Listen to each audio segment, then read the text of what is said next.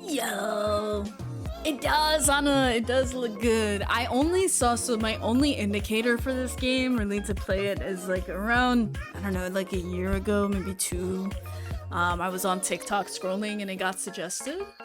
So I feel like that's really where, like, I was like, oh yeah, I'm ready to play. I'm ready to play. Hey yo, and this is what I mean. This shit is so dope. It's so dope. Like, this is the UI for the game. It looks like a VHS. Like, it's sick. It's sick. And it's giving neon, what is that? Like, not neon wave, but like, it's giving something. In the best way. Alright, let's play. Yeah, I'm excited. I'm excited. I feel like I was talking about something, but I totally forgot, so we'll just have to keep it pushing. Keep it pushing.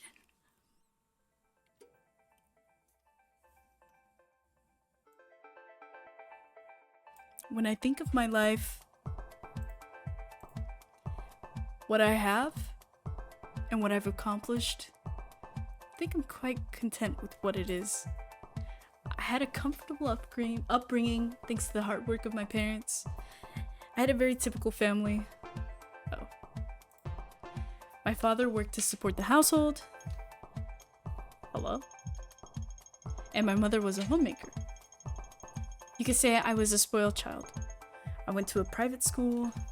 Whatever toys, clothes, or snacks I could ask for, my father would have bought for me. I was a princess. My parents had grown up quite poor after the war. When my father was a young man, he came to Hong Kong by himself from the mainland countryside to find work. He had lost contact with his family during those tumultuous times after the war and the political upheavals that followed. My father had worked his way up from a man doing odd jobs day and night until he eventually became a successful restaurant owner. My mother came from a large family. She wasn't given the opportunity to complete her schooling. She had quit school at 14 and worked to support her family. She had worked many years as a waitress before meeting my father. I suppose the sharp contrast between my upbringing compared to that of my parents was partly their desire to give me a childhood better than theirs. And I think it was a good childhood that they gave me. A storybook childhood, okay. When I was in Form 4 of high school, I received tragic news that would change my life forever. Oh, change my family forever. I remember it vividly, being a sunny, bright blue day in September. September. How are they gonna say September and not expect my brain to sing that song? I was in good spirits. It was warm and clear outside. Classes had just restarted after summer vacation, and we students were chattering away during the lunch hour about what we've done during the summer. I was in mid-recital of a well-rehearsed story about my summer trip to Taiwan when my teacher asked me to step out. Ooh, that's wild. It had been the first trip I had ever made with my family on an airplane, so I was quite excited to share the details of my trip to my classmates. I've never done anything that would require an interdisciplinary meeting with the principal. So to be singled out like that, my heart dropped. I feared that it was some kind of family emergency. I was worried. I got up from my desk amidst the stares of my classmates, and I followed my teacher out of the room. I found that it had been my mother who was waiting to meet me in the school hallway. She was pale. Her perfectly permed hair was frizzy. I knew that something was wrong, but even then, she couldn't tell me exactly what happened. It was my teacher who told me that I was excused from afternoon classes, and that I should accompany my mother to meet my father in the hospital. It'll be a private memory I'll treasure always in my heart. Oh God. Oh God. I left the school with my mother. She called for a cab to take us to the hospital. We sat in silence for the entire duration of the car ride. My mother has always been a tight-lipped person, never saying anything more than necessary. I wanted her to reassure me that everything would be okay, but that would have been asking too much from her. My mother was not an emotionally strong person. It was my father who had been the pillar of support in my family. I had such a foreboding feeling in my heart. I remember feeling so nauseous during that car ride. Oh god. There was so much traffic that day. There was an accident on one of the arterial roads, creating havoc for traffic. Havoc for traffic sounds like a bar, I'm not gonna lie. It was supposed to be a 10-minute ride, but because of the accident, it became a 60-minute trip. Oh my god, that would make me, by the end of that whole hour, I would have been floored. Are you kidding? It was supposed to be 10 minutes and it's an hour? No! No! Not the city doing this. Oh. When we arrived at the hospital, my father had already been pronounced dead. Oh no. Oh no no. No. Nah, that's so wild. I would be so, the frustration if traffic was the reason. I don't know if I could handle it. If I knew it was gonna be like this, I would have gotten out of the car and walked. And we might have been able to see him before he passed. But who could ever predict these things? I couldn't be too hard on myself on this part. There was not anything we could have done for my father then. My father had been in a car accident en route to meet a business partner. His vehicle was in mid-turn, and unbeknownst to my father, an oncoming truck ran the red light. Okay, see, this is another. This is another content warning. Like, if vehicular things can really get somebody, because I know me. Like, I've had like situations where, like, I don't know why, but I know why, but I've had an aunt who passed in a car accident, and it was like in this almost exact same way, and it stuck with me for a long time.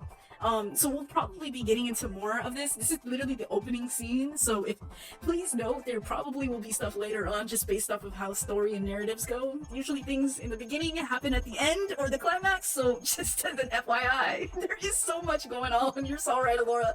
I'm just saying, there's just the FYI is probably coming up, but I also have to like steel my mind for that too, because I don't know why that car accident affected me so much. Like, I think one of the things was, and this is for me in particular, I'm gonna kind of get into a little bit of this, so if you don't want to hear, please step away. I really do not want to end up triggering anybody the way this is triggering me, but I think that the reason, and her name was Hewitt, and Hewitt in my language means like life, and I was a kid and she was literally like, everybody loved her. Like, she took care of me a lot as a kid as well. And so like when she passed, it was very like, it just affected me so much, and I kept thinking about it over and over. Like, this person was literally like so much like brimming with life, like their name was literally life, and then it just happened in an instant, so it just affected me so much. And I can see that here too. It was unfortunate. It was truly a terrible turn of events. My father died that September afternoon. Now I feel like an asshole for saying September, like singing that song. I swear, I feel like, why would you set me up like this? Oh my god. I wish I could have said goodbye. The next station is Central. Interchange station for Blue Island Line. Oh wow. Alright, so next scene. My carefree youth. Not you thinking this on the way home. I know they're on the way home from work. I can't believe this. Nah, but why did the most deep ass thoughts come from like on your way back from work? I swear sometimes I'm on my way back home and I'm like, damn, I'd be thinking about some wild ass, not like wild ass, but like just some deep ass shit. And it's just like, that should be hidden. Like, oh my god. My mother too was never quite the same. She became much more anxious and protective of me, understandably so. Perhaps if my father was still around, I wouldn't be the same person that I am now. I was too childish, too naive. I didn't realize how much of a spoiled child I was. I knew I had to change myself. I know.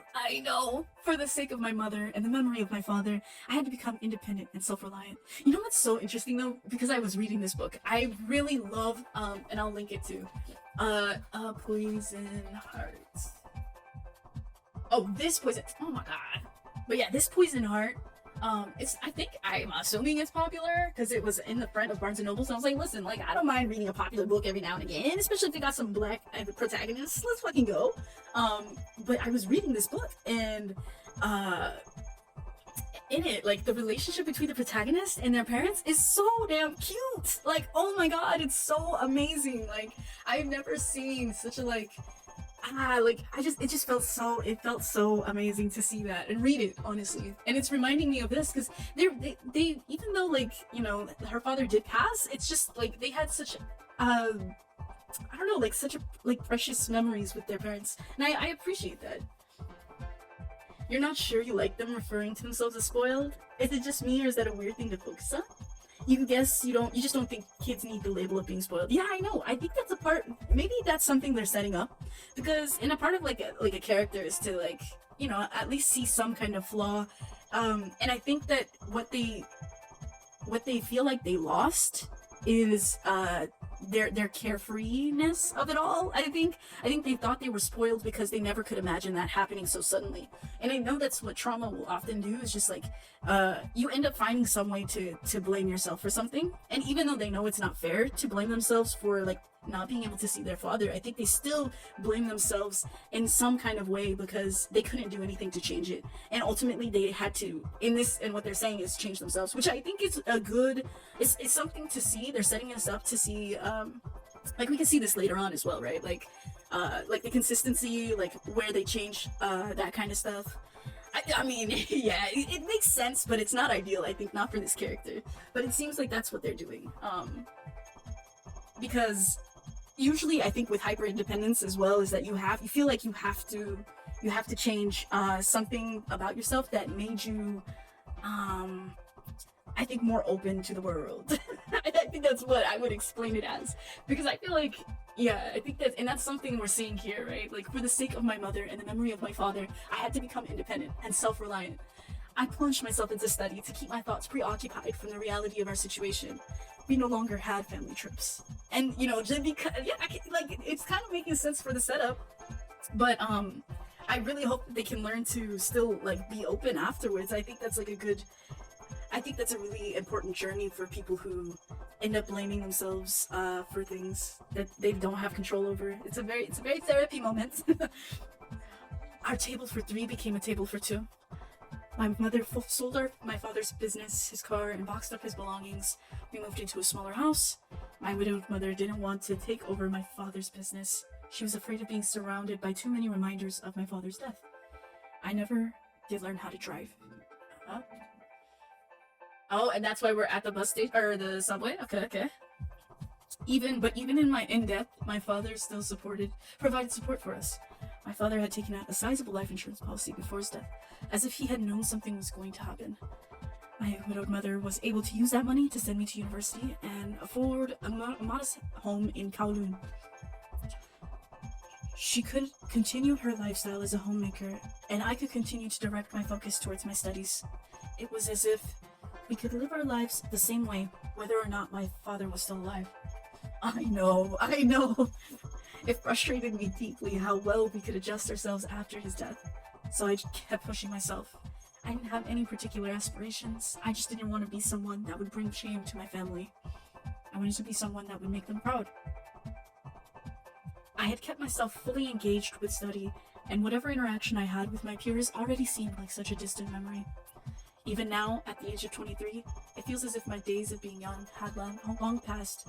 But it's not. Oh, I thought they were older. I mean, 23 is still older. Like, at least we're not reading something about high schoolers, because that's like too much. I feel like I can only fit in some kinds of books like that. But I'm gonna take a sip of water. I still enjoy the setup so far. I think that in a way they're lost without actually being lost. Like, everything material is there, it's just they don't have, I think, that zest for life, which I think they're setting up pretty well, because it's really slow.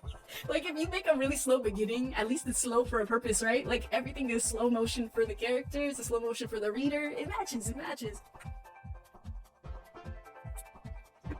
Alright. But it's not like I study fortuitously without aim or purpose.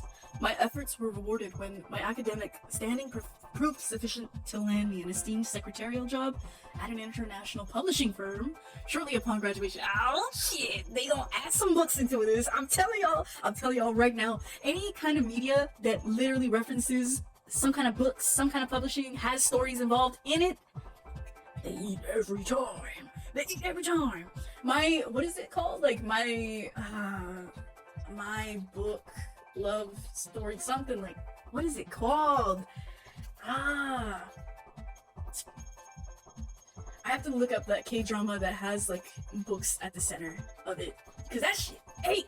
What was it called? I'm googling it right now because it's so good. It's like a novel. My love. What is it?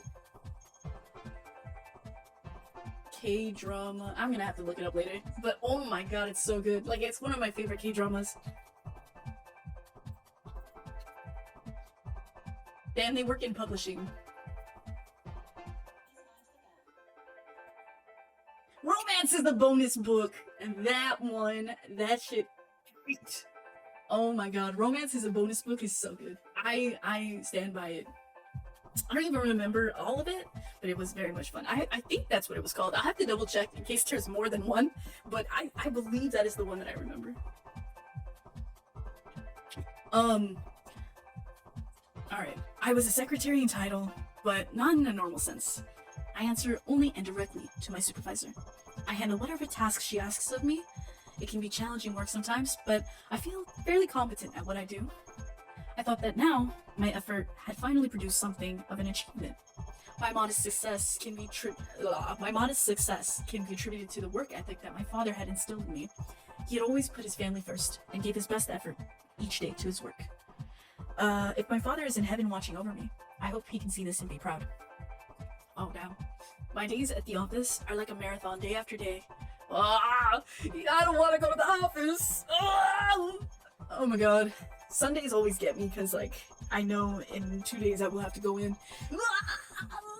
Each day will have its own set of challenges. A typical day is as follows. I arrive at work. I note down with complete accuracy the minutes of the daily morning meeting. Once that's finished, I proceed to schedule appointments for our business clients and our marketing staff. Sooner or later, lunchtime rolls in. I'll have the usual meal of barbecue pork rice at the nearby family restaurant. Whether I leave late or early, take out or dine in, the wait in line for the lunch rush is always the same. After a quick break, I'm back to the daily grind of work. I'll continue working on my reports. From here on, the flow of time speeds up. I'll continue receiving calls and letters from clients. I take great care to make appropriate correspondence with them all.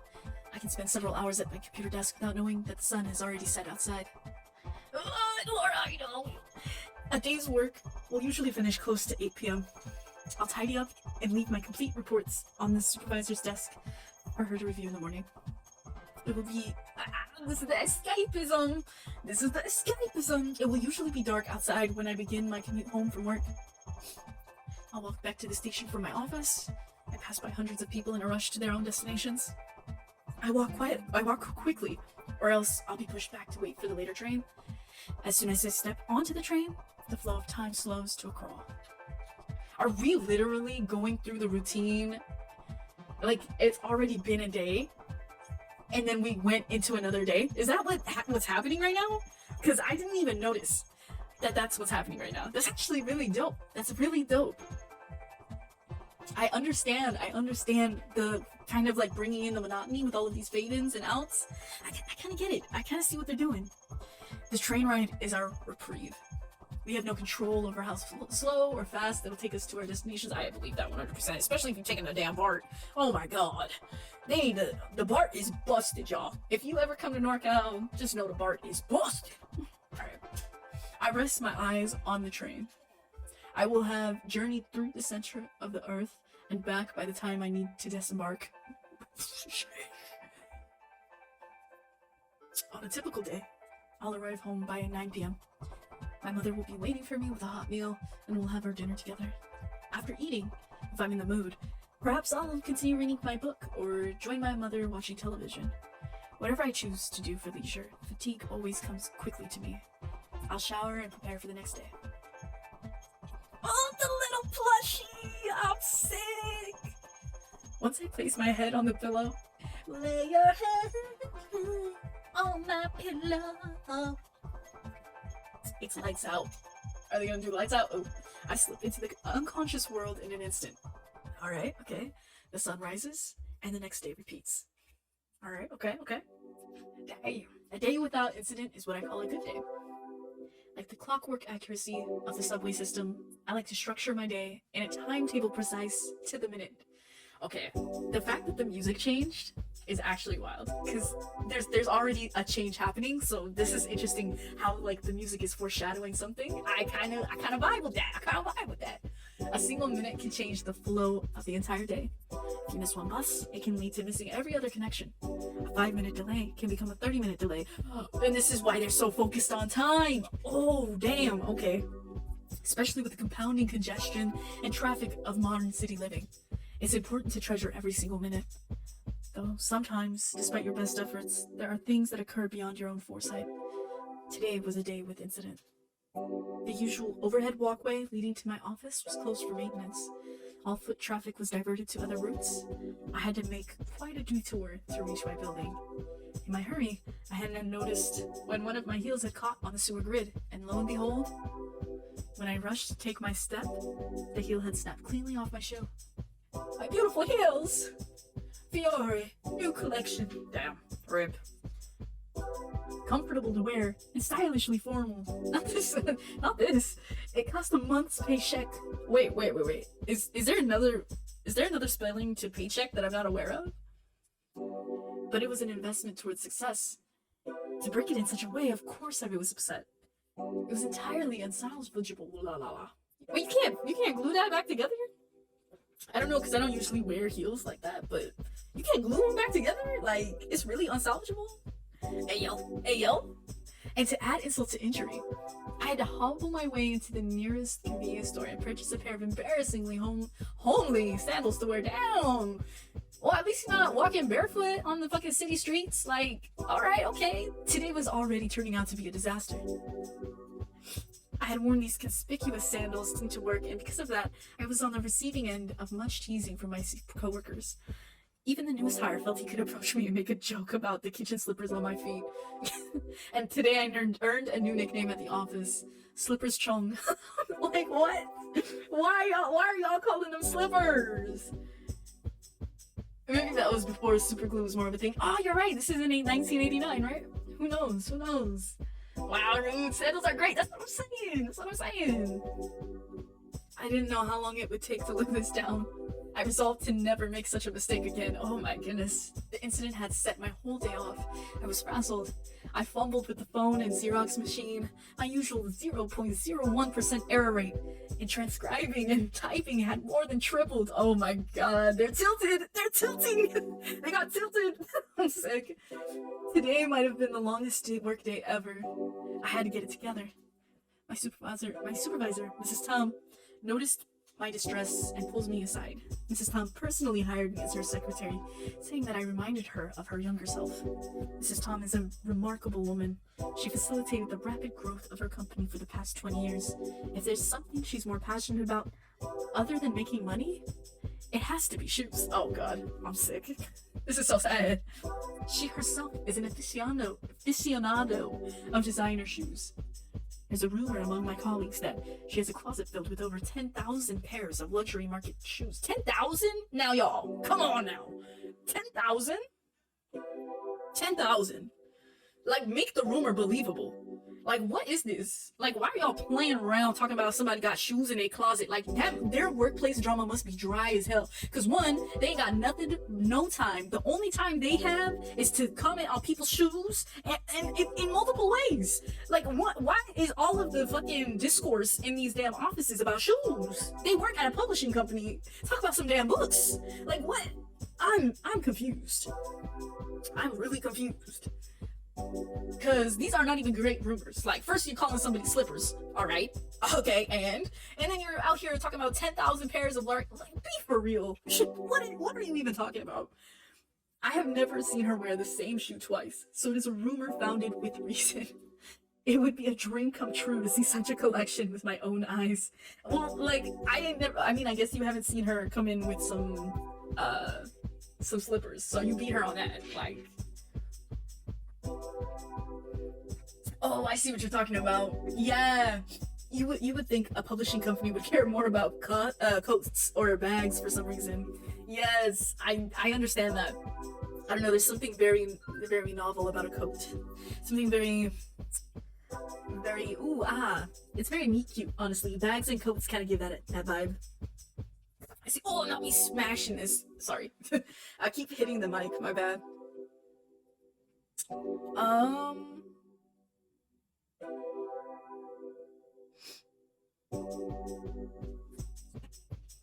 Alright, let's go. Anyway, I digress. Mrs. Tam recommended that I maybe let me make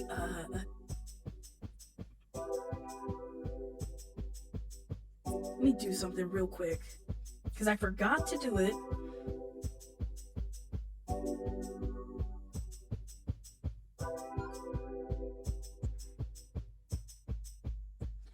I actually forgot to do this.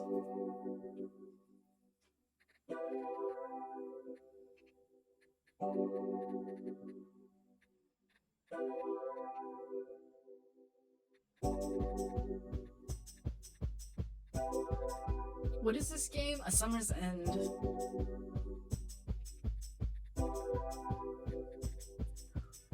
Oh wait, this is 1986? Why have I been saying 1989 this whole time? It's 1986? What? Oh my god. It's the late 80s, but still. Oh my god.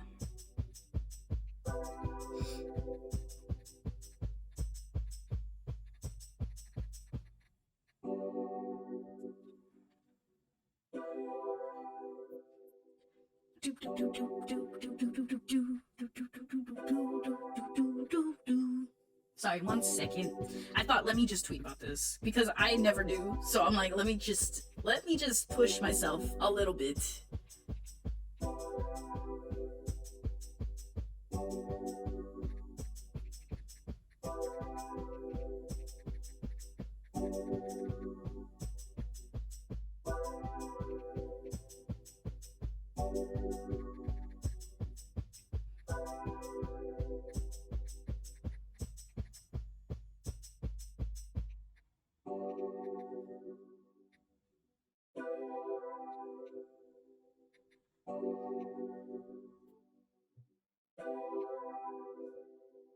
Damn, this music is not bad though.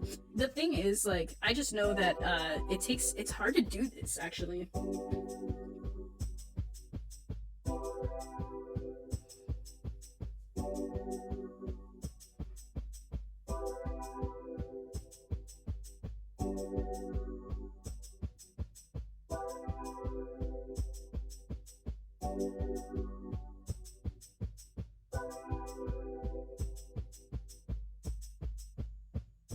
There we go. I feel like I was gonna do that in the break and I totally forgot because I was like, that's the perfect time to do it, right? But we're still early, so you know, not unsalvageable. All right. Mrs. Tom recommended that I have the shoe repaired at a cobbler. Yo, living in Bangkok. I feel like I need to understand that cobblers still exist now in this day and age because I forget that cobblers are around. Like, and I also don't understand why they're called cobblers. Like, I swear that sounds like some kind of food or something, like a peach cobbler. That is what I'm reminded of, not shoes. I need to look into why people are called cobblers, even to begin with, because that's actually a wild ass name for somebody who's fixing shoes. Like, she said their prices are very reasonable and that they could flawlessly fix any shoe within an hour. Okay, interesting. I took down her directions. I made it my mission to have it fixed as soon as possible so I could put this embarrassment behind me. Okay, if Mrs. Tom recommended this shoe cobbler, he must be no ordinary shoe cobbler. Good God. After what was an embarrassingly long work day on my feet, I made my way to the shoe cobbler in Bangkok. Unfortunately for me, it was a busier day than usual on the train. I had to endure a number of stares from people on the train, eyeing my pink sneakers. Why are y'all looking at these damn shoes? Can you take your eyes off my damn toes? Why? You thought I was talking about the food? That's what I mean! That's exactly what I mean, Alora! I had to endure a number of stares. Like, why is everybody looking at these damn slippers? Like, please, come on. And then there was a little knock. I don't know if y'all could hear that, but I hurried off the train as soon as I could. Alright? And stepped into another crowded place. I don't normally frequent this area, as I find navigating its busy crowds and labyrinth of shops and stalls such an ordeal every time I visit. I was certainly busy tonight, as it always was. It certainly was busy. The amount of people on the streets, the smells, and the sounds can be overwhelming. Wow. Okay, the song changed tunes. I tried to find my bearings. The cobbler shouldn't be that far from the station exit, according to my supervisor. I looked again at the directions that were dictated to me. Take the east exit and walk towards the convenience store across the street. Continue past the convenience store and look for a bakery. Nah, I can't really go past the bakery and take a left at the cosmetic store. Continue down the road until you reach a pharmacy and turn right. The cobbler, okay, the fact that they said like 8 different stores right now, I would have been lost. I straight up would have been lost as hell. If all of these lights are happening, I would have been lost. The cobbler should be at the next street corner. Okay. I scratched my head. The landmarks indicated certainly wouldn't apply to any other place. With some effort, I was able to find a shoe cobbler in a back alley, a bit away from the main thoroughfare. It was a small store tucked into the street corner. Okay, they found it. Let's fucking go. The lights were on, but the gates appeared closed. However, I thought Mrs. Tom said it was open too late. After all the time it took me to find this place. There's a sign that reads, "Call for service." There's no number listed. Oh my god, no buzzer either. For real. Am I just supposed to yell? Oh, I've already come this far. Excuse me! What is happening in this song? This song is wild, so... I thought I heard rustling sounds. Is there anyone there? Excuse me? I listened in. There were sounds of a TV or a radio coming from within the closed-up shop. I heard sounds of a person shuffling from inside the store. Oh. A woman soon appeared out of closed gates. She had the look of someone who would describe herself as an artist. How do you clock someone like that? Like, hold on. She had the look of someone who would describe herself as an artist. Hello? Huh? That's actually hilarious. Like, way to say you're edgy. Or something. Her permed hair was styled to look intentionally messy. Garish. Plastic earrings dangled from her ears with impunity, never appearing to get caught in her long hair. Oh, I forget this is like the 80s. Okay, right. Her permed hair was styled to look intentionally messy. Oh, I accidentally went backwards. She wore a graphic t-shirt under faded jeans overalls. A vibe. I need to find some damn overalls that actually fit my ass, because like that would be sick. Like, I'm too short usually for a lot of the stuff that's out there, but if I ever find a pair of overalls that are like, yo, and like it fits, oh, it's gonna be hype. It's gonna be hype. I didn't recognize the image on her shirt. I suppose it was the logo of a brand. I didn't know. She didn't appear young enough to be a teenager, though. She dressed like a valley girl out of an American movie. Her face was much too lean, and her eyes too sharp. She was taller than me, too. I took a good look at her shoes. Oh my god, like, for real, y'all, you've just given the whole rundown. Like, this is a very descriptive, like, okay, alright. They were off-white canvas sneakers with a mark on the rubber sole. I began to question Mrs. Tom's choice of recommendation. Why? Oh, that's rude. Okay, that's a little rude. Oh, a customer. Wait just a moment. Are you the cobbler? Who, me? No. I'm Sam, his daughter. Oh. We were just watching replays of the World Cup game. I'm sorry to disturb. What am I gonna do with these voices? I have absolutely no idea. Not at all. What brings you here? A broken shoe? Or is it a broken heart? I offer consultations for both. Hello? What? They're so forward. What the hell? Or is it a broken heart? Oh my god. Huh? The woman winked at me. Okay. I was confused. Was I at the right place? I was about to excuse myself when a man came out of the half-open store. He had a reliable look to him.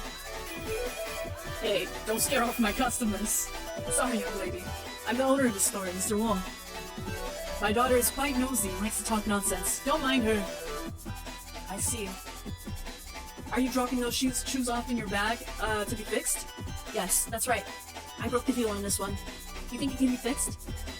Oh, what nice shoe! They must have been so expensive! Yes, it'll be such a shame to throw it out. Let me see. Oh, this? It'll be an easy fix. I can make it as good as new. I'll have it done in under an hour. Really? Then I'll leave them with you. Thank you very much. Alright, okay. That's my master cobbler of a father for you? I swear every time they're saying this, I think of the damn peach cobbler. Now I'm just thinking of like, what does peach cobbler even look like? Peach cobbler. Okay. Alright, okay. I will literally I'm literally gonna Photoshop homie's face into some peach cobbler after the stream. I'm gonna try it. I'm gonna try. Cause it, you know, like even with this thing, it was very fun. It was very fun to Photoshop this, so I'm gonna try and Photoshop the cobbler as well. We'll see, we'll see. You said OMG, please do.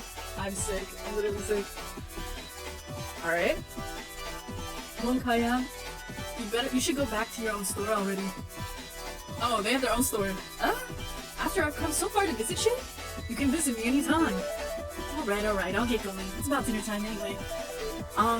If it's alright with you, I'll come back later to pick up the shoes. Of course. Excuse me. Bye! Okay, alright, okay. A little water reminder, What? The shoe cobbler has quite an odd daughter. What does she mean by consultation? Well, anyway, the fact that you're thinking about it after? Oh, you're wrong. You're thinking about it after. Come on now. I'm sure it didn't mean anything. Probably just her eccentric sense of humor. I came here to have my shoes fixed. All I can do now is wait. I have to put my trust in Mrs. Tom and the cobbler she recommended. But what should I do while I'm waiting? I suppose I can look at some of the shops in this area. It's been a while since I've taken my time to look around here. Oh, that's right. I can look at the pet stores. Oh yeah, they had a little pet plushie. Oh, there's a few nearby. Okay, purr. I glanced at my watch and made a mental note of the time. I'll make my way back to the cobbler in an hour. Afterwards, I'll catch the express bus directly home. It shouldn't take much effort at all to pass an hour waiting here, I thought. There was a street where a few pet stores were next to one another. I looked at a few of the storefronts. I chuckled to myself. Nothing much has really changed since then. The kittens at the window display were curled up together in a ball sleeping. Oh, and the puppies? One chased his own tail round and round in a circle. Another one wagged her tail and barked at me when I made eye contact with her. Very cute. I'm much too busy to take care of a pet now. But when I was a small child, having a pet seemed like an essential thing for my happiness. I would ask my father and my mother if I could take one home, if I could take home a kitten or a puppy whenever we passed one of these pet stores. I used to tell my parents that it was so pitiful for these animals to be caged and put on display like this, and better for their welfare if I could take one home to love and care for. But a pet was the one thing my parents didn't fully indulge me with. My mother would not hear any of it. My father compromised and got me a turtle. Huh? Why do people do this? I mean, fair, like, I understand if she wanted the turtle, but did she actually want a turtle? Like, come on now. A turtle is so different than a puppy. I didn't think much favorably towards the turtle. This is the real I feel like victim in this situation, because why is this turtle getting no love? I feel bad for this turtle. Oh my goodness, I'm sick. Alright, it's fine. My poor pet turtle.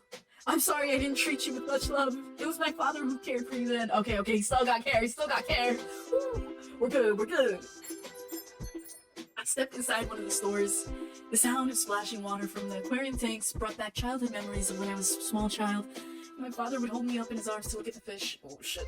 My eyes would light up with wonder at all of the colorful fish swimming and darting around in the tank. I walked further into the store. My eyes followed the contrasting oranges and reds of the schooling fish against the blue. I didn't know how long I must have stared at the tanks. The deep blue of the fish tanks was something you could get lost in. Dang. Over the steady hum of the ultraviolet aquarium lights, I heard the sound of the drawer chime. I saw the same woman from the shoe cobbler step into the pet store. She looked to her left and right, and appeared to be looking for something.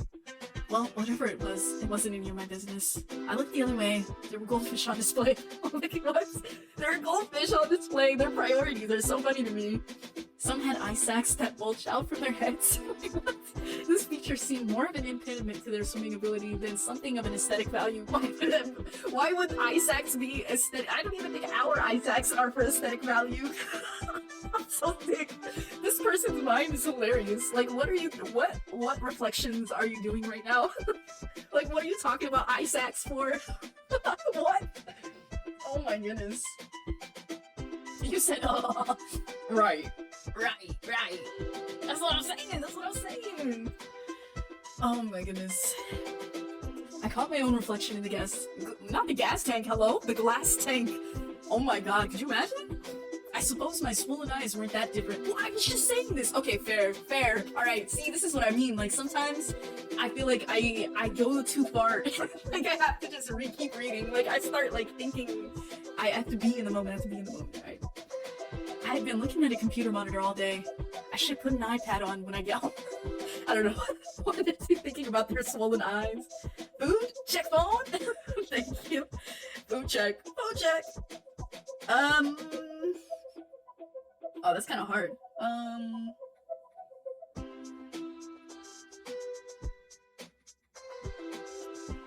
Let me just text Visions real quick.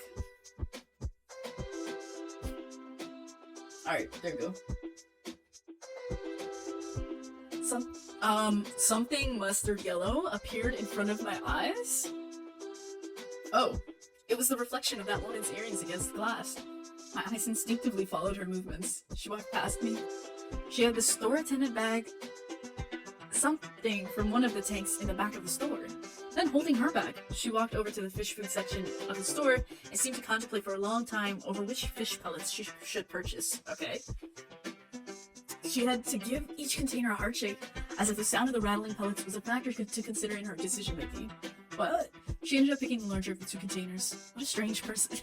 Oh, you are gonna call them a strange person? You were just talking about these damn eye sacks. Like, come on now. I saw her look my way. I turned around quickly. I didn't want her to think I was staring. You were though. Her. Nope. It's kind of awkward. When I looked up again, I saw her standing across from me.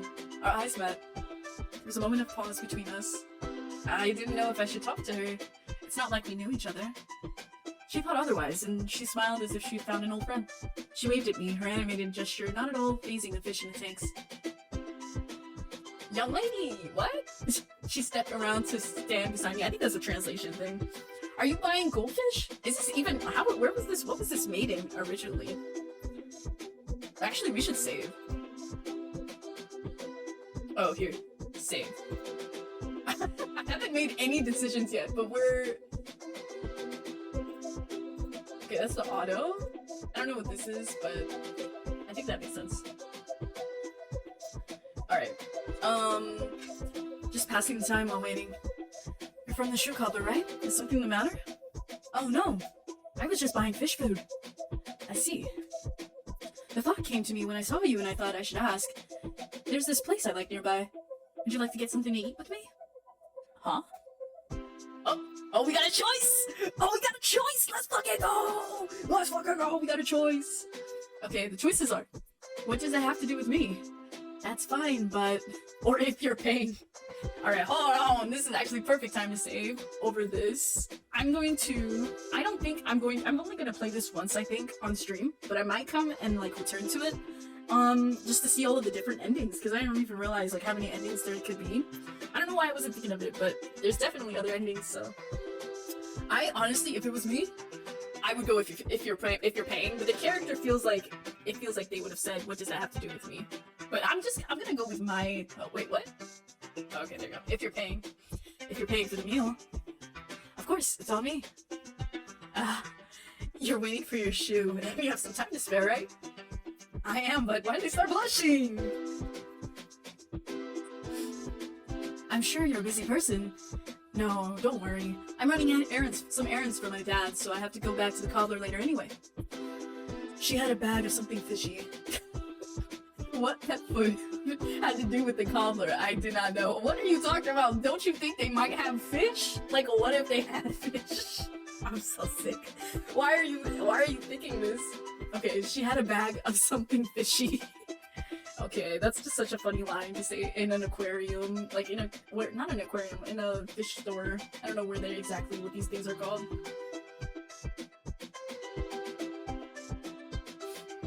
Alright, I was thinking of getting some takeout, but you know, food is always better dining in and shared. And I'm not wrong about that. Right. When you're alone, they always seat you at a big table with other strangers anyway. I'm a stranger too, though. So, if you don't mind, would you like to eat together? I don't really want to bother you. No, I insist. By the time we finish eating, your shoes will be ready too. Is this a technique for this girl to swindle me? If you want something else, that's okay too. There's a lot of food stalls around here. I can show you the good ones. It's fine, you don't have to. Alright, then it's settled. Let's go to the restaurant. Just like that? She linked my arm with hers and led me to the diner. I mean, you maybe could have asked a little. Like, you could have just let her... Why not just let her say no? I tried to decline her politely, but I could not utter a strong enough response to avoid her. It was forward and uncouth of her to push me around like that, but I hazarded to say anything to her about it. I wanted to get home as quickly as possible without any fuss or hassle. And so be it. My poor shoes were being held hostage by this weird woman. What? I was led into a small Hong Kong style diner. It was an unremarkable restaurant. Damn, okay, that's a little rude. I mean, shit, if this is a restaurant and it has those kind of seats, the food's gonna slap. I'm sorry, but like if they don't care about like if you see these kind of seats and these kind of tables, it's gonna taste good. It's gonna taste good. Sam pulled out the remarkably colorful plastic chair out for me. I hesitantly took my seat. I observed her set her mysterious bag down on the table. Wasn't this a bag filled with fish food? Like, why are you saying it's so mysterious? As if it was a normal and everyday thing to do. She handed me a menu that she grabbed from the next table over. I quickly glanced at it. The menu items were typical. I wasn't thinking of eating much. I was more concerned about the bag she brought from the pet store. An outer opaque paper bag shielded her aquatic purchase from glances of other restaurant patrons. I was bewildered. She treated it like a purchase from the vegetable market, setting it on the table like that. Okay. I get my handbag close back to my side. Before I could continue with my thoughts, a waitress came over to take our order. Have you decided? Order as you please. Give me a moment. Alright, I'll order first. I'll get the beef brisket with my rice noodles. Damn. Oh my god, I want boba! Okay, I'll add a milk tea with that. Oh, and I'll get the chef's salad for takeout. That's it for me. I'll order the clubhouse sandwich. Anything to drink? The tea is fine, thank you. Eating a sandwich for dinner? This place is known for their beef brisket. I don't like to eat too much after 9. If you have too many carbohydrates in the... What? Okay. Is that true? I eat late every day. Well, maybe not for you. The waitress came back and placed on the table her order of milk tea. The cobbler's daughter proceeded to pour a whole sachet, is it a sachet or a sachet, of sugar into the already sugary drink without tasting it first. She stirred in the sugar and took a sip. She reached for another pack and was about to tear it open before she stopped herself. I must have made a face unconsciously. What? Anything's fine as long as you, oh my god.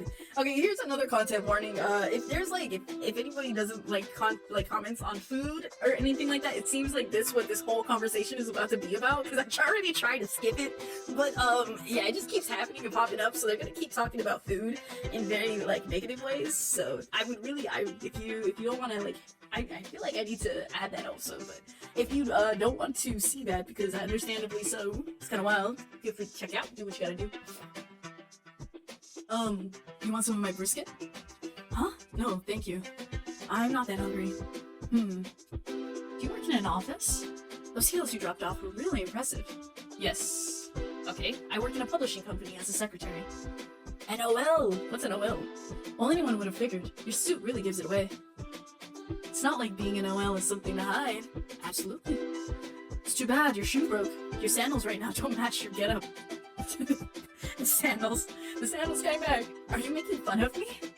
No, I just think it's really interesting. An OL wearing bright pink kitchen slippers to work? How refreshingly empowering. Empowering? What do you mean by that? Like someone who can command the attention of a whole room. It was an accident that I broke my heels on my way to work. These slippers were just a replacement. Please don't try to categorize me as something based on one thing. Didn't you just do that? I feel like that's what you stay doing. Well, you still went around town with them. That's gutsy. I would have picked out something less conspicuous to wear instead. Oh, it's not like I had the time to find something else to wear. Alright, let's leave it at that. Say, do you have an aquarium? You were looking at the fake goldfish earlier. Oh, no, I just like looking at animals. Okay, perfect. I see, that's cute. Cute? Can I ask you then?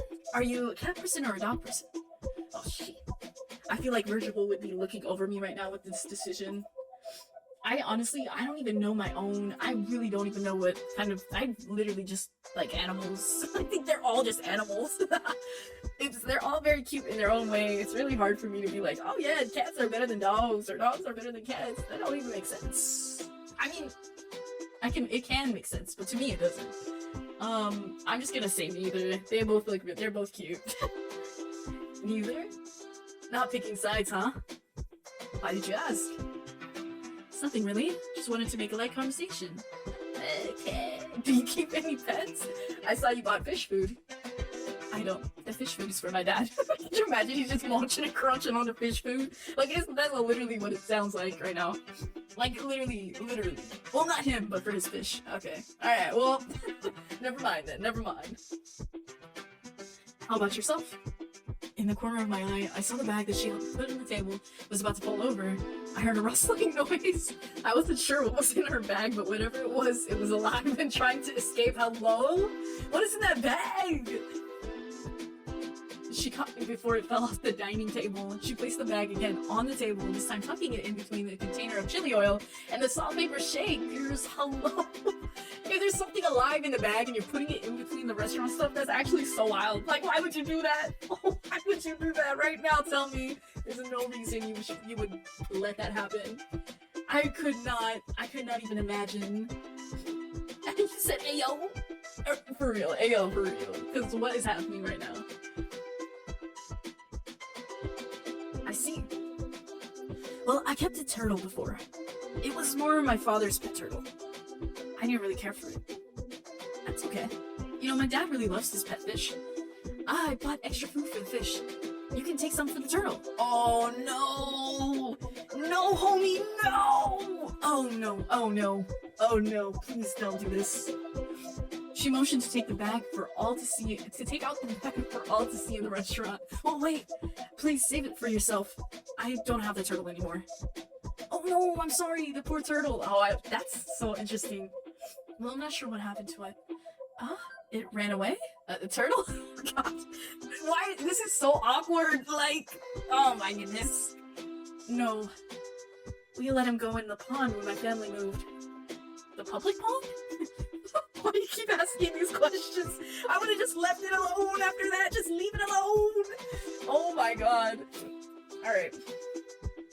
Well, a lot of things happened at that time. Oh, we haven't introduced each other yet. My family name is Wong. My given name is Kayan. You could call me Sam, though. I have a small video store just around the corner near here. Ooh, okay. So they have a video store. Alright, okay. Oh, really? That's interesting. The shop is called Diamond Videos. Oh? It's a humble little store. I don't know why this is giving Blockbuster. I mean, it's not, but any kind of videos, and hearing about video stores is hilarious to me because of, like, the one documentary about Blockbuster. I just can't, I don't even know. I don't even know. Alright. It's a humble little store, but I have all sorts of movies if you're interested in a recommendation. What's your name? Chong Fong Ha. My English name is Michelle. Michelle Fong Ha Chung. What a powerful name. Please don't say my name so loud like that. Oh my goodness, that's so real. Please don't say my name so loud like that. That's actually so real. It sounds so much like a fucking opera stage name. I wish my mother gave me a more cheerful name like yours. Huh? I think it's a beautiful and graceful name that your mother has given you. When I was in school, there were 5 other Kayans in my class. That must have been troublesome, right? So what made you choose Michelle as your English name? A lot of people I met picked a name phonetically similar to their Chinese name. Huh? It was my father who suggested that name to me. He said it was from an English song. What song? Wait. What English song has Michelle? Is it like a Michelle Pfeiffer? Is it that? I thought it sounded nice. Oh, Isn't that from a famous song? Oh, okay, I'm glad that they're telling us, because I have no idea. I might have the record somewhere. Really? I don't listen to much Western music. That's alright. What music do you listen to then? I like artists like Tsai Chin and Teresa Tang. I see. So you like Mandarin folk, that's interesting. I can see why you like it. What? I need to listen to this. Alright, I'm gonna look it up right now. Okay, we gotta listen to some Teresa Tang. One sec. Let's save? There's already an auto save, but...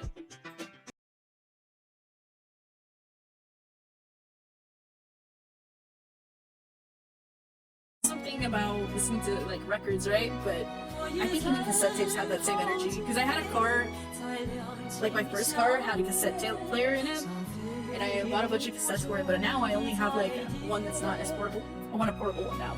I'm gonna look out for it. She had one of those portable cassette players clipped onto her pants. Good God. On the cassette label was a handwritten playlist. Alright, what it says is, when I'll see you again, Teresa C. Just being myself, Dion. I want your love, Chic. And then the boss, Diana R. I'm assuming that's Diana Ross. Okay. I didn't recognize the names of the musicians other than Anita and DBE. I saw she had the names of English artists written down, but I didn't know who they were. Are you about to learn? It's alright. No, I have a bunch of these. I used to work in a record store some time ago, so I made them when the day was slow. It's fine, you don't need to. I'll look into it later. Where did your name come from, Sam? It doesn't sound like your Chinese name at all. A friend picked it out for me. When I was younger, I usually worked late tending the record store. It was a shop my friend had helped manage. At the end of the day, she'll come over to collect the money from the register, and she'll ask me to eat a late dinner with her. She was my senior, so she would just say, let's eat dinners. Sikman fun. I don't know what that means. She said it every time she saw me in the evening, and she stopped addressing me by my Chinese name. Oh, she just greeted me with that phrase. Okay, so one day she got the bright idea of calling me Samantha.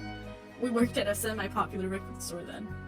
Sometimes English speakers would come in looking for certain records. My friend said it was better to have an English name. It makes it easier for business. So that's how the name Samantha stuck. I didn't like it at first. Oh my god! In fact, I felt that my friend was ridiculing me with that name. I adapted it to Sam, and before I knew it, everyone started calling me that. Oh, I grew to like it. That's interesting. I was gonna say, that is an interesting story. Samantha? It's hard to say. That's why I don't mind people shortening it to Sam. Easier to say and easier to spell. Feels more personal too. I see. Not eating your salad? I don't really like fruit salad when it's too creamy. Don't waste it then. Should have gotten your sandwich and fries instead. I didn't know it would be this kind. It's always this kind of salad at these restaurants. Anyway, I'll eat it if you don't want it. I'll just trash it if you don't finish it. There's a lot of people. Okay. Alright, if you really insist. Thank you, I'll help myself. Alright, okay. Is that you laugh at me? I just think you're pretty interesting. We just met and now you're finishing my meal? Well, I think if you live your life with too many reservations, you'll miss out on all the fun. Okay, I'm gonna lower the volume just a little bit. You'll end up getting constipated too? Hello? What? Why are you talking about caca after finishing her meal? Yo, chill! Okay, never mind. Well, maybe if you don't always eat the salad. It's not like I don't eat any salad. Anyway, okay, give it back. I'll have some too. What? And now you're laughing at me? You're too funny. Wait, hold on. I'm confused. Why is this a competition? Why is eating this salad a competition? That's hilarious. Sam had an interesting perspective on things, I have to admit. I suppose it wasn't bad to pass time with a company like this. Wait, they forgot! They forgot about time! Oh, your shoes should be fixed by now. Oh, already? Okay. Oh, they haven't even paying attention to the time. I love that. Let's get the bill. I already got it. When? When you were in the washroom earlier. That's not fair. Here, take wait, I said, are you playing? Wait, hold on. I said, if they're paying, why am I trying to take the bill now? Okay, so I guess that choice didn't really match up with some of the stuff happening here. That's interesting. I asked you to dinner and ate most of your food. I had to get takeout for my dad anyway. Still, what did I say about having no reservations? Alright, next time it's on me, okay? Next time! Okay, let's have sukiyaki next time. Sukiyaki? That's not fair. How about conveyor's belt sushi then? If you can limit yourself to just one plate, I'm just joking. Okay, okay. They joking. They joking. They joking. Okay, let's check out Anita Mui. Because I feel like that would be interesting too. Why are they all like, their vibes are immaculate? Because this pixie cut is kind of a vibe. And all of these people look very, very gay. But not that you can look gay, but it's very like a vibe. It's very a vibe. Okay. Let's play that a little bit louder. It's a vibe. It's a vibe already. We walked to the shoe cobbler together. Can I bring myself to ask her age? Aw. I guess she was a few years older than me. She gave me the air of an older sister. I laughed lightly to myself. An older sister wearing a t-shirt and sneakers? A younger sister wearing a full blazer suit? The thought of it was amusing. Michelle? What's so funny? It's nothing.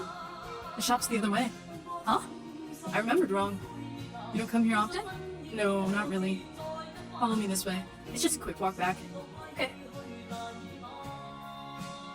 Here we are. Alright, let's go. Hey Dad, we're back. Hi, girls came back together? Are the shoes finished? Of course, I finished them a long time ago. I'm sick. As expected from the Grandmaster. Don't call me that. Why? Why? Why was he so offended? Here's your fish food and your dinner. Don't get the bags mixed up. I won't, thank you. Oh my god, I swear he was gonna munch on them. I know he's gonna munch on that fish food. He has to. Huh? There's only one box. Did you eat already? I already ate with Michelle. Huh? With her? Thank you, sir. Here's the payment. I'll come by again next time if I need another repair done. No need to be so polite. Come by any time. I gave Mr. Wong the payment for his service in exchange for my repaired shoes. Finally, my ordeal is over. I should head out. Alright? Why is there ... I'll be going home. I'm going to make the decision from Michelle's point of view, and I believe Michelle would say I should get in the car and not really, like, say her feelings, like her true feelings, or make a promise to someone she doesn't know. So, like, if you say I'll visit your store, like, why? Like, where did that come from, right? So, we'll say I should get in the car. Sorry, it's late. I should get in the car. I have to go back home now. I see.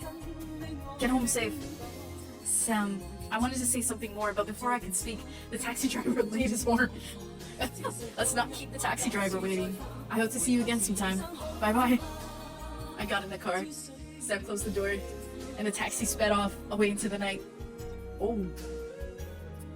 In a few turns, the car had left Mongkok. I forgot to say goodbye to her. No! Oh no! Oh no! It had taken me longer than expected, but I accomplished what I had set out to do today. I opened the bag that I had received from Mr. Wong. I examined the shoes. The heel was repaired perfectly. There were no signs of damage to be found. It looked good as new. Exactly what Mr. Wong has promised. It had been quite a day of mishap, but in the end, I couldn't help giggling to myself in the taxi. Funny how things work out sometimes.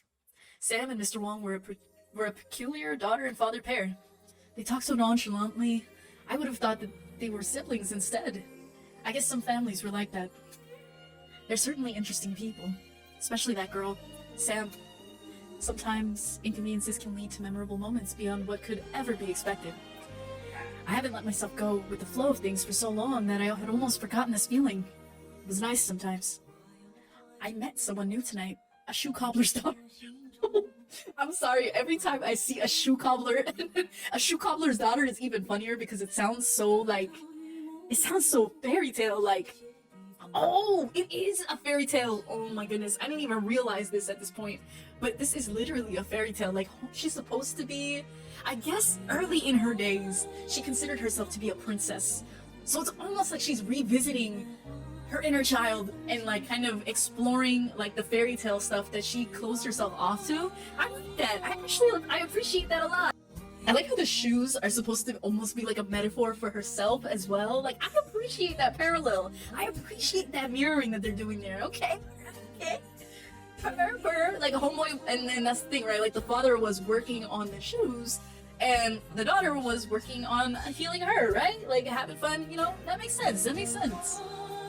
My building complex came into view. I hope my mother didn't mind me coming here.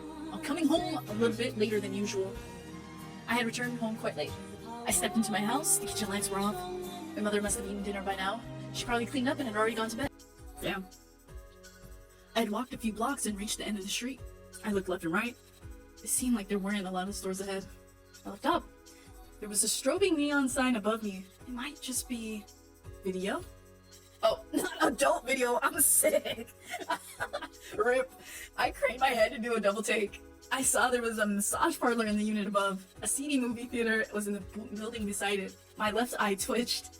I'd been looking at the computer monitor all day. What I should do is kick back at home with a cool compress over my eyes. I forgot to do that the other night. The heat of the buildings, all the people on the street, made the night air around here humid and dense. I felt a bit uncomfortable, like there was something heavy wrapping itself around me. If I continued down the street corner, I'd enter the grittier part of Portland Street. Should I try another street? I peered ahead, and I saw a street sign asking office ladies to be wary of pickpockets. Huh. Perhaps not. I glanced at my wristwatch. It was getting late. It's about time I called it quits and headed home. I clicked my heels together 3 times and chuckled to myself, not this. Not this! There's no place like home! Wait, when did that come out? Like the 50s? Interesting. As I was turning around, I felt the shadow of someone walk past me. Oh, they're about to get shit stolen. A person walked quickly behind me. It wasn't anything, but it felt suspicious. I tried to catch a glimpse of that person before they got away. In the corner of my eye, I saw that it was a woman in a long robe dress. It was much like the Cantonese opera stage costume. She had long wavy hair. I vaguely recalled seeing Sam? It was the first thought that came into my mind. I wasn't exactly sure who it was, but the profile was close enough to Sam to make me question my eyesight. Whoever it was, they gave off a strange energy, enough to throw me off kilter. Even though I was just complaining about the warm, humid weather in my mind earlier, the air around me soon felt cold. I composed myself. I was heading home anyway. It was just not my luck to find the video store today. I continued my walk back in the direction from which I came. Who was that? Wait, I thought y'all was gonna tell me who that was. What do you mean? What do you mean we're just gonna mind our business now? This late in the game, you're gonna just continue walking home? Oh my god. But as I continued walking, I noticed shops that I did not recall. There was a store that carved wood caskets, and a few others selling paper effigies, altars, incense, and lanterns. It struck me as strange, as I thought I had been walking in the opposite direction of Temple Street, where such stores were common in that area. Had I really walked down the wrong street? I looked left, right, forward, back. I realized I had wandered somewhere quite far from where I started out. Okay, this is so interesting because they literally made like just one little reference to this in the beginning when talking to Sam, that the main character got like a little confused walking back. And you know, I didn't think it meant anything at the time, but now it feels like, oh damn, that's such a good detail to put in the beginning, because now I feel like I felt that foreshadowing. It made it feel like that piece of dialogue had some kind of purpose, which is dope. Always love intentional dialogue. I love that shit. All right, I didn't recognize the road signs nor any of the landmarks. Me, I'm too gay for directions and remembering streets. The quietness of the street was quite unsettling. I coughed from the thick plumes of incense smoke in the air. I love to smell incense. Incense is so dope. That's the one thing I could inhale all day. Like, I know sometimes it do be a little rough, like, but sheesh, sometimes incense be a vibe. It was eerie how one wrong turn can make a world of difference. I walked for a long time without seeing another pedestrian. I tried not to think about it. Jesus, I hastened my pace. I wanted to get back to the station or hail a taxi, but there was no passing taxi. And despite how far I kept walking, I couldn't seem to find my way back to the station. I was getting more and more lost in the labyrinth of the small and narrow streets. I crossed the next street, and I felt something wet drip on my head. It was a water droplet. No, not this, not it about to rain. I wasn't underneath a rain cloud, nor was I underneath hanging laundry or an air conditioner. I felt uncomfortable. The hair on my neck rose. I could feel the intense stare of someone behind me. Oh god. I turned quickly around. I saw an old woman looking at me. She was seated on a small stool in the street corner. Her eyes were sunken deep with age. Okay. She wore a black traditional dress robe, and she combed her hair in this tight bun. Her dress hid most of her body, but I could see that she was quite a small person. Her back was bent forward, with scoliosis, making her appear even smaller. Lotus flowers were placed on a mat beside her. Oh, I missed that. She appeared to be selling them. She didn't appear to be someone dangerous, okay? Rather, she seemed to me like a gentle and lonely old woman who lived a lifetime of honest but hard labor. Interesting.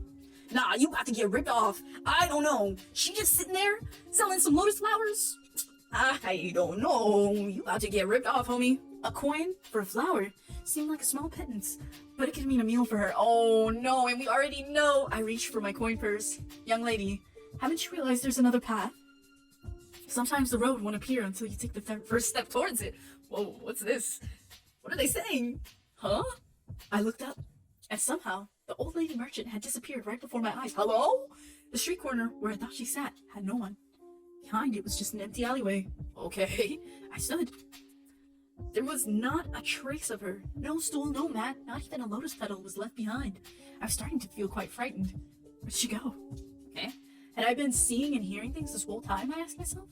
I suppose this was what I got for walking alone in an unfamiliar place. I approached the alley. Oh, what? What do you mean you approached the alley? Get away! Run away! I had to get a closer look. Perhaps it was just my eyes playing tricks on me. My heart started racing as I cautiously approached the alley, and I peered in thinking, praying, that it wasn't all a malicious ploy by someone out to get me. That's what I thought. But rest assured, there was not a soul. I suppose the old lady packed up her things and left. All fast? That quick? They said bye. Oh my goodness. I looked through the alleyway again. I saw in the distance a familiar blinking sign. I realized I could cut through the alley to where I was earlier. I took my chances. I didn't think too much. A dark alley has its dangers, but at this moment, I was more afraid of being stuck in some unfamiliar place. You're so invested in this story. I'm so happy to hear that, man. Go Kiwi Fair. It's honestly a vibe. It's a vibe right now. I'm interested in seeing how paths and like what you choose to take reappear, I think, throughout the story. I think that was the word I was looking for. I feel like they're really planting seeds. Like they stay planting seeds. But I appreciate that so much. I hated the feeling of being lost. I also hate the feeling of being lost, honestly. But at the same time, after like I feel it for like 10 seconds, I'm like, listen, who am I? I literally could never know whatever is happening right now. And I give up. I just let it go. Because there's nothing I can do about that. I hightailed it through the alley. Ironically enough, it was the blinking adult video sign that signaled me back to this place. Rip. I was about to head out, this time in the correct direction, when I heard the muffled sounds of someone calling my name. Michelle! Where was it coming from? Michelle! I heard my name being called out again. I looked across the street and I saw her standing outside a store. It was Sam. She held the door open and gestured for me to come inside. It was a tiny and dimly lit shop, sandwiched between what looked like questionable establishments. I'm actually so sick. I hadn't noticed her store even though I had walked past it earlier. That's so hilarious, because why are you owning a video store next to an adult video store? People are just gonna assume what kind of videos are there. That's hilarious. Yes, OMG, we've been going on a roller coaster together. Hell yeah, hell yeah, hell yeah. My eyes weren't fooling me this time, right? I crossed the street. Oh, it was indeed Sam. Okay, I'm wondering, so there was that person, right, who popped by behind us while we were walking. I think I'm gonna say that that's a nod to maybe Sam's mother. I don't know if Sam's mother exists or like what's happened, but for some reason I just get that feeling, and I know they're doing a lot of parallels between like the parents and stuff. So I'm interested. I want to know who that person is. I want to know who that is. It was without a doubt Sam. I was a little unnerved by what had happened earlier, but I felt much more at ease to see a friendly face. Sam's excitement to see me was earnest. There is always, whenever people be like, yo, like, oh my god, I'm so excited to see you, I feel like, damn, wait, you actually like me? Hold on. I'm always like taken aback a little bit. I'm like, oh, okay. I would put behind me this strange sequence of events. That's so interesting. I think home teleported. That was definitely another dimension, but okay, we'll let it go. It'll be a later date when I have to recall the words of an old lady. Interesting. Oh, so it comes back. Sam welcomed me into her store. It was a video store, exactly as she's described. Her store wasn't too big. Her counter was small. She had a seat, a folding chair, and a stool that also appeared to double as a dining table in times of need. The store was stacked floor to ceiling with shelves and boxes of videotapes and laserdiscs. Laserdiscs, please! I want a laserdisc right now! Are you kidding? Laserdisc sounds like a dope album title, I'm not gonna lie. A small TV was plugged in near where she sat. It had a video of a black and white film playing. Hey, you, damn son.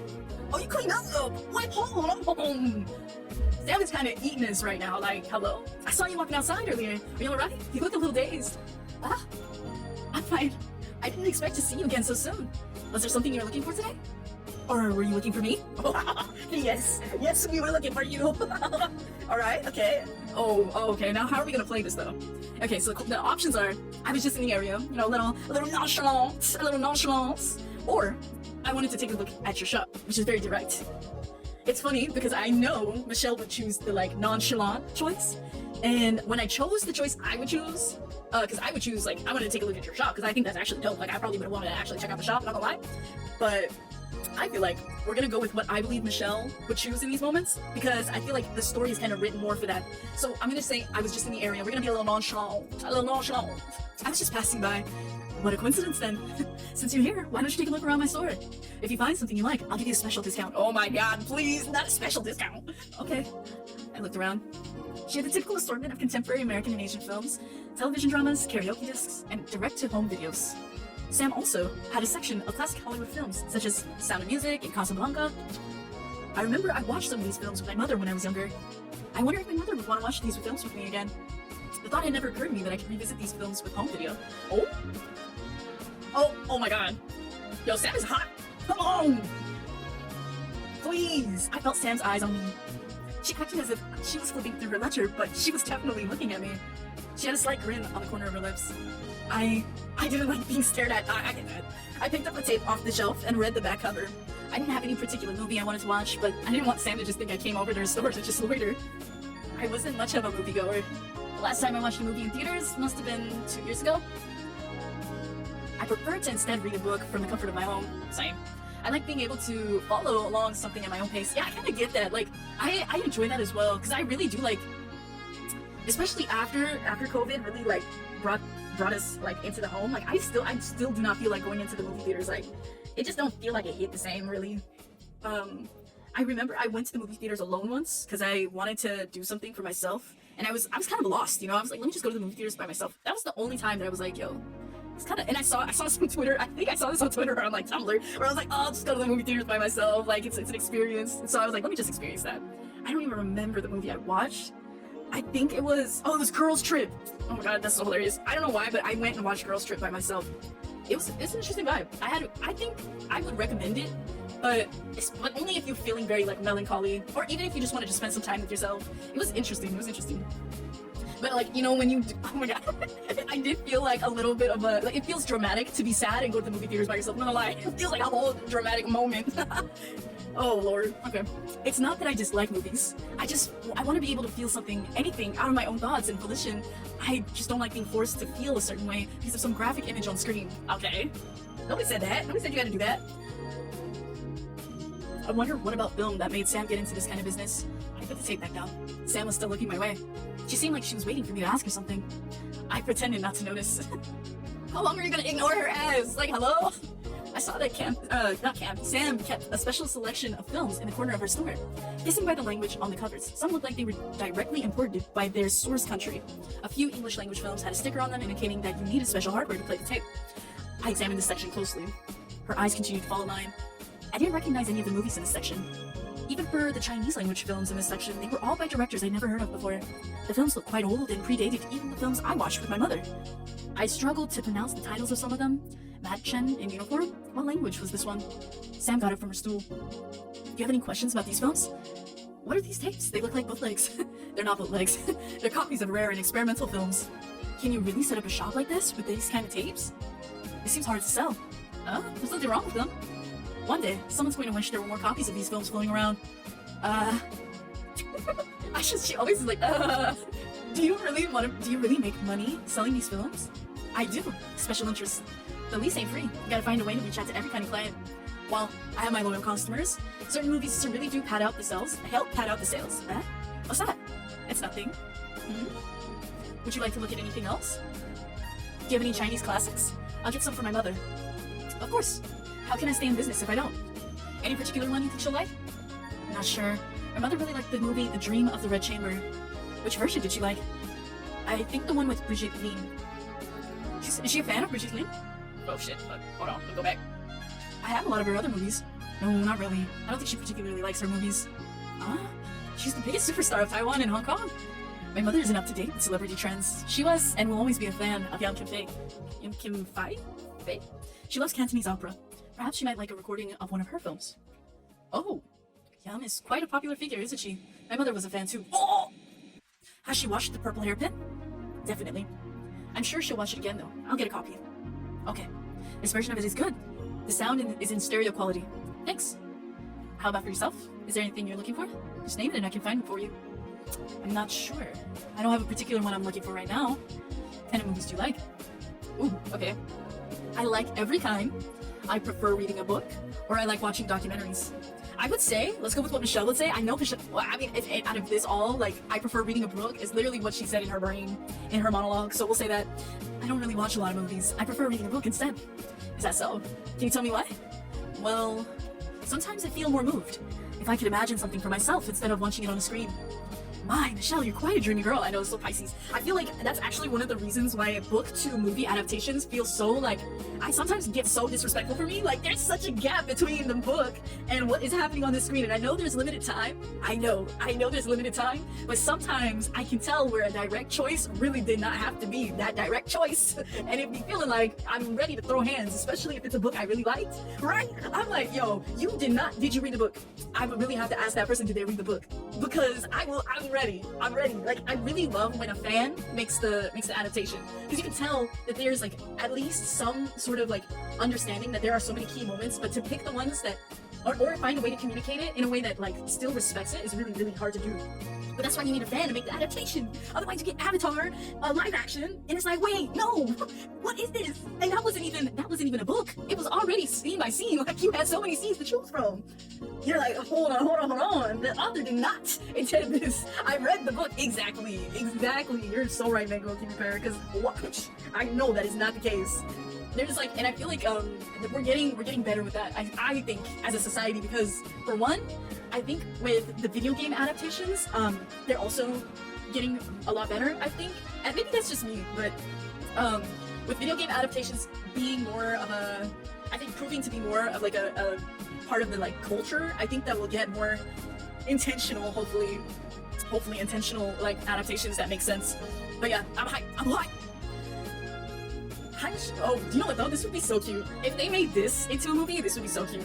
If it is, I'm gonna really need to check that out. I don't think it would be, but that'd be so dope. I wouldn't say that. I just like to be quiet with my own thoughts. Michelle, what kind of movies do you like, Sam? What made you even want to run a video store? Yeah, that's a good question, because I really would want to know.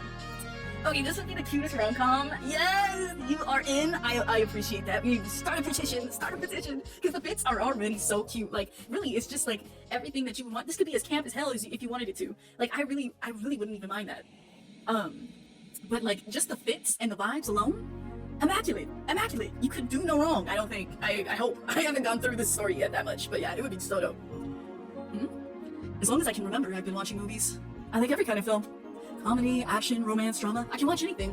What I like about film is watching the actors and actresses bring the story to life, along with the film set, the cinematography, the sound direction. Sometimes it all comes together to create a picture so vivid and beautiful that it leaves a lasting impression on me. Yeah, I vibe with that too.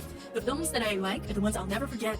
You just want to go back and watch them so you can think about them again. This reminds me of my friend. My friend is like this so much. Like, they will rewatch movies all the time. They were filmed at a major in college, but it just really reminds me of them, because I feel like I can sense like when they like, because I feel like I'm more of a book person, I'm not gonna lie. Like, I started with books, so I kind of am with Michelle on this, like, personally, but I still really love movies and stuff.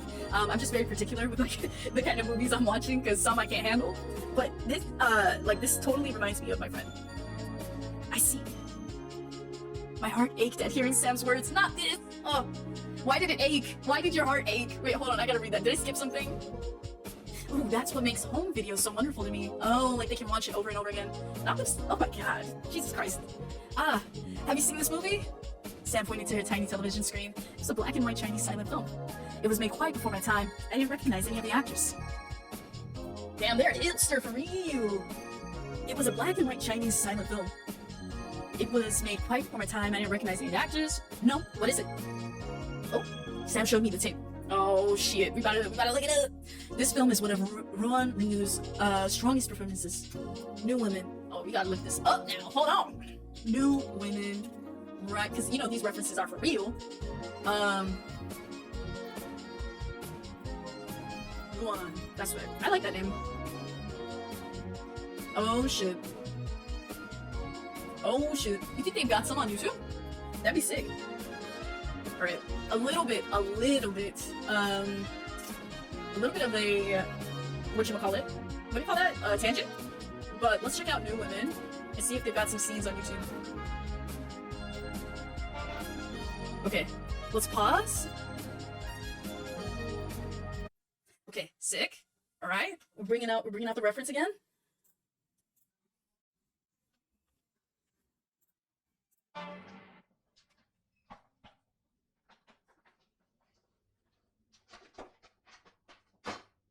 Dang. I mean, it's a silent film, so it's so interesting.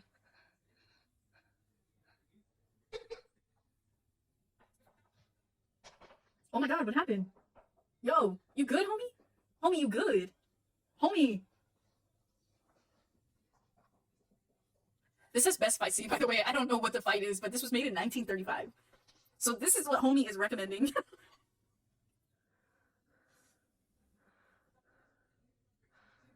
But the breathing is in there. That's so interesting.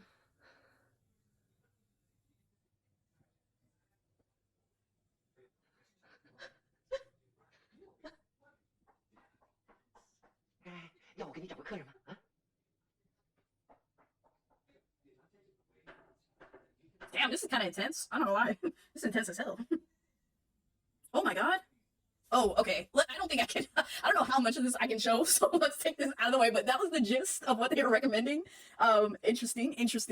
Let's put this back in. Okay, I feel like that's interesting because I would want to like really watch that a little bit more on my own time. I'll watch it on my own time. But I just feel like it makes sense.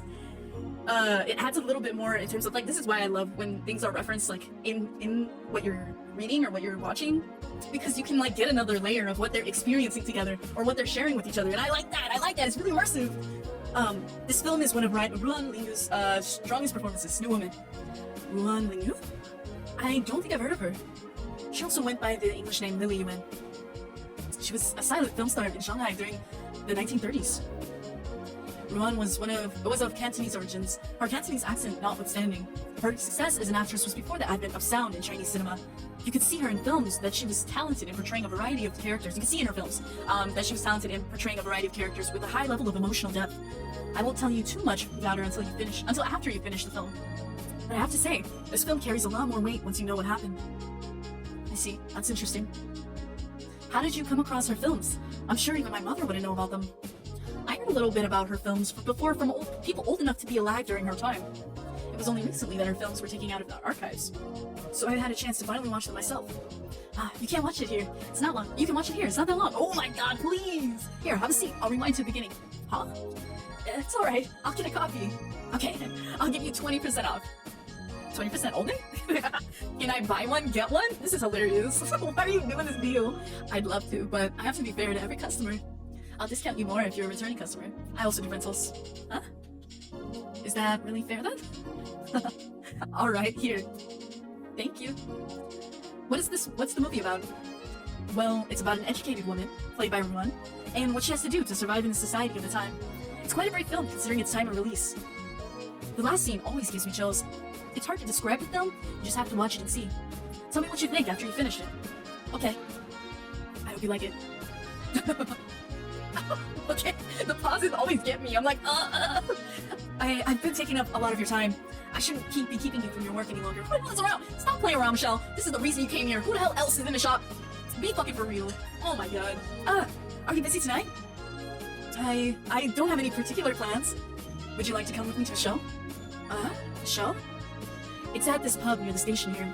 I know the owner quite well, and she puts on a special event every month. I knew this was our mom. I knew this was our mom. We gotta be your mom. A pub. What about your shop? It's okay. I'll just lock it up. It's about time I close up anyway. Really? The sign outside your door says you still have an hour till closing. Closing time is subject to management. Okay. What kind of management is that? Don't worry about it. Come on, let's go. That's so interesting. Sam ushered me out of her shop and quickly shut the gates. I could try watching the movie as she recommended, but I didn't really like the idea of going along with her to a pub. I was about to protest had not the venue been in the direction of the subway station. I figured I'll go along with her for a bit and then excuse myself later. We had a nice conversation. Sam seemed cheerful. I didn't want to dampen her mood. Yeah, I feel like if you don't want to, just don't. It's okay. Sam walked next to me, humming an upbeat song. She had on a ritzy outfit today. I know, it is very ritzy. That's why I was like, oh. I didn't notice it at first when she was sitting behind her shop counter. It was quite outstanding. Sam wore a hibiscus red blouse, a fitted skirt, and paired these items with pointed toe heels. What a strange shopkeeper. I've never seen anyone attend a store dressed like that. I was dressed in my usual office attire, formal, neat, and clean. I don't have the look of someone going to bars after work. As we walked, the streets got more and more crowded the closer we approached the station. Are you gonna call your mom? I mean, I'm the last person to say this, but like, I feel like you literally said the last time that you was gonna call your mom. Did you feel bad? I feel like this tangent is going along. It's kind of taking a long time. I took off my jacket. It was warm. I felt awkward around Sam. From afar, I'm sure no one would think we had anything to do with each other. ... Okay, interesting. The subway entrance should be just around the corner ahead. It was about time I took my leave.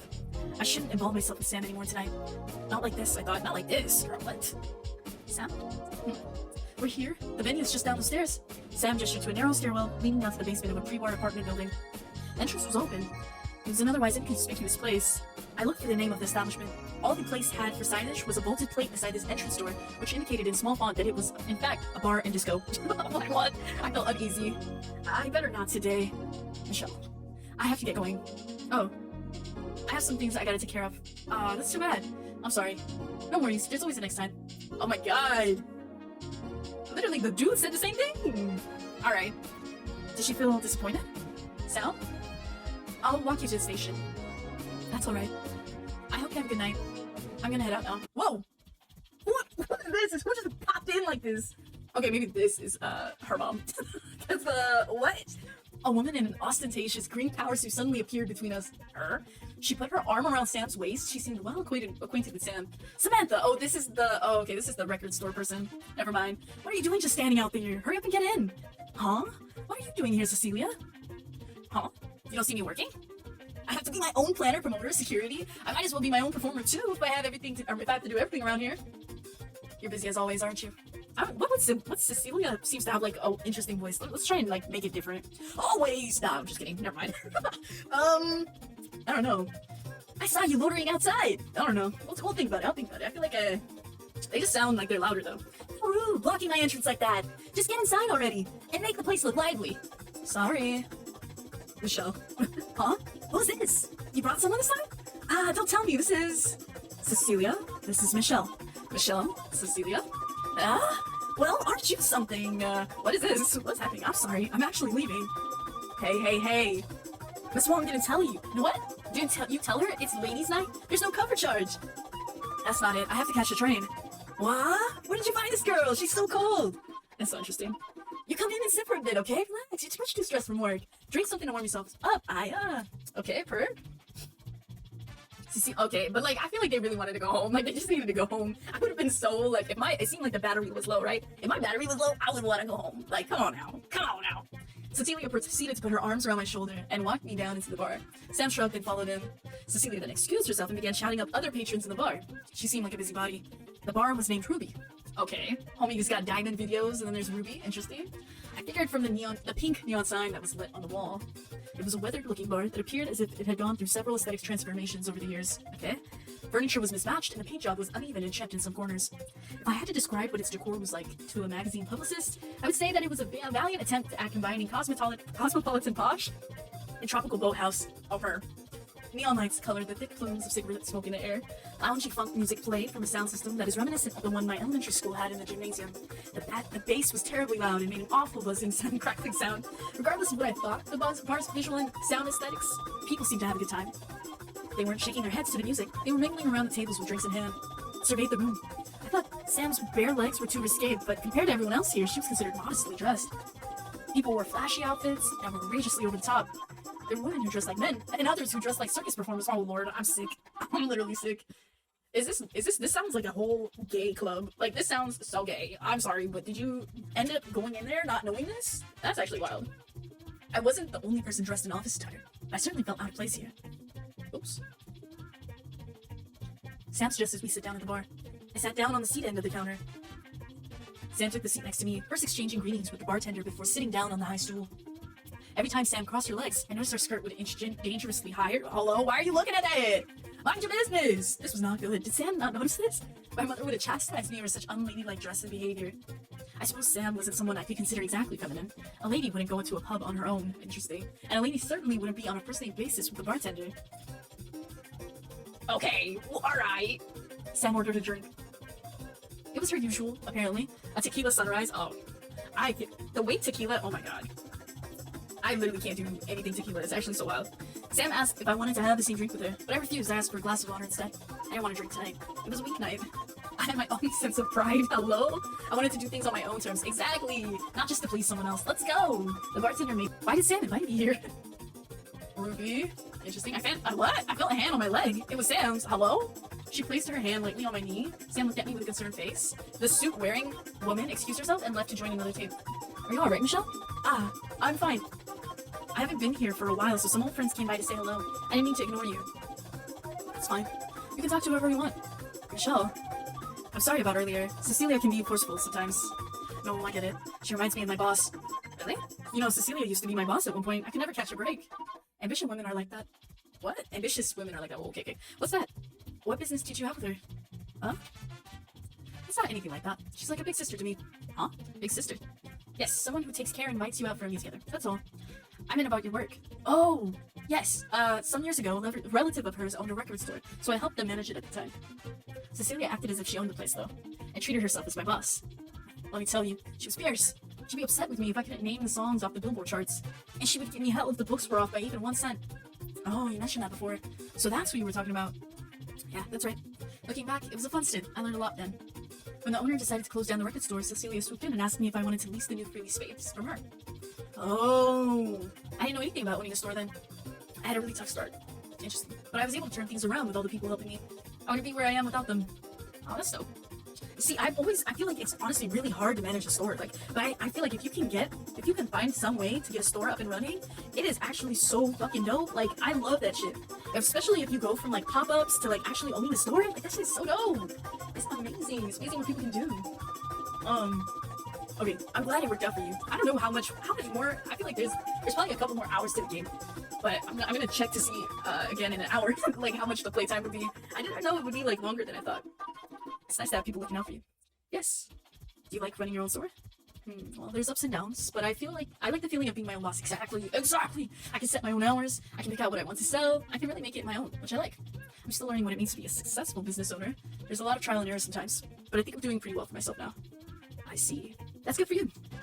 What about you? What led you to be in a publishing company? Nothing in particular, really. I was recommended the position when I was in university by a professor.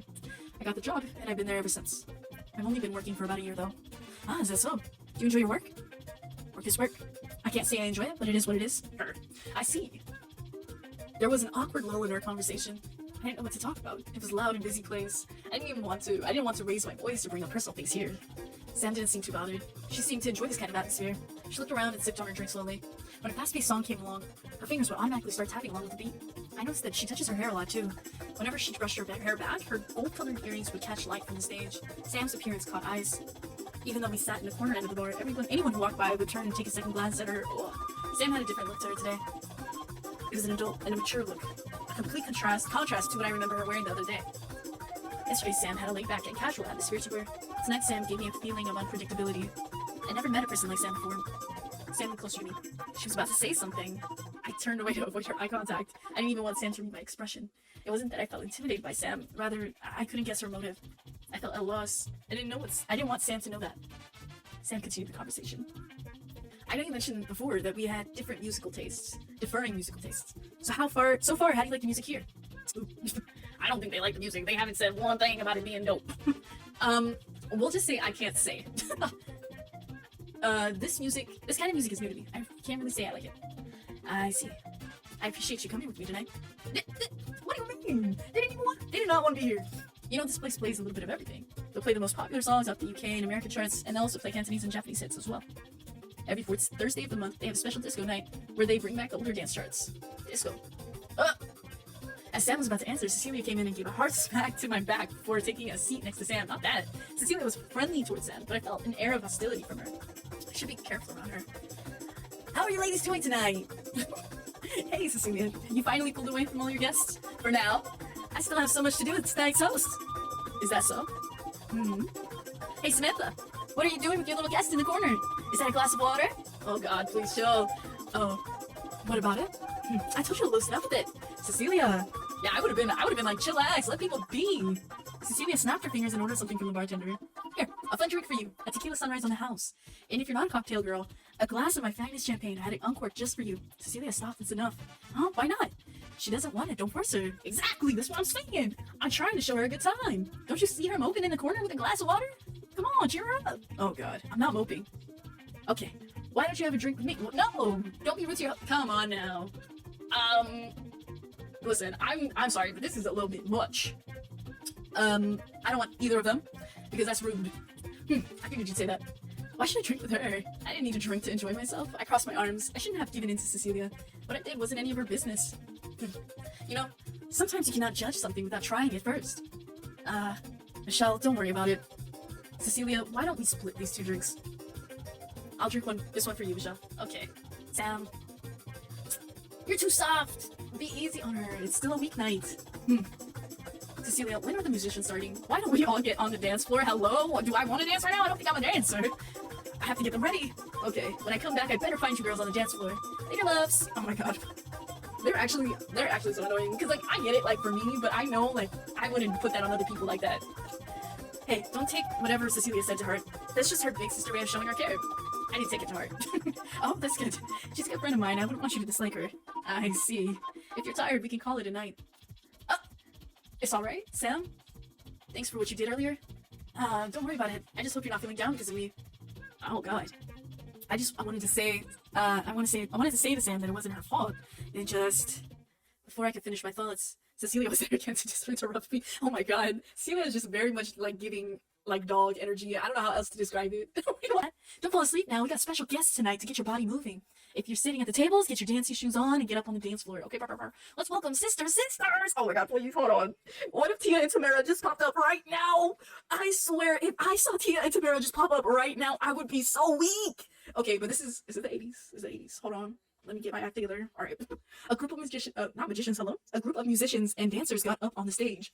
People quickly crowded the platform. The bar that seemed half empty before quickly filled up.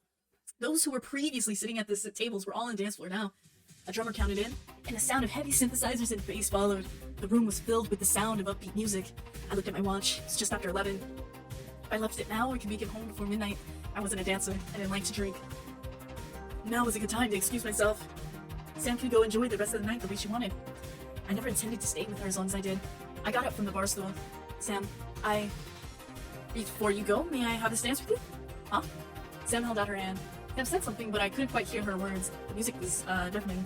We could hardly talk without yelling. May I? What? Let's dance! I don't know how to dance.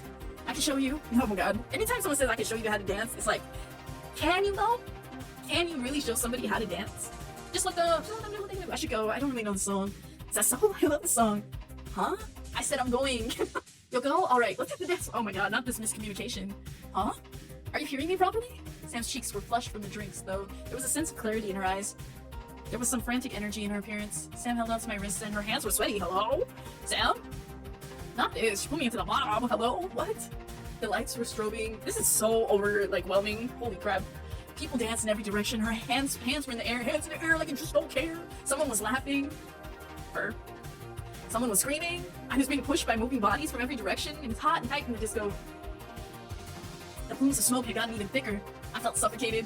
It was as if, for all these people, tonight was all that mattered. There were no thoughts about the handover, nor the growing economic uncertainty in the city. Here, liquor flowed endlessly, money came easy, and Hong Kong will always be the same. Damn, that's kind of a line. Sam danced to the rhythm of the music. Oh, there's some flashing lights, y'all. Apologies. Hey. Okay. Oh, we're just gonna keep it going? Okay, Sam moved left, right, and all around. Okay, her body moved freely without regard to the movements of others around her. She stood out from everyone in the crowd. I couldn't do anything except follow her with my eyes. It was vivacious. The music continued one song after another. She continued dancing to the music. As I stood watching her, I realized that Sam was in a world I did not know and did not associate with. And a pervasive thought repeated in my mind that I didn't belong here. Damn. Rip. they can't. It's so interesting because one thing about this character is that even like when presented with moments to make precious memories, they feel as though they can't do it yet, and they can't, like, they don't, this isn't something that's supposed to be a part of their life, you know, which is so wild to me because before they weren't like that. It would be different if they were like, if this was their personality, but it's very like much trauma informed, so it's interesting. How will this continue? Michelle, are you alright? Sam stopped dancing. She held my wrist with her hand. Oh no, ... I was the one who brought you here. You must be tired. Okay. I'm sorry if this wasn't something you enjoyed. Would you like to go now? It's not that. It's, you know, a place like this is where I feel the most myself. It's like this messy, chaotic, confusing, but I feel free in this kind of space. It's a place where people come to have fun and to not think about their troubles for the day. People don't really judge you here. You can put aside money and status and dance the night away. You don't have to feel ashamed or hide who you are in this place. You can put on whatever outfit and feel confident with yourself. It's that kind of special place to me. She had a smile on her face, though she seemed to say these things to me from a distant place. There was a long pause between us. For some reason, I couldn't put together the words to answer her right away. I wanted to say something. I didn't want her to misunderstand me. Oh, okay. Oh, this is the choice. Oh, wait, hold on, wait. Okay, this choice actually feels like something that would change. So, I'm going to like make a save file for here, and then I'm going to say them out loud. So choice number 1 is, I'm sorry, I wasn't feeling well tonight. And the second choice is, I see, I'm glad you found your special place. The third one is, can you tell me more? I don't know much about it. I feel like they don't want them to misunderstand. So, can you tell me more? I don't know much about it? Is where I'm leaning towards if I was going from Michelle's point of view. But she could also say, I see, I'm glad you found your special place. But it feels very like, it feels very separated, you know? Let's go with can you tell me more, and then, you know, check out a different route later. Could you tell me more about it? I never went to the disco before, it's a new thing for me, but I want to learn more about it from you. Oh my god. Please! Maybe not right now. You're busy too. Michelle, Sam, you're a little pale. Have you eaten yet? Oh, that's right, I haven't eaten since lunch.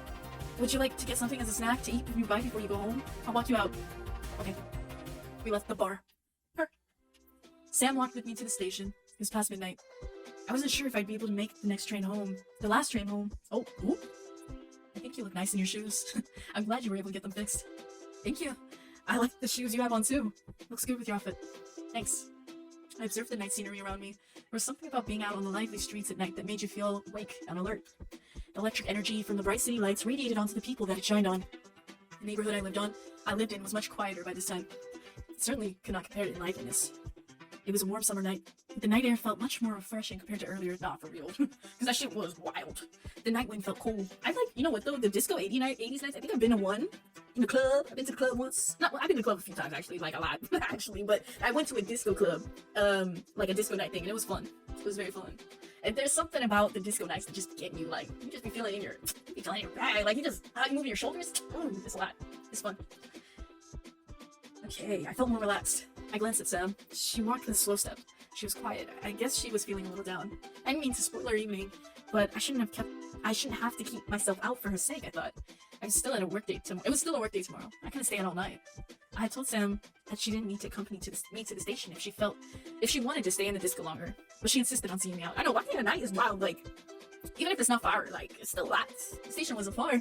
It took only a few minutes to walk to one of the subway entrances. Just across from the entrance, there were several hawker stands, still serving hot meals well into the night. Sam pointed one out for me. Ah, the curry fish balls at that stand are the best. Really? The line for it speaks for itself. I can't believe it at this hour. Would you like to try it before we head into the station? I don't know. It's late now. I understand if you have to go. I've already kept you long enough. Sam today was strange. I thought she had a persistent and pushy personality, but ever since we left the disco, she acted demure. Had I acted that coldly towards her to have dampened her mood this much? I didn't intend to be dismissive of her. If they're really that good, I'll try it. Really? I assure you, let's get in line. Don't worry, the line moves real fast. She smiled again. Alright. I don't know why, but I felt shy seeing her smile. We were getting curry fishball, of all things. I've never tried that, it sounds good. The popular fishball stand looked like any other. A stainless steel cart carried all the ingredients and supplies the owners needed to cook and conduct their business. Business. They worked seamlessly in tandem, collecting payment and preparing one order after the next. It didn't take long for us to be next in line.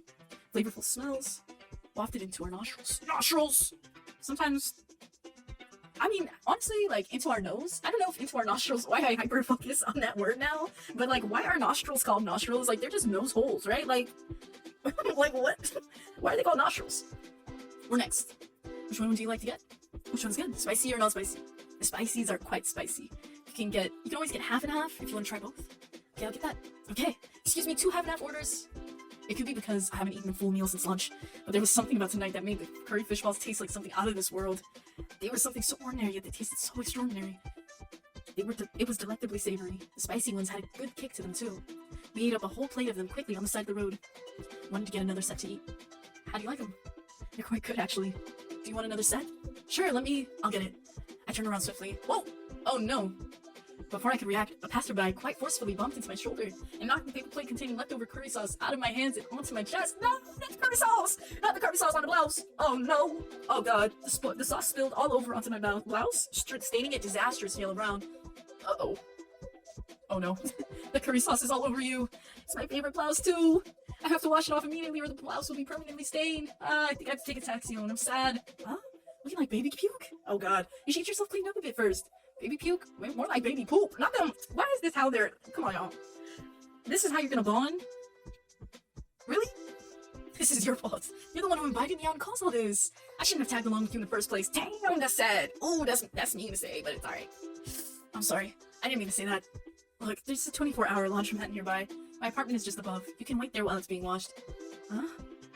What should I do? I weighed my options carefully. The yellow brown liquid was seeping further. Not this! This is so wild! The sauce was still warm on my chest and the smell was also strong. If my silk brassiere were to have a permanent brown stain, I would cry. I wanted to blame Sam for this curry disaster. I know it wasn't actually her fault.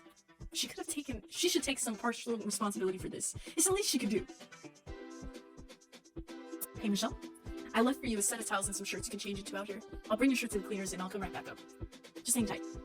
Are you gonna call your mom? Oh my god. Don't mind the messiness. I'll tidy up when I come back. Yeah, this would be real cute as a... This would be cute as like its own thing. Yo, I didn't realize it's string slow. Like a little bit like... I think it's a little... Let me check it real quick. Because I just saw red and I was like, how did that happen? How did that happen? So let's see.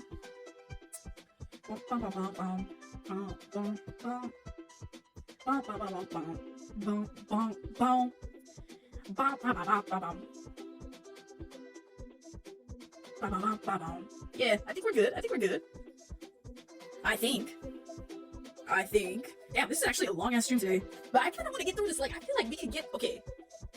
I will have like a cutoff time, but I feel like I can finish this. I don't know. It feels like we're close to the middle at the very least. So, another 2 hours. I can probably do it. You can probably do it.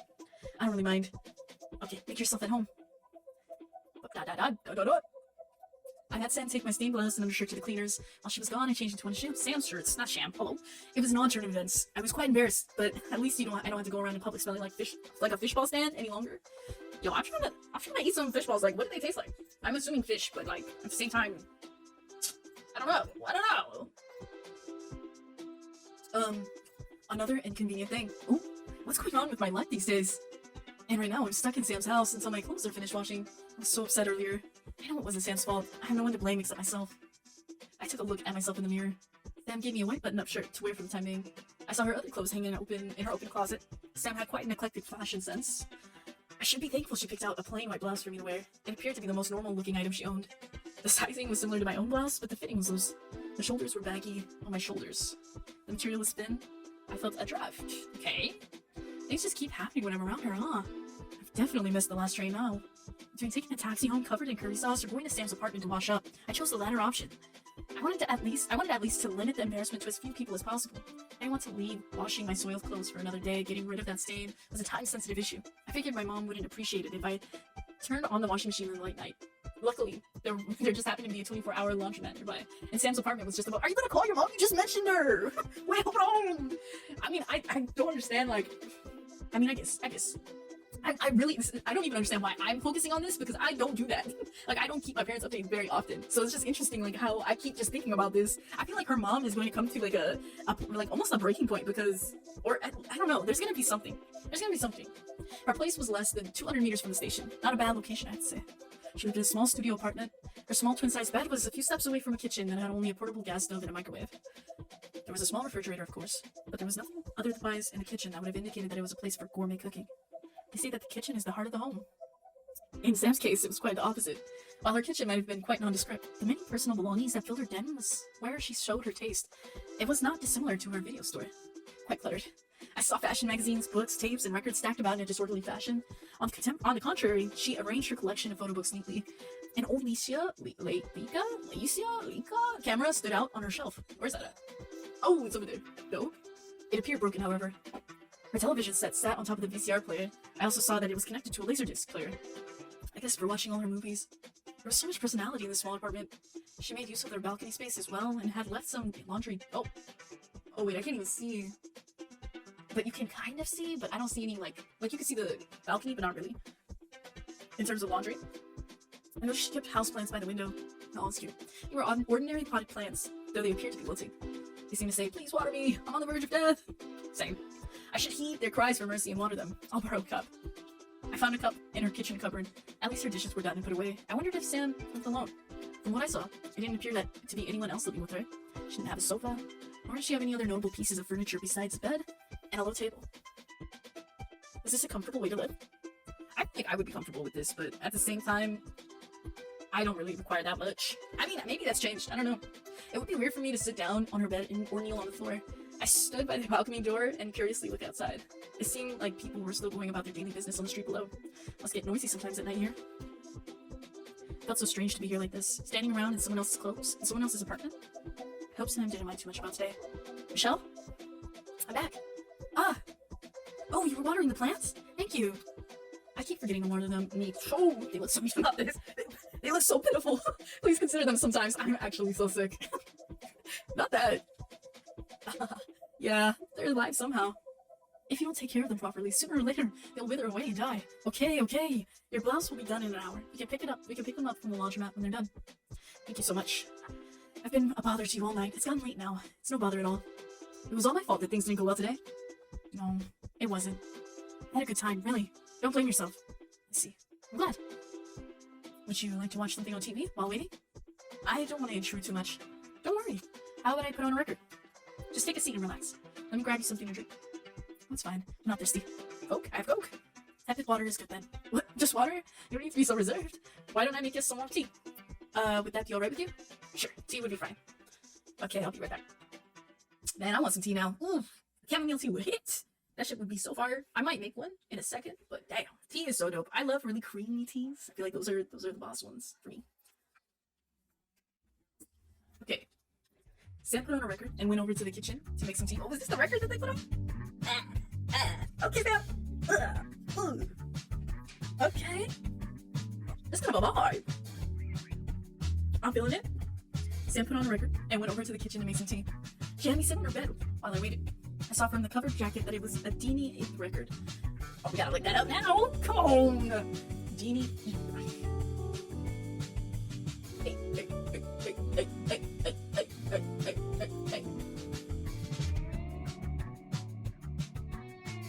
Yeah, they were like a movie. They were in movies and they had albums. Oh, dang. Alright, let's go look it up on YouTube. Well, listen to Stardust. I'm interested though. Let me save real quick. Actually, I lied. Let me go to settings. I wonder if it sounds like this. I wonder if it sounds like that. Oh, it does! Oh my god. Hey.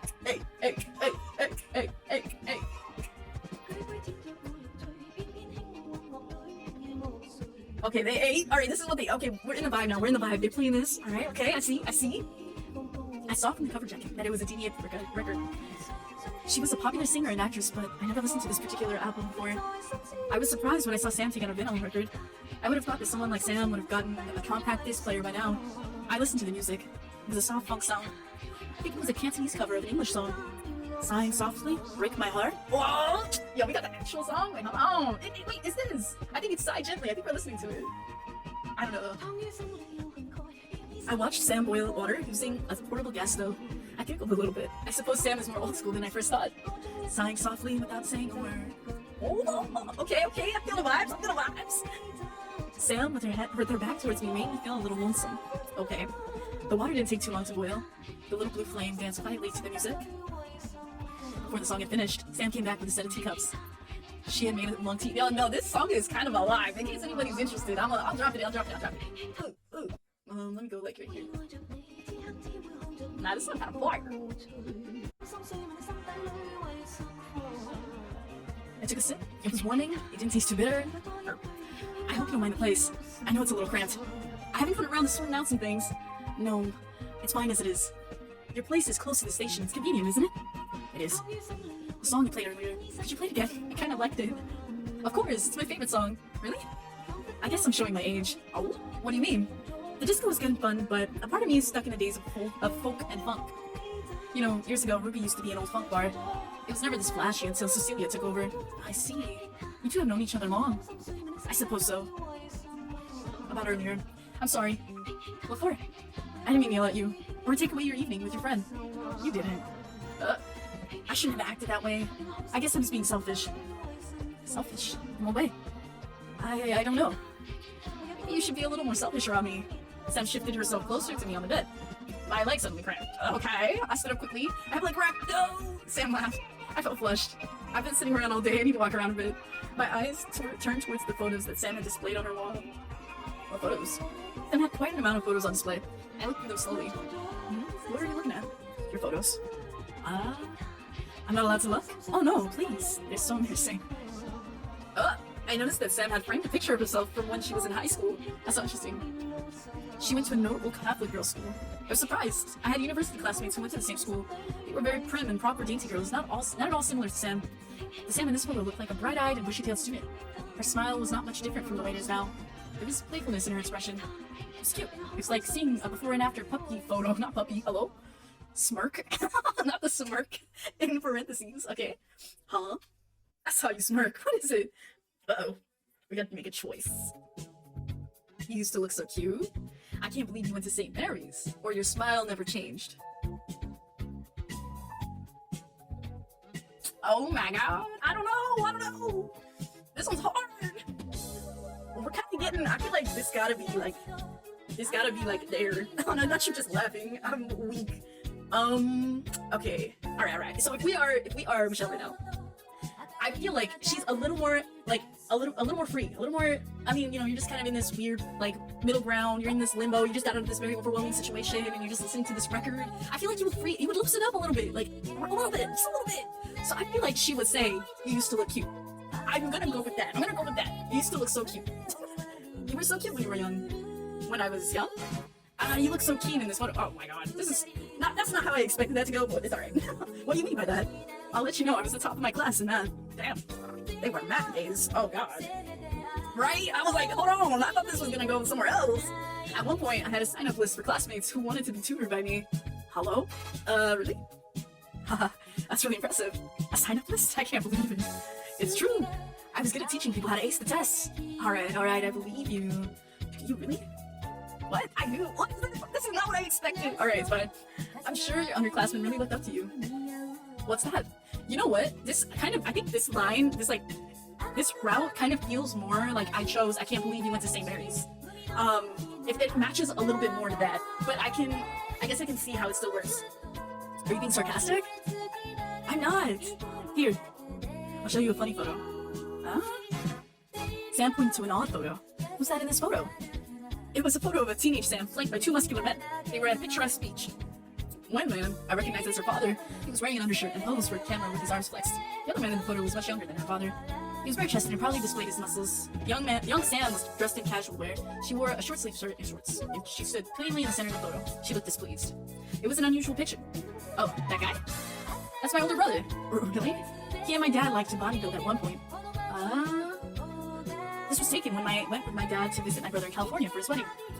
Your brother was married at the time? Yep. I see. He looks so young in this photo. He's 5 years my senior. He had gone to California to study when he was 19, and not long after, he called us and told us that he was getting married. From his last Christmas card, I think he and his wife are on to their 4th child now. Ooh, that's impressive. It is impressive. 4 children is a lot. Always have respect for folks with big families, because that shit is wild. Do you have siblings? Oh, no, I'm an only child. I see. Do you get lonely without your brother around? Not really. He teased me a lot when I was a child. He called me names like Bucktooth Billy. Hello? That's the best he got? Bucktooth Billy? There was one time he set fireworks off in the house and blamed it on me. Oh, classic. Clearly, I was my parents' favorite child. We bickered a lot as children. I guess we didn't bond much, in part because of our age difference. I still think that's nice, though. I didn't have anyone like that growing up. It's just my mother and my father. I'm not sure about a brother, but I always thought about having an older sister would be nice. Is that so? You would make a lovely younger sister, I'm sure. Ah. Sam showed me more of her photos. There were a number of photos of herself as a child. She seemed like a happy child who liked to sing and dance. A white toothy smile could be seen in all of her baby photos. Sam must have been quite an endearing child to her parents and a sweet sister to her brother. When I see her smile like that, I can feel that Sam came from a loving family. Oh, this song! Oh, this song is doing it! Oh! Okay, alright, okay. Nah, this is a whole nother song, playlist, so it might actually, because I think it's more Japanese pop, I gotta go more on the, like, I gotta just find, like, a good, like, album of, like, just Dini, and then go there, because otherwise, I might get muted for the stream. But I feel like this could even mute me, so who knows? Let's listen to this mix. Ooh, this kind of fit the vibe. When I think about my old childhood photos, I wasn't as cute or photogenic as Sam. Usually the camera flash would catch me with wide open eyes and a stiff expression, much like an animal in headlights. Me. My father liked to take a lot of photos when I was a child. After he passed away, there weren't many photos taken of me with my mother. My father's camera was kept in a storage box somewhere. Thinking about it made me a little sad. It's heartwarming to see that Sam treasured her family photos. Ooh. Yo! What? This is kind of a wild time to get a ring. Yo, what's good? Noe, how's your stream? Hello. Pigeon Swole? I'm sorry, I love your username. It reminds me of Bug Swole from Pokemon Unite. But hello, welcome. Let me get you a shout out. Hello, I'm Jellybud. I'm currently playing a visual novel about some lesbians in the 80s. I mean, I don't know how they identify, but it's very sapphic. So I hope that y'all are having a good time. Chilling, vibing. How's your stream? I'm a variety streamer. Let me actually introduce myself. I'm a variety streamer. I play a lot of random narrative games, but also pixel art. So, well, I do a lot of art. Actually, I try to do as much art as I can, and music and just a bunch of my hobbies I like to try and showcase, but it helps keep me accountable because I really do just be going from hobby to hobby. But other than that, you know, I'm just chilling. They recently mentioned that one of the characters put on a record, like a vinyl record of Dini Eep. And I've never heard any of Dini Eep's like discography, so that's what we're listening to in the background while we continue with this visual novel. Welcome in. Thank you for welcoming the Raiders. You played Project Zomboid and DVD. Hey, DVD was kind of sad. No. Oh, so sorry. I'm sorry. That's us. Oh, wait, another raid? Hello? Alora, I didn't know you were streaming. What? Alora, thank you for using Pedal Blizzard. Hello and welcome in, Raiders. What's good? Infernal Forever 52. Bud Lightyear. Hello. What's up? What's good? Welcome in. We're playing, and thank you Bud Lightyear for sprouting a bud. Thank you for following. We're playing a visual novel today. I know Laura was able to see the beginning of it, but right now, Michelle, who is a protagonist from One Blood to Another. Hello, I salute you. Literally, One Blood to Another. Welcome in. I feel like, just to give a little backstory, since we just got 2 raids, it was a double raid. Thank you. I appreciate all the support. A little bit of context for what's happening right now. Let me play the song. But there's a record in the back. It's some Dini Eep. And Michelle got some fishball sauce on her. Oh no, not this. Not the other PNG. I still have to change the I have to change the settings for that. But our main protagonist basically got some fish sauce on her blouse, and it's her favorite blouse, y'all. I know, right? The PNG changing. I swear, y'all saw nothing. But this fish sauce on the favorite blouse at that, she blew up because, hello, that's her favorite ass blouse, and she didn't even ask to be out here like that. And Sam just kept on keeping her around, and so she was like, Sam, I didn't even want to be around with you. And now I got fish sauce on my blouse. This is my shit, like, and justifiably so. So Sam was like, all right, let me wash this for you. Like, I live above like a 24-hour laundromat. Like, we'll do that. And so right now we're in Sam's apartment. Sam put on a playlist from the artist that we're listening to right now, and they're talking about their childhood stuff. Sam is showing a bunch of childhood photos, and they're like kind of bonding. It's cute. But yeah, welcome in. I know how it is after a raid or after a stream, and after a raid, honestly. I just said, oh no, not the blouse for real. If you gotta go and do what you gotta do, here, actually, I've got a command for that, so I can remember what I actually say. But But yeah, get some stretch, get some water, do what you gotta do. There are a couple of content warnings for this game. Like, there's a lot of like family stuff that's happening in this game. The characters go through like traumatic events. There is like, I don't know how far it goes, but here's the content warning that I have so far. It isn't comprehensive, so I hope that y'all can do what you gotta do if you have to. You said yes, you really want to stay, but you're hungry. Oh yeah, no worries. Have a good luck. I appreciate it. Go along. Thank you for reading. I appreciate you. And what is this? Is this a new emote? Or have I just not seen it before? It's really cute. I appreciate that. The heart. Alright. But yeah, we're vibing. It's Saturday night, or what? Sunday night. Alright, let's go. It was heartwarming to see that Sam treasured her family photos. I noticed one particular photo was larger than all the other photos she had. It was framed and hung on the wall. I think we see that. Oh, what's this? It's an old picture. You have to show me your pictures next time for it to be even, alright? Oh no, they're too embarrassing. Hey, that's not fair. I want to see him as a baby too. I continued chatting with Sam about her childhood while we waited. Time seemed languid. I didn't feel tired at all. Earlier, when I was with Sam in the disco, it was so loud and busy, I couldn't really talk in depth with Sam. When we talked here at her place, there was something about Sam that reminded me of an old school friend. The way we could talk frankly without having to show face was refreshing. With coworkers or even relatives, meeting someone always involves showing proper respect or courtesy. It also involved a bit of showboating of one's education and wealth as well. It was strange, this time I shared with Sam. I misjudged Sam earlier. I shouldn't have let my prejudices influence my judgment of another person's character. We seek meaning in our lives one way or another. That's just life. For anyone and everyone in the city. When I was with Sam like this, I felt at ease. It was as if I was visiting a cousin's home, despite this being our second meeting. Though sometimes when I turned away, I caught her glance. There was an odd feeling. I didn't know how to explain it. This awkward tension between us. But I noticed sometimes her hand would brush lightly against mine when we were next to each other. She leaned in close to talk. I noticed her eyes look for my reaction whenever she made a funny quip or a compliment. It felt as if I stayed here longer, something more... Oh. Huh? I completely forgot about the time. This is one of the things. This character is very hyper focused on time. Like, they're really good at time management, their secretary, but also because time affected them very early and they had a traumatic event that was like linked to time. And so when they're with this character, I think it means something every time they're like forgetting about the time, right? So it's very interesting to do that. Can I borrow your phone? Damn, sorry, it's eating. Oh my god. Yes, of course. It's next to the television. I'll stop the record. 1 sec. Thanks. Okay, so they're stopping the record. So we'll pause. We'll pause it because most likely there will be some kind of different music here. So we're going back to the game music, but I really recommend checking out some of the songs and stuff that they list in this game because it's actually super dope so far. And look at the game's UI; it looks so dope. Like, this is the main menu, and then the settings are in a television screen, and they're like and Sam is a video store owner, so it's like just very cute to like play it like this. I wonder if these sounds did anything, but no. Very dope. I had forgotten to let my mother know that I would be coming home late. I would be late coming home. I wanted for her to at least not be waiting up for me. I had made her worry the other night. Oh. I dialed my own number with Sam's rotary phone. Oh. I should know my own phone number by heart, but my fingers felt clumsy. I kept misdialing. I eventually dialed the correct number. The line connected right away. Oh. Hello? Mother? I'm phoning to let you know. Yes, I'm on my way home. No, it won't be long. Please don't worry about me and rest. I know it's very late. I just wanted to let you know I'm alright.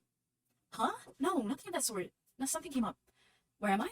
I'm just at work. It's been a busy day. I had something to eat, so please, you don't have to wait for me. I'll be home as soon as I can. Don't worry about me, I'm fine. I'll take the taxi home. Bye. I ended the call in a hurry. Oh! There was a suspicious tone in my mother's voice. When she has her doubts, she would persist to question me. Sorry, I had to cut the conversation short. I couldn't tell her that I went to a pub with Sam. That would have set off 1,000 more questions. My mother associated pubs with degenerate behavior. This is degenerate behavior right here, right now in the stream.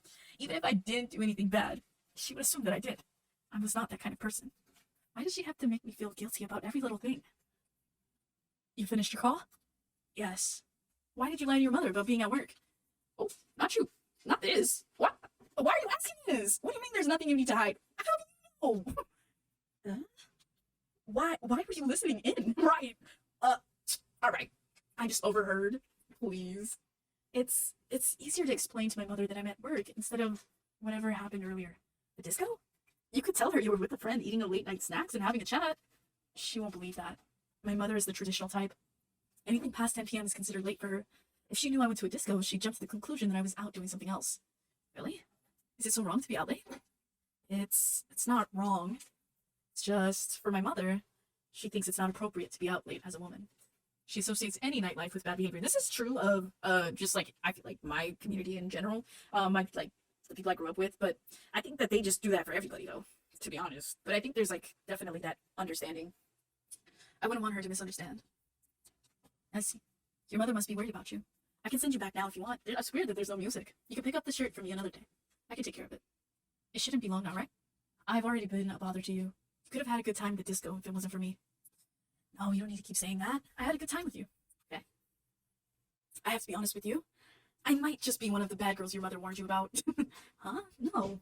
It was a new experience for me. And I didn't mean to say that you're bad. I never meant it that way. You're different. What? You're independent. Oh. You're cool. Oh. You can do anything you want. You're not like that. Really? You think too highly of me. I think you're a charming person, Michelle. Why is the music doing that? Why is the music doing that? Much more than you know yourself. Huh? Michelle, I enjoyed being with you. Can I see you again? Oh! We got a choice! Oh, okay, I'm gonna save on another... I haven't been doing this as often, but I think this is one I would want to know if there's a route change. So far, I don't think there have been any route or route changes, like, but I don't know. We'll see. We're gonna say Sam yes, because, yeah. Sam, you can. Really? I'm glad to hear that. I want to get to know you more, Michelle. Ooh. I like what you have to say. I want to hear more of your thoughts and what you feel. The way you express yourself is pretty. Michelle, you're a pretty girl, you know? Oh my god, yo, hold on! What is that? Hold on! Huh? The way you are. Like this. Sam stepped forward towards me. I could feel the temperature rising in the room. Was it her body heat or my own? I wasn't sure. I closed my eyes and turned away. I couldn't bear to look Sam in the eye. Her stare was hypnotizing. It made me feel weak, as if I was gonna buckle over. What? Alright. Sam was standing over me. Michelle, look at me. Stop, Sam! Yo, chill! Yo, chill! What's happening? What's happening? Why did this just start? She leaned forward and pressed her lips onto mine. In the warm light of an incandescent lamp, we shared a gentle, quiet kiss. I stood in a daze. My sensibilities were shocked. I never experienced something quite like this. I didn't know how to respond to her touch. I put my mental attention to anything that wasn't Sam's bodily contact. Hello? I heard muffled voices from above. The upstairs neighbors seemed to be talking on their balcony. I smelled something savory.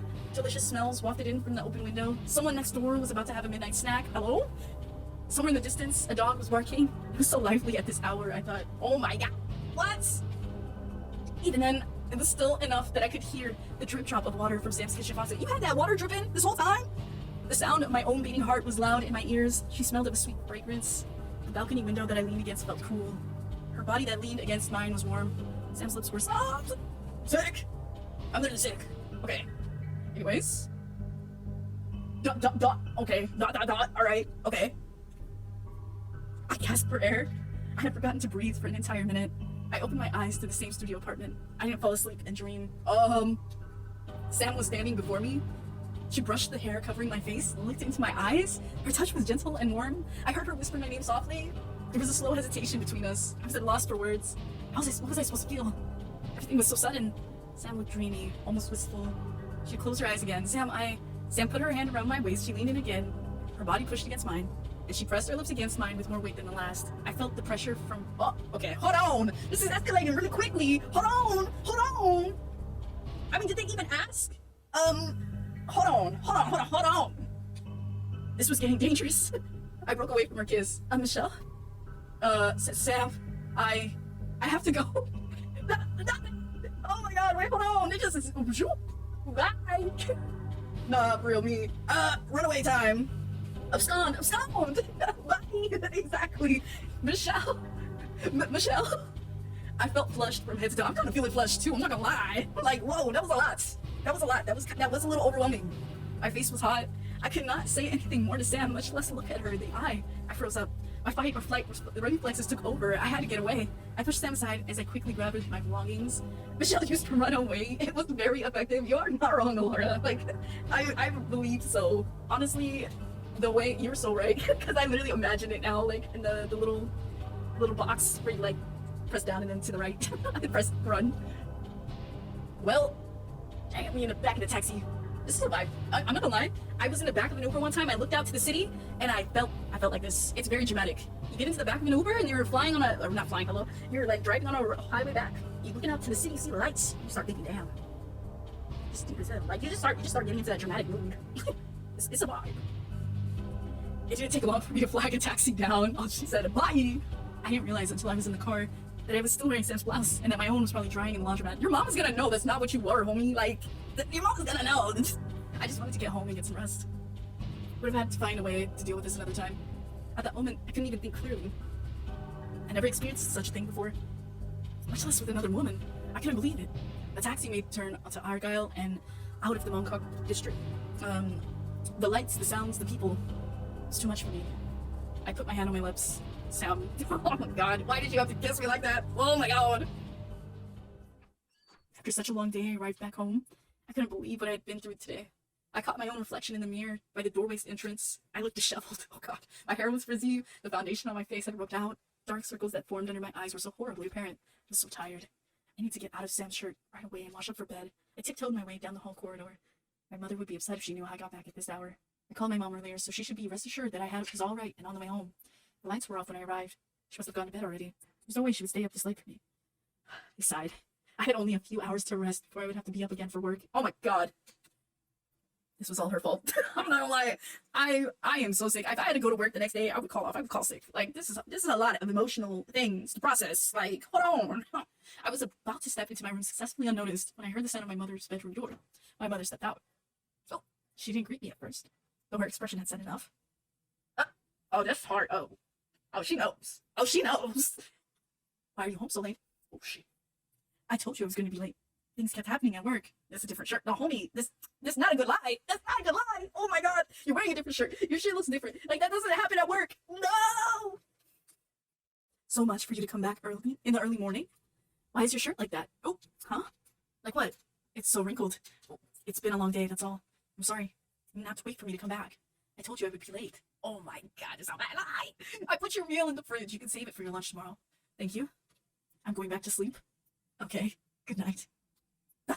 Oh, what is it? I called your workplace and they said you left early today? Oh, what? No, not that. Oh my god. The way that that's a mic drop to say that and then leave? Oh my god. Why would, first of all, that's so wild that she called the workplace. That's some next level. Oh, I can tell something's up. I'm gonna confirm the facts. Acting like you didn't do that the whole time with this whole conversation? Damn, that's like a checkmate. I am so sorry. I am so sorry. Dot. I want to yell at the screen right now. OMG. Wow, I knew it was such a bad lie, but I would make this, like, I could only make this lie if I knew my parents couldn't call my work. But, like, how? How did you, I wouldn't have even thought that my mother could do that. Like, it's actually, like, that's a real checkmate move. That's a real checkmate move. And no, for real, like, crossing a boundary, actually. Because, like, she's still older, but it is the 80s, and I understand that there are, like, ideas of, like, whatever, like, what a good daughter means at that time that's going to be way different. It's not even way different, honestly. It's the same now. Because my parents would have expected the same from me. But it's just, it's wild. It's wild. You want to yell? I mean, you called work like, whoa there. I know, right? Chill, Mrs. Chung. Oh my god. You should hurry up to bed. Oh, you have work tomorrow. Oh my god, it's even worse. Oh no, you can't go to work looking like this. Oh my god, everything is like a stab. Like, holy crap. Oh, okay. Damn. Oh my god. Each one was just like another slap to the face after. Oh my god, it does make, if I received those words, I would feel guilty as hell. Considering I know what you know what I mean? Like, to experience that is wild. My mother returned to her bedroom as quietly as she came. Oh god, that makes it worse. That makes it worse. Right, the disappointment in her words. You're not wrong. Right. Jesus. It's just the quiet disappointment hurts extra. Like, that shit is spicy for real. Like, oh my god. It took a few moments for me to regain my composure. Her cold demeanor and curt statements caught me unguarded. My mother had the ability to send feelings of guilt and fear deep into my spine. Oh, I didn't really want to hear what she thought of me coming home late. I don't know why it was always like this with my mother. Her care and concern had always been so much where it could be controlling. I know she loves me very much and only worries for my well-being. My mother had done her best to take care of me alone after my father passed away. I know she has been lonely. I love my mother. Sometimes I just want her to let me be my own person. How could I have told her that I was... Oh, that is hard to say. I was with another woman and... Oh gosh. Sam, What a weird person. Be for real. I let myself get caught up in her games and such a thing happened. I better get myself cleaned up and put this night behind me. I couldn't let a person I just met change about the life I've worked so hard to build up. I had to get myself out of this weird shirt and put myself to bed.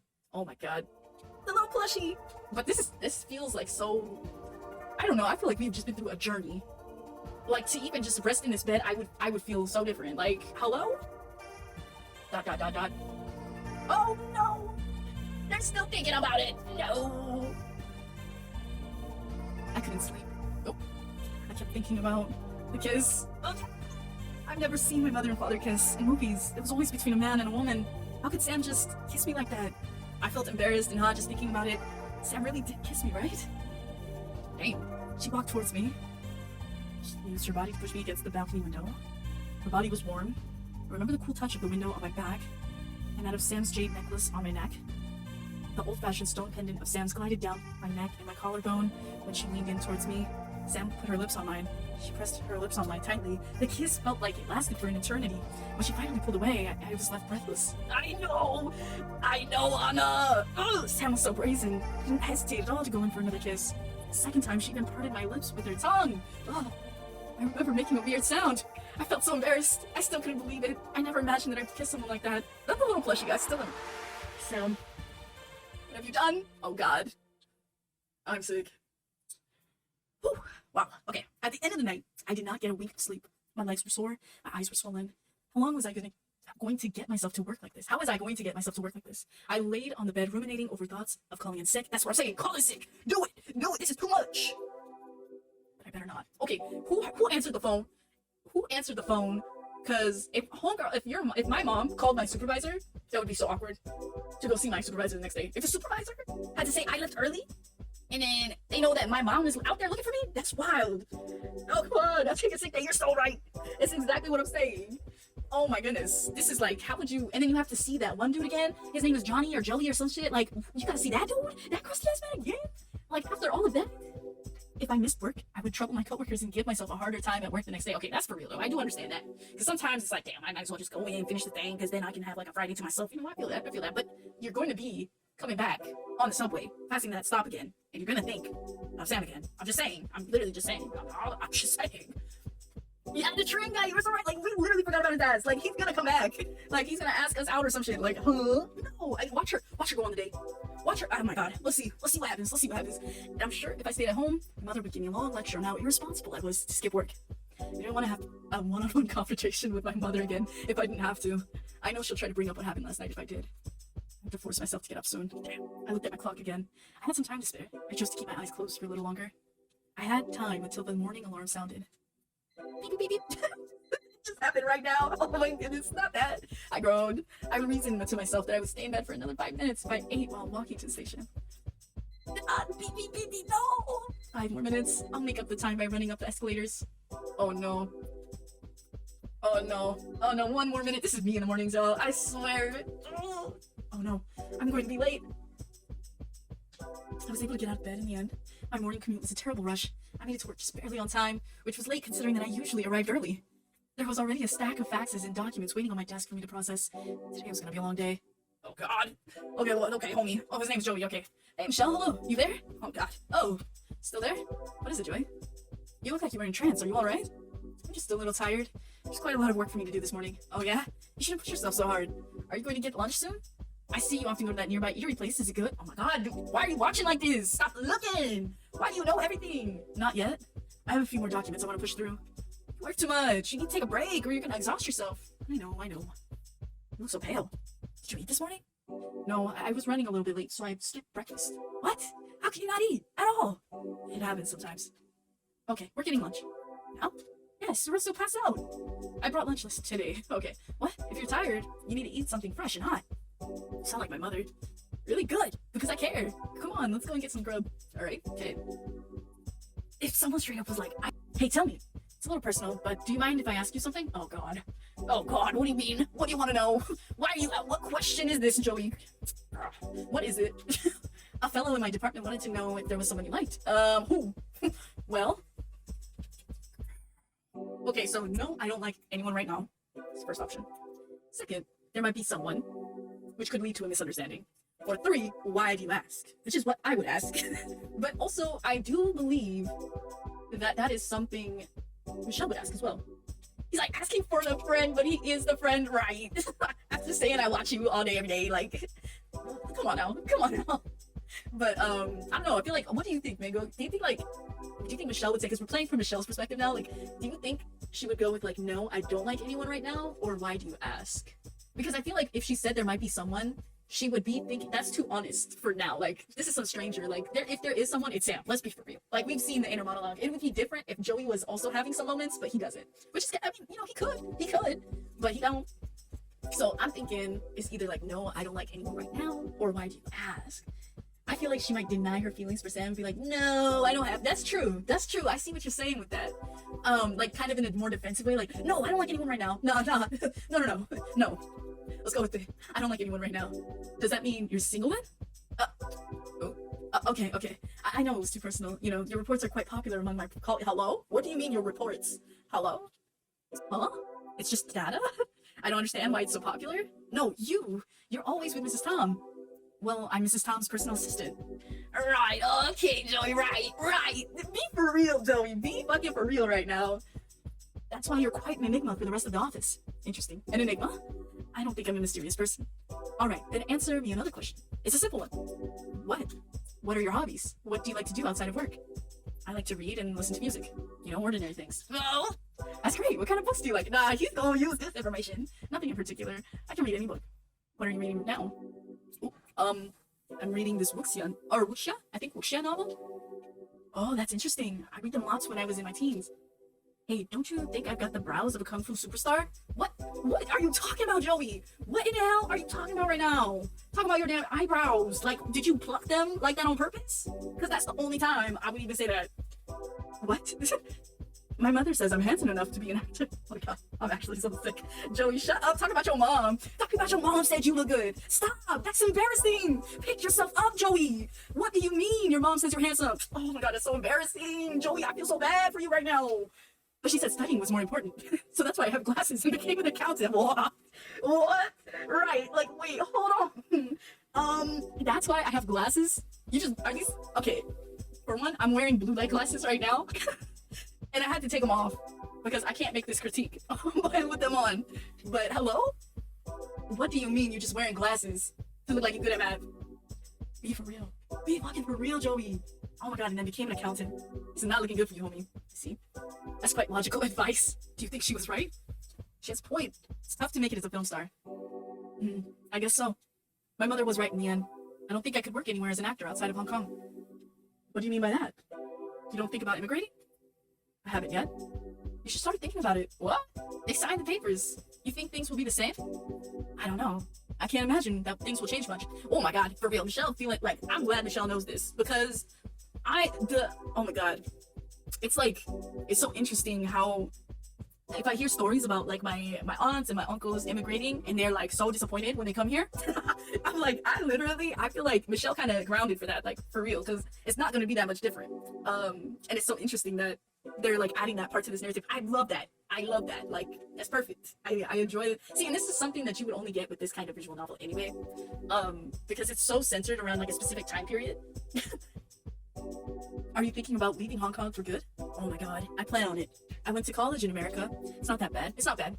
Roads and houses are huge. Everything, including the food portions, are bigger. My dream is to own a big house and with a big yard and raise a family. See, it's quite an admirable dream. So why didn't you stay in America after finishing your studies? Because he came back to look for a girl. Let's be for real. He trying to take you. He trying to abscond with you. I swear, if this ends in a damn airport chase, I'm going to be livid. I'm going to be livid. Because I don't want Sam taking a taxi, going to the airport, having to go call all of this stuff, taking her ass from Joey. She don't need to be with Joey.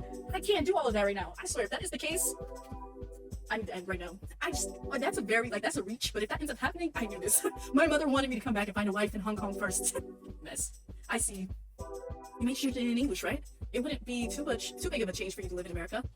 You still looking at her like a fucking portfolio? Like, hello? Like, why are you looking at her resume like this? Oh my god.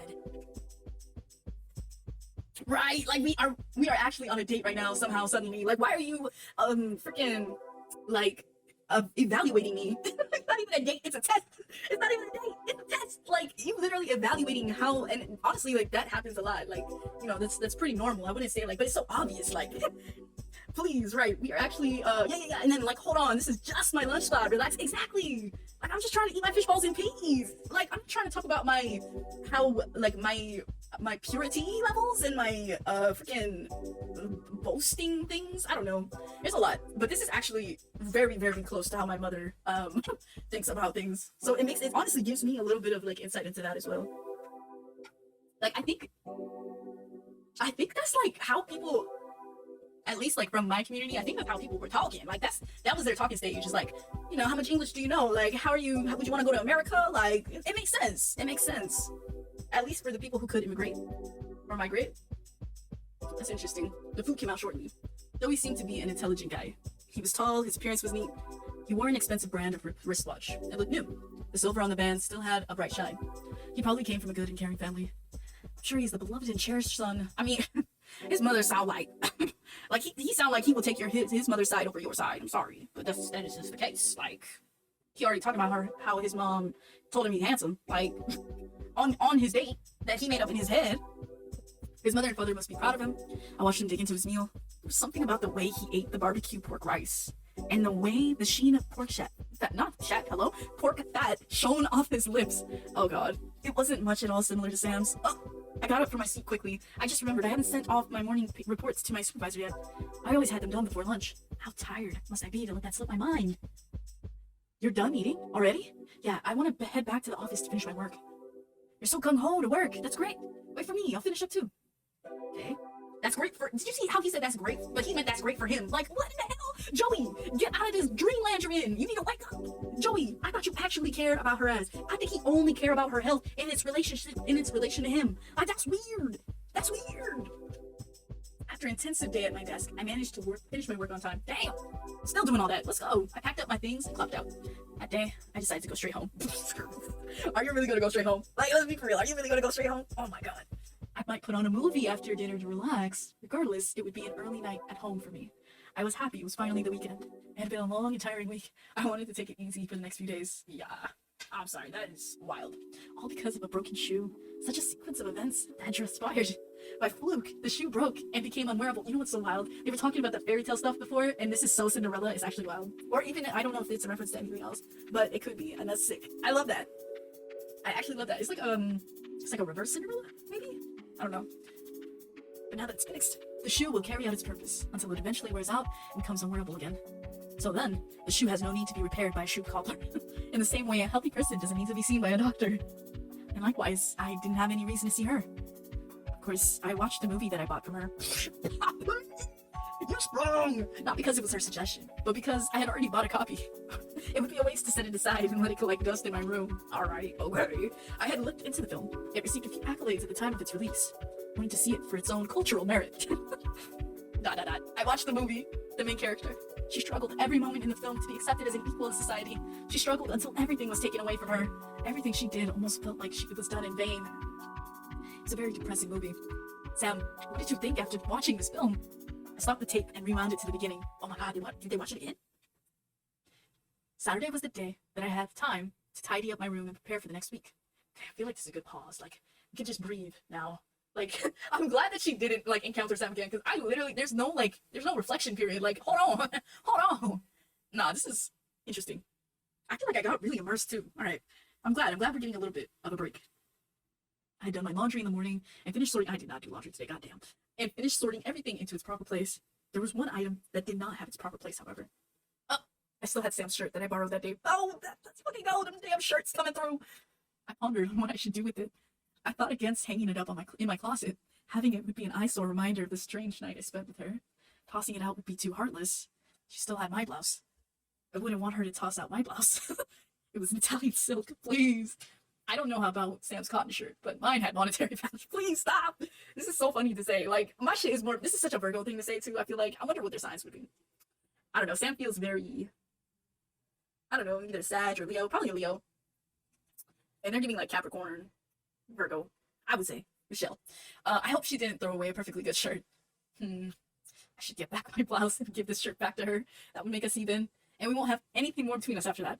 Right. Okay. Whether I'm going out today or going out, Who are you meeting? I'm meeting a friend. A friend? Yes, a high school classmate. Where are you meeting? Just at the markets in Mongkok. We'll look around there and have a lunch nearby. The skirt you're wearing is so short. Oh God, please stop! Stop commenting, please, Mrs. Chung. And white color? Anyone can easily see your white underwear. Mother, no? You should change your pants if you're going out alone. Oh my God. It's fine, Mother. It's dangerous, especially in such a busy place. Everyone dresses like this on a hot day. Really? I'm not going far, and I'm not planning to be out long anyway. And when you come home? Oh God, this is feeling like my mom. Oh Lord. Oh Lord. Okay. I'll be home by dinner. Okay. Make sure to come home earlier. I'll make your favorite fish small soup. Oh, they love fish. I didn't know they like fish like that. Why were they getting barbecue pork all day? What? All right. I can't wait to have it. I'll be back home soon. Bye-bye. All right. Okay. I lied to my mother again. It wasn't anything. The truth would confuse and trouble her. I mean, it's not, is it? Was that a lie? My mother raised me quite strictly. It wasn't until after I finished high school that she eased up about going out to meet with friends. In the past, she had to vet and approve who I was seeing before she let me leave through the door. So for me to explain to someone like Sam, it was obvious I had to alter the truth. She would be concerned if she knew I had just met her, just by chance in Mongkok. And she would be bewildered if she knew I had gone with her to a pub. I would not even know where to begin with my mother if I had to explain the nature of our relationship. Little things such as celebrity gossip and drama were consternation to my conservative mother. How could she even process the concept of two girls being in such a relationship?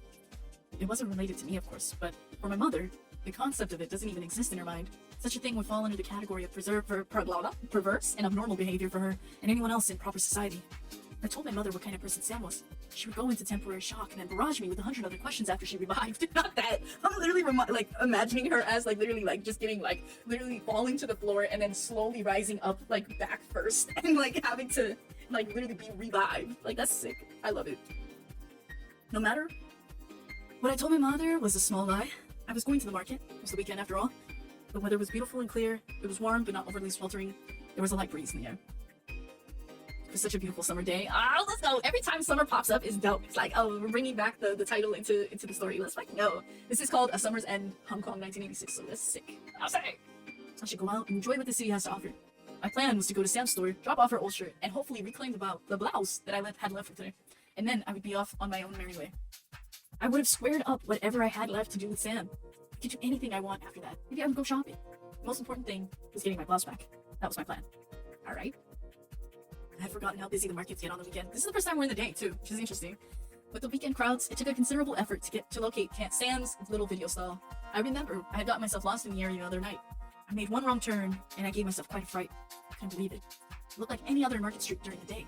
There were so many people out and about. All the stores were open. It was hardly eerie. Now what street was Sam's store on again? Oh, they're gonna get lost. They're getting lost. Oh, when I arrived at her store, okay, they didn't get lost. I found that the gate panels were shuttered. The store was closed. Did she step out for a break? I looked closely and saw a note stuck on the shop panel. It said the store wouldn't be open today. I half expected that this would happen. I wasn't too surprised. Sam seemed like the person who let go of her business on the busiest day of the week. But really? Today of all days? I couldn't believe it. Was she always leaving her store in the middle of the day like this? What should I do? Came all this way. Didn't want to come here again if I could avoid it. Should I go to her apartment? But how would I know that she would be home? Could I locate her apartment if I tried? It wasn't too far from here, but all the buildings and streets looked so similar, and the neighborhood looked completely different at night compared to the day. No, I barely knew her. I couldn't go knocking on her door unannounced. But I stood on the sidewalk contemplating. I got strange looks from people in the area. I felt uncomfortable. Sam's store was not exactly in the best area of town. I should go. There's no point in waiting around here. I would have to write off my blouse as a loss. I started my way back towards this train station when I felt the hand of someone slap my back quite hard. Not this person! Oh lord. I turned around. I was upset. I had no patience to be accosted today. What is it? Huh? Hey, it's Michelle, right? That's that bar owner, Cecilia. She had a pair of oversized sunglasses on her face and dressed in bright, flamboyant colors. If she did not have such a signature way of styling herself, I wouldn't have recognized her so easily on sight. Cecilia? The other night, you and Samantha left so early. I didn't get a chance to see you on the dance floor. Sorry about that.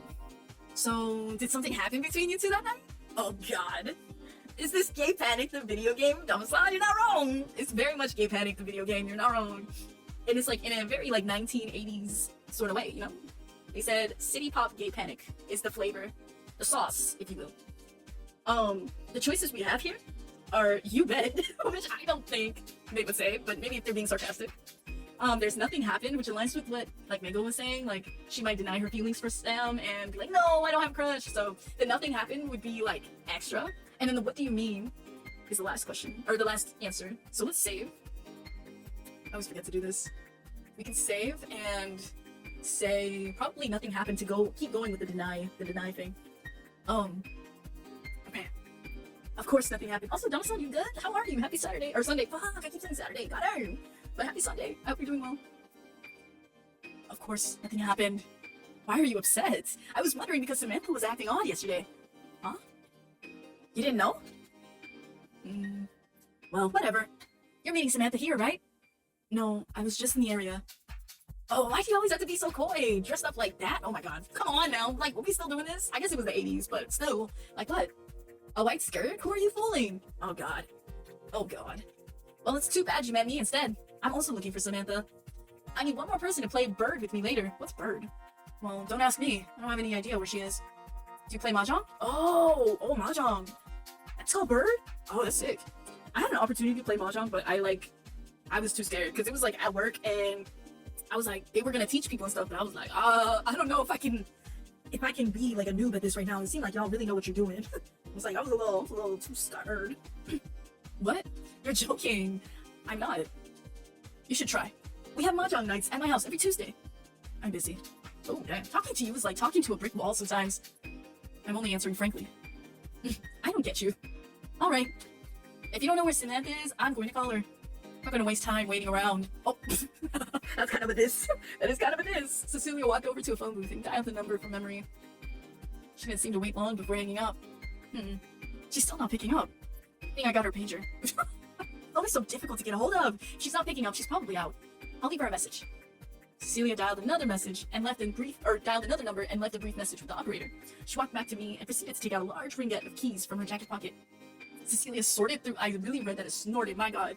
Yo, she said, hello. Oh, thank you for coming in with Alora's art stream. I appreciate it. Oh, Alora, you did art? Amazing. I'm so sad to have missed it. But I'm so happy that you're doing some art streams again. And yeah, welcome in, GBZ. We're playing The Summer Then Hong Kong 1986. 1986. So, you know, it's a good sapphical time over here. You know, just trying to have some fun. We've gone through ups, downs, roundarounds. It's classic visual novel behavior. But thank you for popping in. I appreciate it a lot. Cecilia started. Wait, you stream, right?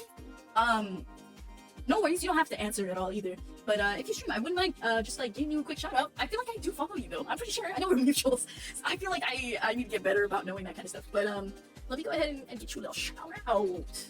Gotta do all that, you know what? You worked on one of those sketches you mentioned from earlier. Yay! Alora, let's fucking go! That's hype! I appreciate you sharing that. Let's fucking go. Cecilia and I'm gonna check out the VOD. I'm gonna go check out the VOD after we finish this novel.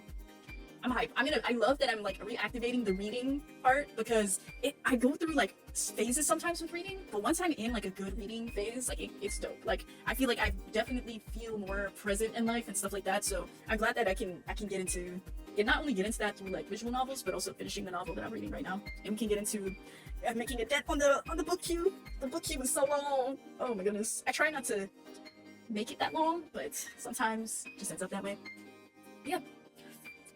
Cecilia sorted through the set of keys until she found a small silver. Oh, that's right, she's the landlord. I forgot. That's true. Until she found a small silver one that she used to unlock Sam's store gates. She pulled the gates halfway up and gestured to me to go inside. Okay. She should get a message soon. Just wait a bit longer for her. She's usually good about answering messages. I was actually about to leave. After I went out of my way to help you? I've already waited long enough. I'm going now. I didn't make plans to meet her anyway.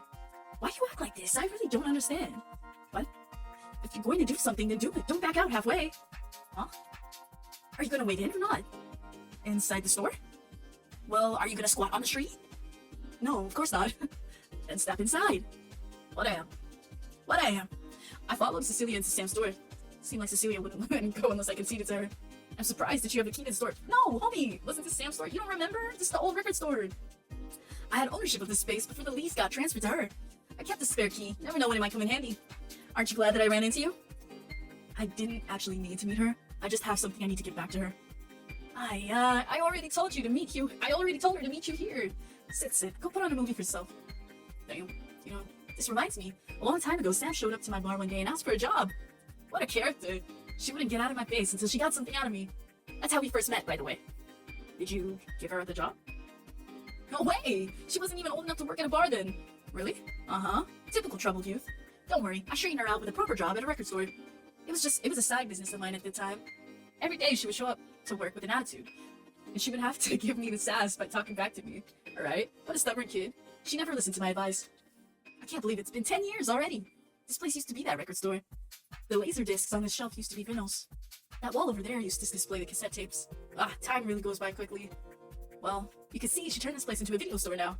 She finds a way to make things work out somehow. That's her. Oh, so this was first? So she got it as the record store and had to change it up. That's so interesting. You seem to know Sam well. Of course, we go way back.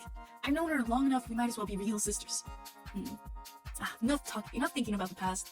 I have to get going. Here, take the spare key. If she's somehow a no-show today, just lock the store back up and throw the key into the mailbox. You're gonna leave me here? Why would she stay with you? Like, be for real. She look like she got things to do. If you don't mind. I have dim sum brunch plans. I have to get going now. Oh, yeah, of course. Have a good night. And, no worries. Thank you for the lurk. Have a good time putting your baby to bed. Wait a minute. I'm not gonna wait all day for someone I don't even know that well. I only came here to give back something I left with her.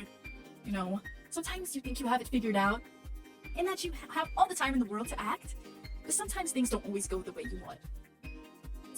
What you desire the most can slip out of your hands suddenly and without warning.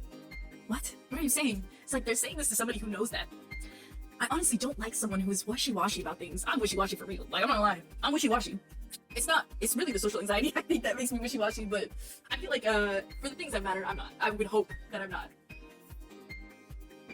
They complain when things go wrong, but they have no right to complain if they've been sitting on their hands the entire time. Alright. I don't understand why Samantha isn't... Why am I rambling to you? Let me ask this clearly. Are you pursuing Samantha? Huh? Are you?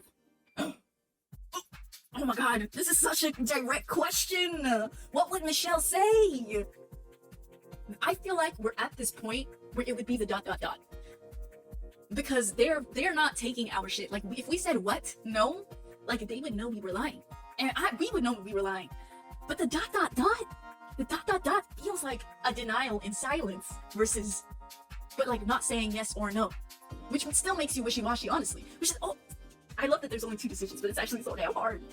Okay, we'll save this. I wonder what they say, if you say what, no. Like, that's such an interesting response to that, right? Because at least you're not wishy-washy. Well, you are kind of wishy-washy because you're gonna backtrack later. Or you just don't say anything and you're still wishy-washy. I'm gonna go with the ... They're gonna hate us even more. I just have some business with her. To be successful, you have to take the initiative. Don't be afraid to take matters into your own hands. I know that. Pride is important, but there are other things to consider as well. Right, Anna, right, them ... dots be hidden. Ellipses for the win. I'm sure you'll understand this someday. Ciao. Like what? Ciao. What? No, hold on. Ciao. Bye. Oh my god, I'm so sick. I love when they do that. Oh my goodness. Cecilia walked away in a huff. She seemed agitated about something. I saw her get in a cab, and she disappeared out of my sight as quickly as she came. I was left alone in Sam's video store. I got the gist of what Cecilia was saying to me. Was she actually trying to help me, or was she just antagonizing me? Probably both, not gonna lie. I didn't understand why she had to bring it up. I looked outside, no sign of Sam. I walked back into the store, and took a seat on the folding chair that Sam had left out. I didn't understand why someone like Cecilia would trust me with the key to Sam's store. I think that's actually hilarious. Like, for real, you just left it with some stranger and left the door open? Like, that's hilarious. I suppose there wasn't much for anyone to steal. Check my watch. I'll give it half an hour. You know what's gonna be wild? If I see this scene turn dark, like I'll give it another half hour. Kind of like that repetition from the alarm clock. Oh, that would... I'm ready for it. I didn't want to wait any longer than I already have. I didn't meet Sam today. I suppose I could leave the shirt I borrowed from her in the store. I washed it and had the consideration to bring it back to her. At least I won't owe her anything anymore. ... As time went by, a few people had knocked on the half-open gate and inquired if the store was open. I had to inform them to come back another day. There was a good number of missed opportunities for sales. Such inconsistency must not be good for business, I thought to myself. I waited. I had read through every movie title she had in her store, though none of them had really caught my interest. I turned on her television. Sam had left a movie in the VHS player. I watched a part of it. It was almost near the end. It was a black and white Japanese film about a young woman who was pressured by everyone in her family to marry. After much resistance, she eventually decides on marrying an older, widowed man. That's how the film ends. Oh, I love that. Oh, she waiting on homie to die. Oh, I love that. Oh, she ready. She was pressured and married this old-ass man. Oh, I know exactly what she was doing there. Same. I would have done the same thing. Rip. I glanced at my watch again. It was about time I got going. I put down the bag containing Sam's shirt on the counter. I turned off the television and the lights, and I stepped out of the store. I pulled the gates all the way back down. With the click of the lock and the plonk of the key thrown into the tin mailbox. So ends my short run as a shopkeeper. Perhaps I'll return to this post again someday. Whoa, okay, I didn't know he was all about that. Alright, just kidding. Shut up, why is this? Nah, not this. Alright, okay, I see what you're doing. I see what you're doing, narration. Y'all didn't have to do me like that. Wow. As I was about to leave, I heard a voice call out to me. Michelle! Oh my god. I looked behind me. It was her. It was unmistakably Sam. I recognized her quickly. She was waving her arms at me from across the street. She wore a jean jacket and with matching cheek shorts. Not this denim look, let's fucking go! Her jacket looked bulky and heavy, while her shorts looked thin and ragged. Judging by the length of her shorts, I knew clearly that Sam was not a person who was shy to show that. Has she no shame? Oh lord. Not this. I couldn't get why she was like this. Sam could be feminine one day, boyish another, and something in between the next. I could never pin down her style. Something about it made me feel irritated that she could just be so free like this. Sam was smiling. She shouted my name again, pronouncing it loudly, again to the open streets. I had already acknowledged her with a slight head nod. There was no need for me to yell back to her. I waited for Sam to be next to me before I replied. Sam jogged lightly towards me. She skipped across traffic, nearly causing an accident. Sam ought to be more careful. There was some sweat on her brow. She looked out of breath as if she was in a hurry today. Oh, she ran over! Oh my god. I saw that Sam was holding a bike helmet and a large bouquet of flowers. Hello?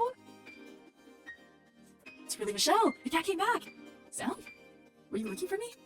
Don't pout, okay? I'm here. What are these flowers for? I'm not pouting. You really gave me trouble looking for you. Oh, I thought you wasn't looking. No, I thought you wasn't looking, Michelle. Alright, okay. Well, you found me. Oh, okay, we go dot this, alright. I came to give back your shirt. I left it on your store counter. Thank you, I forgot all about it. How'd you get in the store, though? I ran into your friend Cecilia on the way here. She had let me into your shop. It's locked back up now. I just put the spare key in the mailbox. I heard a little from her message. That's strange. I didn't know she had a spare key. Well, that's something you have to sort out with her. Can I get back the shirt I left with you at the cleaners? You picked it up, right? Of course I did. Can you get it for me? I'm sorry, I have to be somewhere soon. Can I grab it for you later? I have to get going. It's an important day for me. I promise I'll give it back after. Oh, okay. Sam had her own plans too, huh? Yeah, she's a human! Like what? I was not surprised. It was a beautiful sunny Saturday. I should have expected that she had her own plans and people to meet. It's not like we were friends, we were barely acquaintances. But I couldn't help feeling a bit inquisitive. What's with the big bouquet of flowers in your hands? This is for a special lady. Oh god. So now you're gonna get jealous. Okay, Michelle, alright. I would have gotten you a bouquet too if I had known I was going to see you today. Huh? No, I don't care for flowers. Would you like to meet her, Michelle? What? No. I'm going now. After coming all the way to meet me? Since you're here, I want to introduce you to her. It's her mom. It has to be her mom. This is the time. This is the time the mom comes back. No, Sam, I have plans already. That's too bad. I'm heading to Tsai Chin. Tsai Chin? Yeah, it's a lovely day to be by the ocean. If you can, I'd be happy if you come with. I don't really... It'll be fun. Let me grab a spare helmet. A helmet? I'm taking a scooter. A scooter? Like a motorbike? Yes, of course. It's dangerous. Why do you need something like that? You can take the bus everywhere in the city. Well, sometimes I need something to help me move stuff around. It has a hefty compartment box for storage, and it's pretty good fuel economy. I would say it's no more dangerous than the minibus. Oh, they have this thing with, like, transportation, like they never got their driver's license, anything that's kind of dangerous in, like, in a vehicle kind of way. I see that the trauma is, like, jumping here. I almost forgot about that, but yeah. They say they keep to speed limits, but you know how fast it can be. You have a point. I always feel like I'm going to fly out the door when I'm on a minibus. See? So you'll be coming along then? I don't know. I have some plans in the evening. Let's see. Will it take long? No, just the afternoon. I'll come. But only if you promise that you'll give me back my blouse. Of course. And that you'll be bringing me back home by nightfall. No worries about that. Okay. Alright then, let's go. Somehow, I had let myself get caught up in her pace again. A part of me was a tiny bit curious to know where Sam was going. It had been a long time since I went on a leisure trip with someone. This person is so open to, like, be including somebody in their plans like this. Tsai Chin is close by. It's not much further than my commute to Hong Kong Island for work. I decided to go and come back. And that'll be it between us. Oh my god, please, please! Sam brought out her scooter from around this corner and had me ride on the back seat. She went into her store and grabbed a helmet for me. I put the helmet on and gingerly put my arms around Sam's waist. Oh god. She started up the bike with a jolt. Oh! Our small bike navigated the city streets with ease. We turned onto the highway, and within minutes, we could put the high-rise buildings behind us. I held tightly onto Sam. It wasn't for me to feel close to her. I held onto her waist as tight as possible for safety's sake. For safety's sake. It was my first time on a bike like this. If I knew I would be on a bike today, I would have never worn a skirt. So breezy. I didn't like it. Sam seemed comfortable sitting in the front. She could put her feet flat down on the scooter and sit up straight. The footrest for the passenger of the seat of the bike was too far back for my feet. I had to lean forward and straddle the seat with my thighs to keep myself from sliding off. I didn't like that my bare legs touched Sam's. I felt cautiously sticky. It was a humid summer day, and despite what Sam had said about the minibus, no matter how fast we went, at least the bus had a protected metal cage forming a barrier between the human body and that of a speeding roadway. That's true. You're holding me so tightly. You don't have to be so scared. You're going too fast. I thought you said this thing is slow. I never said that. It's shaking so much. Are you sure we're going the speed limit? I am. I'll slow down a bit for the corner ahead. Just lean in towards me. What? Ah, you almost flipped the bike. Oh my god. This is hilarious, but also, like, I feel bad because they don't know the trauma that's happening here. So, like, they're just like, what is this? What do you mean you're exaggerating? What is this old thing? It's not old. It's actually brand new. Can't you drive something safer? It's safe. I'm off at the next bus stop. I'll get there myself. Come on, Michelle. Just focus on the view. Look, on your right. You can see the ocean now. I can't see anything with your hair in my face. Oh. Not the oh. Okay. Let's make a pit stop then. Quickly! Sam pulled over onto the road shoulder and made an abrupt stop. I took off the helmet and I cautiously looked out. That's cute. That's cute. The sight of the ocean glowing with sunlight was certainly dazzling. It was a gorgeous day. The wind against us was pleasant. I could hear the sounds of boats in the distance. Sam stepped off her bike and gestured for me to take her hand.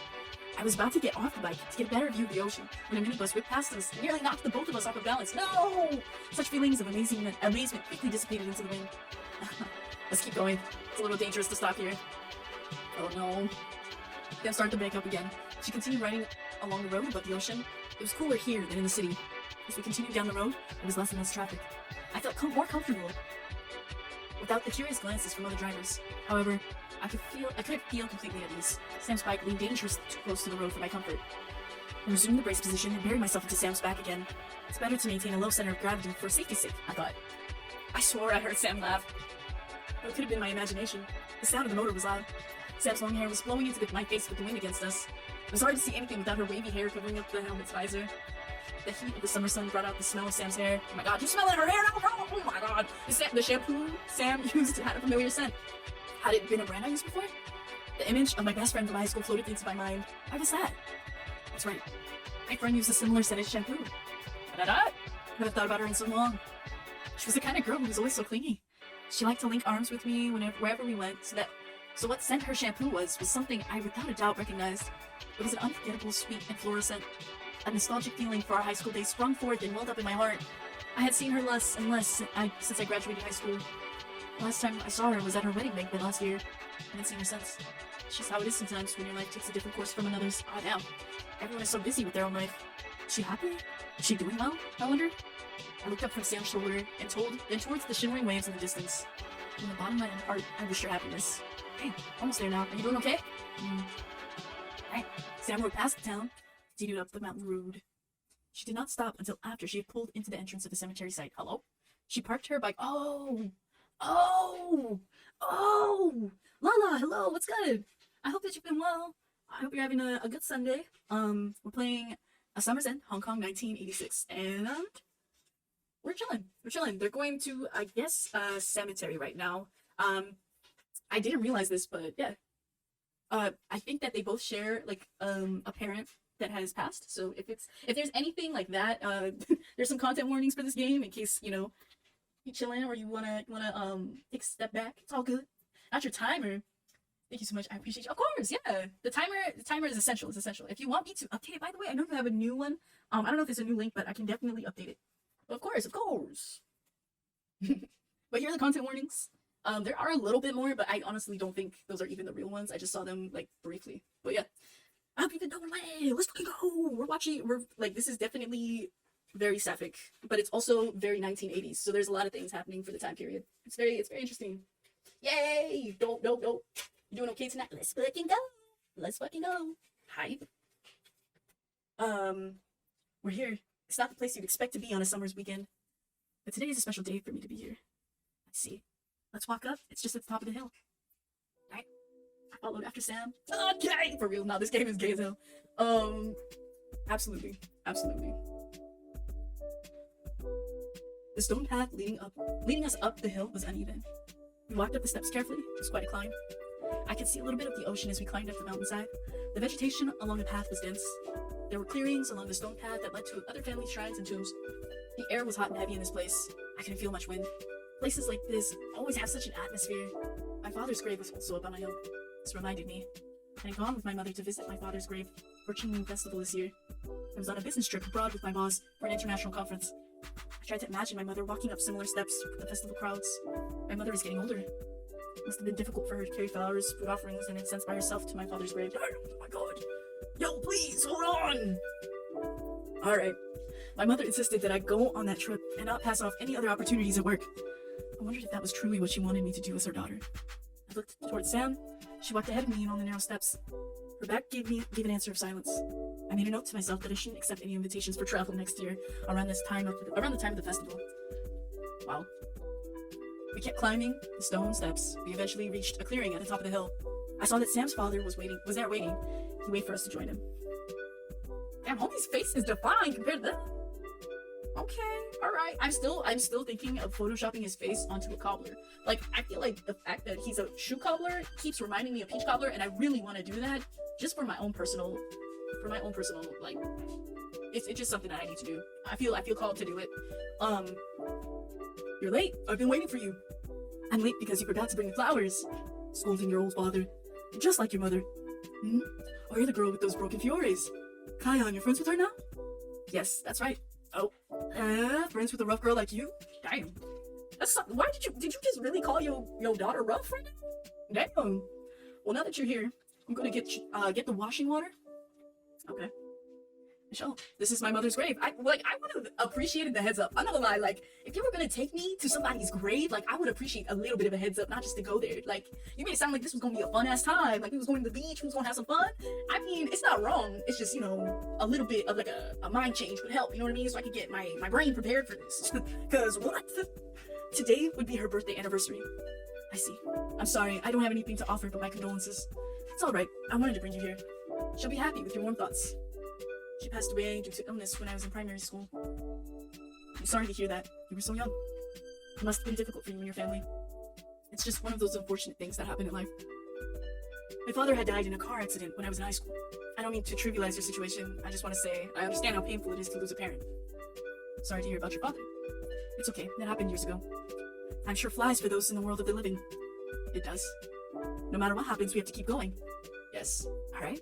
Sam said, wait, what's happening now? Like, what is the point of that specific dialogue? Because I guess maybe that's just to show their feelings about the situation and how they react.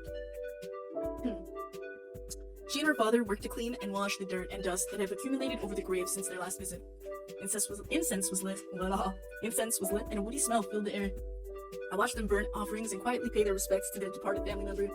I lit a joss stick and prayed a small prayer as well. My heart felt heavy. Damn, this music kind of doing that, though. Michelle? You're crying, are you alright? Oh, I am? Is you? I haven't cried over the death of my father since I was in high school. Memories that I had with him came into my mind for the first time in many years. Perhaps it was the combination of the incense smoke in my eyes and none of the Sam's words that have touched my heart. I thought of Sam's mother, too. I imagined a scene of her in the hospital bed. Why are you imagining all of this?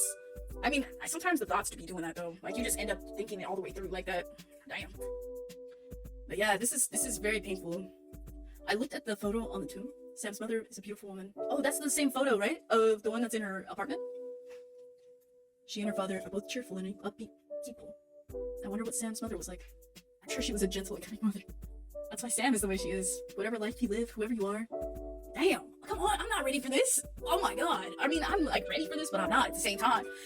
Death will be an inevitable fact of life. Sometimes death will come in. Oh my god, yo, chill.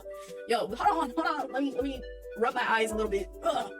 Sometimes death will come and rob from us someone that we love suddenly and without warning. Those in the world of the living just have to carry on. Someday my mother, Sam, everyone that I know. Oh my god, come on, yo! Alright, my father, would he be proud of me? My life kept moving forward year after year, and he remained in my memory. Did I forget him entirely one day? Here, Michelle. Thank you. Thank you for bringing me to this special place of yours. Oh my god. Oh no, it's like, this is literally hitting like, it's why are we getting, I mean, usually with this stuff, existentialism, you know, it's real close. It's real close. But, my god. It's a lot to read at 9 p.m. on a Sunday night. But we gotta get through it. Gotta push through. I wanna see the end. I feel as though this is like, you know, we had the climax a little bit, but this is like the emotional one where there's like even more. There has to be some kind of like, there's gonna be like one more piece of like action and then like the end. I feel as if that might be the case, but who knows? Don't be saddened. We have to live each day with pride and integrity. To be, oh gosh, to be good and decent people. That's what will make our parents and ancestors proud, I think. Rituals are important, but sometimes they're more to let those left on this side heal and carry on. Yes. Sam said these words with wistfulness. She stared at her mother's photo. She seemed lost in her own thoughts. Sam was smiling softly, but there was a loneliness in her expression. I stood in silence with Sam until the last incense stick burned out. It was Sam's father who broke the silence. Kyan, I'm heading back first. We're not having lunch in Tsai Chin together? No, you girls enjoy yourself. I'm going ahead to meet my old friends. Okay. Nice to meet you again, young lady. Thank you for having me here, Mr. Wong. Okay, bye-bye, you girls be safe. He said bye. The way they exit is hilarious. Like, they just zoop. Let's have lunch in Tsai Chin then. It'll be good to get some fresh air by the sea before we go. Okay. We walked back down the hill. Air felt lighter again. Yet there was something that still weighed heavily in my heart. It was a dreary and lonely feeling. I wasn't sure what it was. I got back onto Sam's bike and hid my face behind her back. I didn't want her to see my teary-eyed face. My mother had always said that it was ugly to cry. Damn! Yo, chill! Oh my god. Not that it's ugly to cry. Hello? I took her words to heart, even from a young age. I never liked to cry in front of others. And at this moment, I especially did not want Sam to see me crying like this. My god. But I couldn't help it this time. The tears kept trickling out of my eyes. I haven't cried in so long. I guess my tear ducts felt it was due time to just let it all out. Sam didn't say anything. Though I'm sure she must have felt the patch of wet tears soaking through the clothes on her back. I'm sick. Like, nah, like crying that much, the whole back of the jacket, and she wearing a jean jacket. It's a jean jacket. And it's getting soaked up like that? Oh my god. My goodness, like, yes, please cry, but holy. I had to collect myself. There was no reason for me to feel, what do you mean no reason? There's at least 10,000 reasons to feel sad or upset. Your mom just calls crying ugly. That's a bit, that in and of itself is enough to feel sad and upset. Oh lord, I didn't come here with Sam to feel sentimental. I cried so much, I should eat something to restore my salt balance. Oh god, I'll eat something quickly with her and have her take me home. That was the plan. Oh my god, the way the plans never work. The plans never work. Plans never work. Michelle, you get it together, girl. Stop planning. It was a short ride to the seaside fishing town of Tsai Chin. Sam parked her bike near the ocean promenade. We stepped off to the backdrop of shimmering ocean waves and we took a leisurely stroll along the water. There were people lining up to buy fresh seafood from the fishmongers. Docked at the piers. I need to know what the word mongers means. I'm very confused by the word. This music is reminding me of like some random, like, I don't know, it's not like, it feels very like chat room. Like, I know Guy Online would have these, but like, you know, like random like chat rooms and stuff that you would go into with like your mini avatar and just walking around. This is what that music reminds me of. Yeah. Thank you for your patience, y'all. I took a couple of bites of Chipotle too. It was a good one. Yes, exactly. Yes, like fun little arcade music. You feel like you should go play Pong. Let's go. Hey, you got Pong around? You got some of that around? That's kind of dope. There were, okay, we got it. But yeah, no, I feel like anything that's kind of like, it's really hard to make music. It's hard to make music, and then on top of that, like, it's hard to make music with atmosphere. Like, I'm sure once you kind of like learn how to do it, it's easier. But oh my god, like, to like specifically make this vibe is actually wild. There were people lining up to buy fresh seafood from the fishmongers docked at the piers. The area was bustling with activity. Everyone seemed to be in a cheery mood today. Hey, it felt as if we'd gone to a faraway place together. When you're in Tsai Chin, you have to have seafood. And she likes fish. Like, I didn't even know that she liked fish, but apparently she liked fish. Is that so? Of course. Have you been anywhere? Have you been around here often? No, not often. I think the last time I came here was maybe in junior high school with my parents. I see. My mother's ancestral home is in the village around here. So I've come around here in the past. The village? Yeah, she's of Hakka descent. Oh, there are a lot of Hakka villages in Tsai Chin, right? Yes, though many of them sit empty now as more people have moved into the city. I see, that's too bad. It seems like a peaceful place to be. The changing economy causes people to move. It's not anything new. Migration has always been a part of our culture. Oh, let's fucking go. It's a part of survival. Still, it's sad to see an empty village. culture and identity can live on in one way or another, as long as we don't forget our roots. It's true.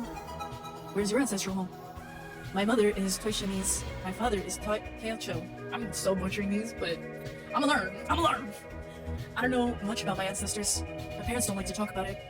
A lot of things were lost after the war, and all the things happening then. This is so true, because war actually does so much. Like, it's honestly so... A lot of, like, what my parents went through, because they're also from, like, a post-war kind of... Not really post-war, but, like... It was both. Like, they were, during wartime, like, affected by it, and also tried their best to, like, escape it, so they have, like, a post-war kind of...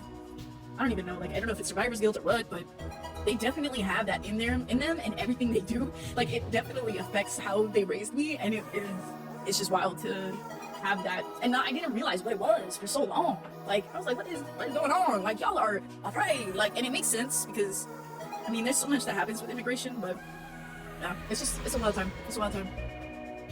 Shameful to say, I never visited my father's or my mother's own village home. I don't even know where it is. Let's see. That's alright, you shouldn't feel ashamed. Their legacy lives on through you. Through a beautiful combination of their heritage. Oh, her. That's a compliment for you. You know, my mother wasn't very much a traditionalist. I can't say I'm really close to her side of the family. Is that so? Yes. She left the village when she was young and found work in a theater company. Aka women have a lot of expectations from their family, so what she did was quite shocking. You could say she was quite wired for the time. That's wild. It's incredible. I look up to my mother. My father, too. They're strong people. Sam. My dad's side is Teochew, so we have something in common. Right, Michelle? That's right. There's a place here with delicious Teochew. Is it Teochew? Teochew. Oh, Teochew? Maybe? Oyster congee that we can try. Yeah? You don't like seafood? I don't mind it. Oysters are high in cholesterol. You have to be careful not to eat too much. They stay talking about stuff like this. I'll keep that in mind. Why don't we get something to eat? We can look around the town after that. We came all the way here. We should make the most out of today. Okay? Alright. Oh, this looks so cute. I swear, it is so hard to draw these damn landscapes. If I was in charge of drawing something like this, it would look so busted. Like, I'm honestly more of a character illustrator, if anything, and even then, like, there's just something about landscapes that have very, like, defined edges. Like, it's real hard to get this, so this looks dope. She navigated the small streets with ease. It was a lively summer day. The town streets were busy with people shopping and eating, but a video store hold its own here? It was a question I asked myself. After a few turns left and right, Sam brought me to a small seafood restaurant quite away from the waterfront. It was already busy, so we were seated at the table outside. I can't believe she out here envisioning a life with Sam in this damn city. What in the hell? You said nothing. Like, the denial was real for so long. This is the wishy-washy that homegirl was talking about, and I believe it. I believe it. It was warm. I felt my own sweat drip down my neck. For the first time this season, I felt that it was truly summer. This restaurant is much beloved by locals. They're known for their fried kissing shrimp. Mantis shrimp. Same thing. Isn't that something with even more cholesterol compared to oyster? Well, we're here. It's a place known for their seafood specialties. Why don't we try it? Have you tried it before? I haven't. I saw that the restaurants by the pier have it too. We didn't have to walk all the way to town then. Trust me, it's really good here. Alright, I'll try it. Let's order. We sipped on iced tea while waiting. I noticed that people seem more relaxed here. I saw some people sitting outside, some people enjoying a cool drink in the shade. Things move slower here than in the city. It didn't take long for food to come out though. I was about to take a bite when I felt something wet touch my leg. Hello? What? Something touched my leg. Sound? What? Oh, it's just a cat. My god, please. Why did you automatically assume it was her? Where are we going here? Hey, little kitty, are you hungry? Meow, meow, come here. Like, why are... Oh, now they got me out here saying meow, meow. I'm sick. I'm sick. The cat's so cute. A calico cat was sitting underneath the table. Sam was petting the cat casually without concern. Touch it? Why? Wait, why though? Why not? She's stray. How do you know? So what? Look, she's so friendly. Come on, reach out your hand. Why? She wants your attention. Don't be mean to her. Alright. What should I do? Pet her? Yes, scratch her cheeks. Okay. Oh, she's purring. She's rubbing against me. Keep petting her. Oh god, this is so... She's kind of cute. Oh, now you think she's cute. They love animals, so it's so interesting that was their initial reaction. Why don't you give her a piece of shrimp? Oh, do we feed a cat? Do we feed the cat or we don't feed the cat? If we don't feed the cat, that would be sad. But also, cats can eat shrimp, right? Like, it's not gonna... There's no consequence, really, right? I think we have to feed the cat. I think we have to feed the cat. Come on! I fed the cat a piece of shrimp. The cat took a piece of shrimp in its mouth and it scurried off. Her. Oh, she ran away. It's like that sometimes. The cat appealed to my emotions and manipulated it for her benefit. True. What's that? Don't be sad. She'll come and play with you again. I'm not sad. They're sad. Oh, they're so sad. Please. Okay. Don't mind. Let's eat while the food's still hot. All right. How's the food? It's delicious, right? Oh, here comes the fish. Huh? That's a whole steamed fish. How many dishes did you order? 5? That's way too much for the 2 of us. You said you never really ate seafood here before. Don't worry, it's on me. I want you to try it. Okay. Dilute it with the rice. That's not how it works. How about we feed the leftovers to the stray cats? No! Don't lure them to me! I'm just kidding. Let's just enjoy the meal. We can worry about the leftovers later. Okay. Alright. Yo, what? We made one final visit to the pier. We leaned against the metal railings and watched the boats come and go. And you could just say I want to go! I feel like that's so interesting. The sun was still high up in the sky, but even the fishermen had to eventually pack it up for the day. We started our walk back to where Sam had parked her bike. It's about time for me to confront Sam. Would you like to head back now? Or is there something else you want to see? I want to go. I was going to say it when a sign had caught my eye. What's this sign about? Stargazing and summer camping tour? What's that? Ah, there are a few camping sites around here where you can see the stars quite clearly. Really? This close to Hong Kong? Yep, just over the other side of the mountains. On a good night, you can see the whole Milky Way. It's absolutely beautiful. Oh my god, they're gonna look at the stars again, please! Please, that's so romantic, stop! I've seen it only a few times. It's a really unforgettable sight. Really? No way, I don't believe you. We're still so close to the city. Can you really see it with all those city lights nearby? You can. Are you interested in seeing it? I've never seen the constellations before with my own eyes. Growing up in the city, it's hard to see much of the sky besides buildings and towers. There's always the planetarium. It's not really the same. Alright, why don't we go have a look? Huh? I can't. It's too far. It's not that far away, just a little hike. I'm not dressed for hiking, and I didn't prepare anything for it. Don't worry, it's an easy walk. Let me buy some snacks and drinks from the corner mart and we can go. I don't think I should. It sounded like you wanted to. But also at the same time, I wanted Sam to tell me her intentions. Oh, okay. I didn't want to talk about it, but I couldn't leave such a big issue hanging between us. I wanted to know more than anything what she thought about it. I wish I could say this to Sam, but I couldn't spit out the words. Oh, okay, I see. The other night, I was too forward. I apologize. I understand. I get it if you feel uncomfortable around me. Sam, I still want to be with you more, talk to you more, and learn more about you. It doesn't have to be today. It can be another time. Would that be alright with you?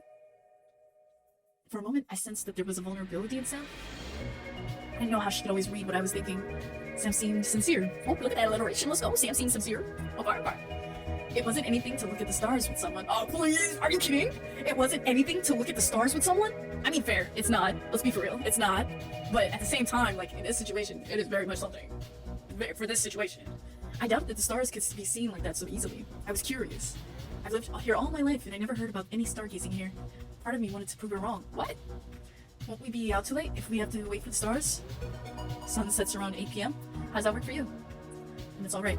As long as it's not too far and not too late, okay? Okay. We got back on Sam's bike, and she took the road that led further into the country. The road became less and less paved, and more rocky as we went. She stopped at somewhere at what appeared to be a trailhead for the hiking path in the mountains. Ooh, we can't take the bike any further, but it's not too far of a walk from here. Are you comfortable in your shoes? I'm fine. Okay. It's just a little bit further. Okay. Alright, this don't be cute. We walked on a dirt path that cuts through the mountain. It was the height of summer. The chirping of the birds was loud. As I walked, dirt got into my shoes. Oh, I hate that feeling. I hate when sand gets into your socks and when dirt is into, like, in your sandals or your shoes. Oh, no. Oh, that shit. Ooh, I can't. Walking itself wasn't uncomfortable, but the rocky path made scratches and marks on the white leather of my shoes. Oh well, it wasn't nothing to be upset about. Damn, and they care about their shoes, though. Like, they stay caring about their shoes, so it's interesting that they let that detail, like, in there, you know? I looked at Sam. She still wore her thick jean jacket. She was sweating quite profusely. Oh, there she does it again. She was wiping the sweat off her brow with her hands. That was a bad habit to have. Dirt and dead— oh my god, please! Dirt and dead skin from her hands could clog in on her facial pores. People with good skin should cherish it. I passed my handkerchief to Sam. She passed it back without using it herself. I wiped my own sweat from my neck. We kept walking and walking. I wasn't exactly sure what slutter Sam was taking us. There was no view other than shrubs and trees. The trail eventually took us through the woods and off the grassy mountain hills. There was an incline in our walk.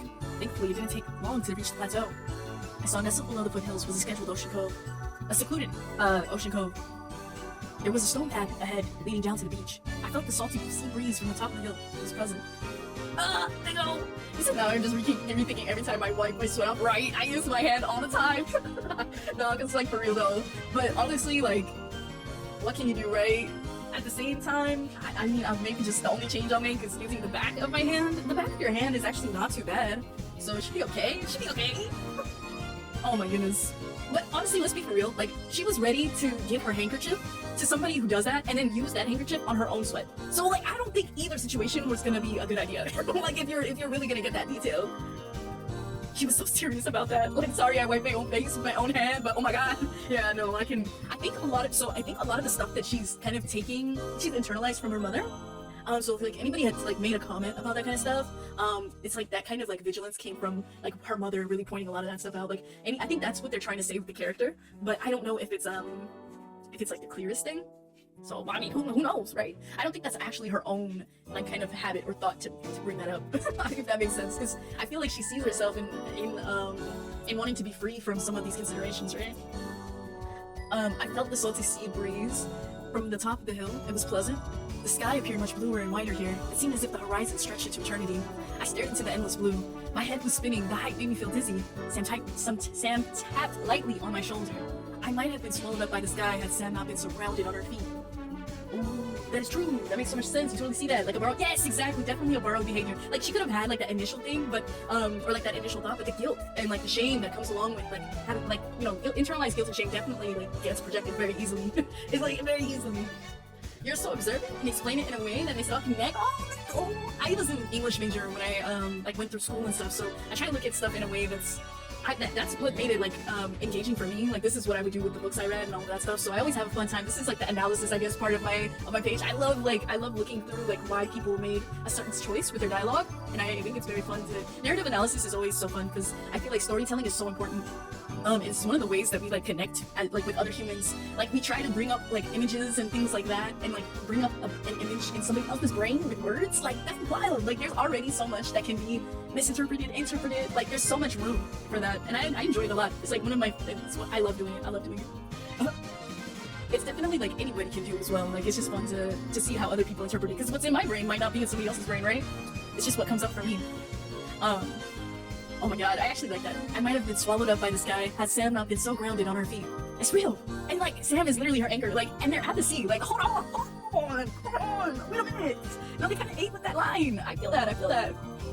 Because she's been lost for so long. Like, it's wild. Drink some water. We're just about there. You'll feel better in the shade below. Okay. Oh, we descended down the stone steps. We'd finally arrived at our destination. Oh, this is such a pretty area. Like, come on. We made it. Ah, I'm so sweaty. I hate humidity. How are you making out? Tired? I'm good. I can't believe you hardly broke a sweat. Are you even human? I perspire normally, I think. Oh my god. Is that so? I have to say I perspire normally, I think is not normal. I'm sorry to break it to you. But nah. Perspire. I'm sick. I'm going to help myself to the soft drinks. Which one would you like? I'll have the same one you're having. Coke then? Okay. Oh my goodness, not the Coke. I love that though. Like, I feel like Coke feels kind of 80s in some ways. It's gotta be in the bottom. It's beautiful here. Yes. I'm surprised not a lot of people are here. We're at a secret spot. I used to come here and to some of the beaches further out with my family. We used to stay past sunset and make bonfires. Aw, is that so? Yep. Never did such a recreational thing with my family. It's pretty fun. What kind of things did you do on the beach with them? Lots of things. We ate snacks, played cards, swam, fished, and of course watched the stars. It's too bad we don't have a tent today. You can sleep outside with it. You know, the crabs come out at night and will pinch you all over if you fall asleep on the beach. Hello? The crabs are doing the most then, because that shit will hurt. That sounds horrible. Really? That sounds exciting in its own way. What? What do you mean, Michelle? What do you mean? You love how they're both like high femme, but one is edgier femme and is like, oh yeah, the other one's like a soft pastel femme. You're not wrong. It's a vibe. Not really, it hurts. I mean, let's make a spot for ourselves in the shade over there. I'm about to burn up in the sun. Ah, wait, Sam. Visit. A cool pack. I got it from the convenience store earlier. For me? Yes. I'll put it on the back of your neck. What? I do love that too, actually. I think that, it's interesting because it's so 80s. They describe like homies permed hair and stuff, and I'm like, I really think that would translate really well into like we were talking about, like like a, what is it, like a TV show or something? Like, I don't know. I feel like this story would translate really well into like a movie or something, especially with how much they talk about movies in this. And the person owning a video store, like, it sounds like perfect time. Like, this is perfect for a movie. Sam is definitely edgier. You love her style. I mean, she does eat. She does eat. And I love that she has like a different style every time. I mean, homegirl was like annoyed by that, but at the same time, she was kind of like, oh, I feel like being annoyed by something is definitely because like you want that kind of freedom, right? Is it okay if I touch your hair? Hello? Go ahead, I don't mind. Thank you. It feels nice. Your skin is quite red now. What? It's gonna peel if you let it burn like this. You need to take care of yourself more, you know? Hello, right? Right? Touch your hair? What are you talking about? Like, and then I feel like very much so, like this is a parallel to when she took care of the plant on her windowsill. Like, it's definitely giving Virgo. Is it giving Virgo? No, not this, Mango. Hello? Are you serious? Michelle in mommy mode? Mommy? Sorry? Mommy? I'm sick. I'm really sick. You're not wrong. You're not wrong. It must be hot in your jacket. Michelle? Sam, could you take it off? Huh? There's people around though. What? I mean, for the bug spray. Not the bug spray. Are you for real? Oh my god. Oreo, yo, what's good? Hello. I mean, I don't want it to end, but at the same time, how many more scenes do they need to get together? Like, they need to just get together right now. Like, what is this? I've been through hours of this. Hours. What's good? How are you? I hope you're doing well. I'll spray it on you. Oh god. Not you for real taking care. Oh, it's okay. You can use it for yourself. I don't need it. You don't need it? In this subtropical climate? Oh, you're gonna tell her off. Oh, look at this. I'll take my chances. Hey. Yeah, the music's it's kinda hype. I can't believe there's actually so many different songs in this actual, there's so many different songs in this game. It's actually wild. And I know you'll like this because you were just in a game jam, but check out this UI! The UI looks so dope! It's a VHS monitor, not VHS monitor, a TV monitor, and then there's like a stereo on the side here. It's a fun time. It's fun. And then, you know, like you can see all of the like television stuff here. We got like all of the scenes. I'm hyped. Yeah. Right. You feel so invested in their budding romance. You can't wait to see what happens. Let's go.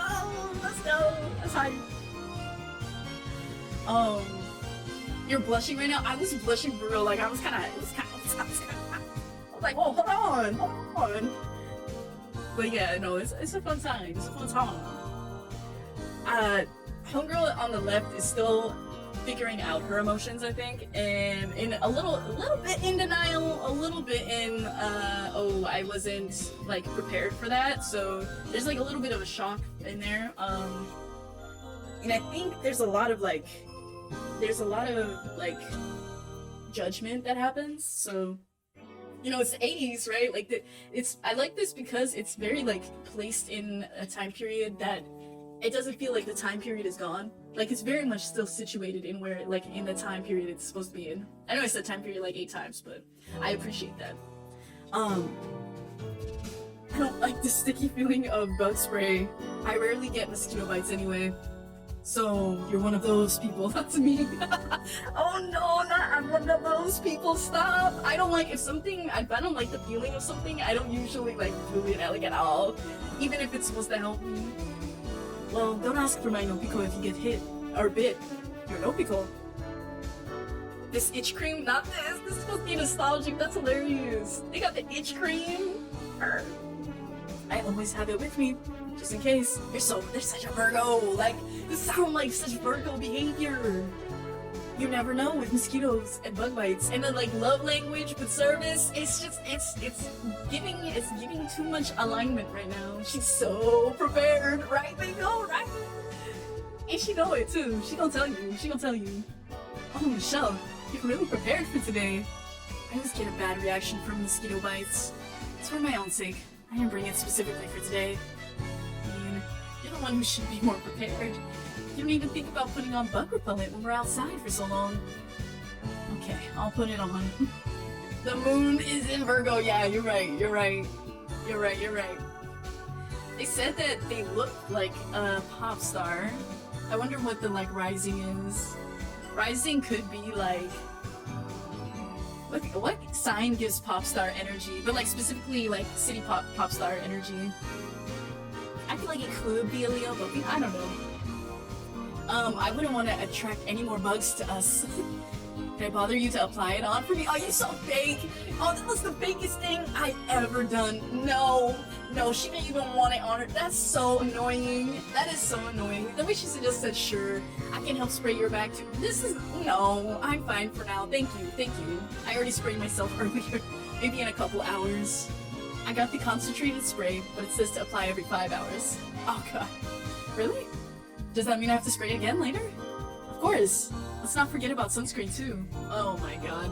Huh? Don't tell me you didn't apply sunscreen. I forgot. I forgot. Okay, well I have some in my bag if you wanna borrow it too. When it's 30 SPF, you have to apply every 2 hours. Hey, soy mom, what's good? Thank you for the lurk. I appreciate it. Hey y'all. Mary Poppins bag? For real. I hope that you're having a good time. Good chingy time. I know, I feel like there is definitely like at least 8 different things in the bag at all times, but there is no bag in sight. Like, you're not wrong. You're not wrong, Mingo. That's, again, that is very Virgo behavior. That's amazing, Michelle. Your bag is like a Dore Meow's magic pocket. Oh, this was before Mary Poppins. They already had your answer. I don't even know what that is. A magic pocket? Hello? Okay, let's check it out. Dore Meow. Dore Meow magic pocket. What is that? Okay, so it's based off of Doraemon. Oh, okay. 4D pocket acts as a portal that allows the user to access and deposit items. That's so interesting. I'm gonna check these out later. Okay.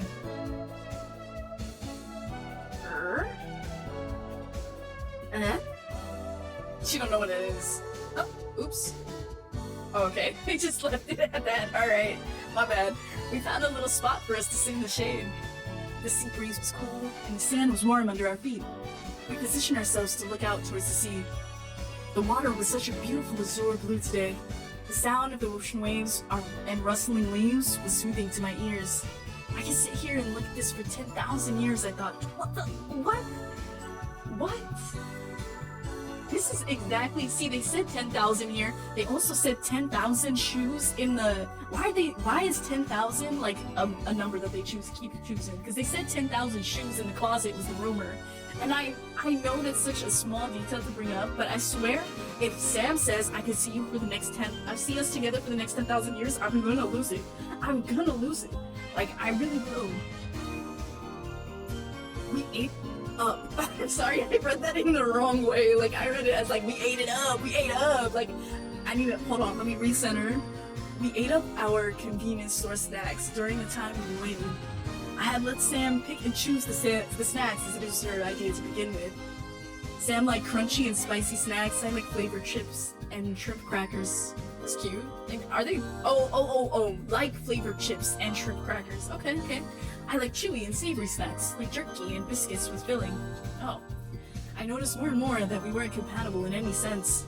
But despite all this, we had passed the entire day together without the strain or tension that I had expected. We could make light conversation or just quietly admire the view. It didn't really seem to matter to us. Whatever we did, the sun eventually made its way down the horizon. Damn, they were... Oh, let's go. Not this. Time passed at a paradoxical rate whenever I was with Sam. Oh no. It would be neither too fast nor too slow. It always moved at its own pace, never as intended. I almost failed to notice when the sky turned a vivid pink at sunset.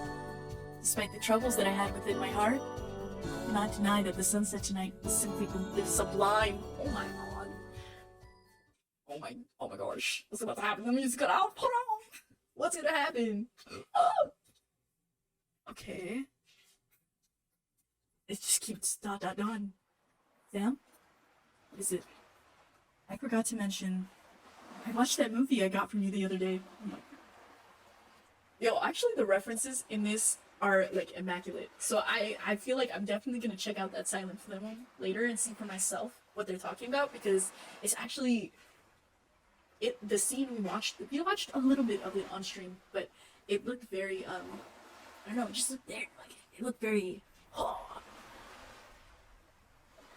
how did you find it? It's interesting. It's different from other movies I've watched. See, did you like it? I liked it. I'm glad.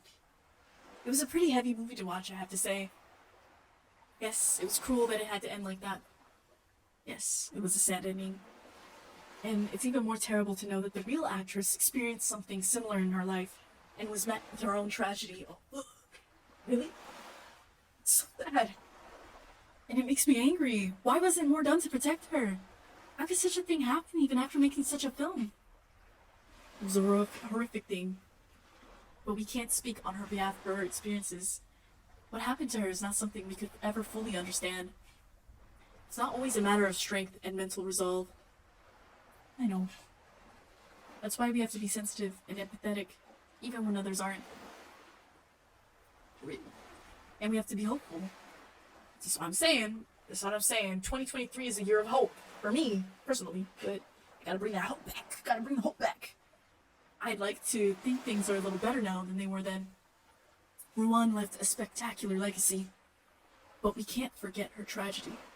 The messages of the film still apply to today's society. It's not easy to change people's perceptions. I think so. But thinking like that is so sad. Is it? We don't know. I mean, it's better now, right? Not like in the past where women couldn't go to school and work. It might have been difficult in the 1930s, but it shouldn't be so hard to live freely anymore, right? I think that's something only you can answer. Oh my gosh. This conversation got quite serious, didn't it? No, I wanted to ask you about it too. I see. I've been thinking about the messages in these old films.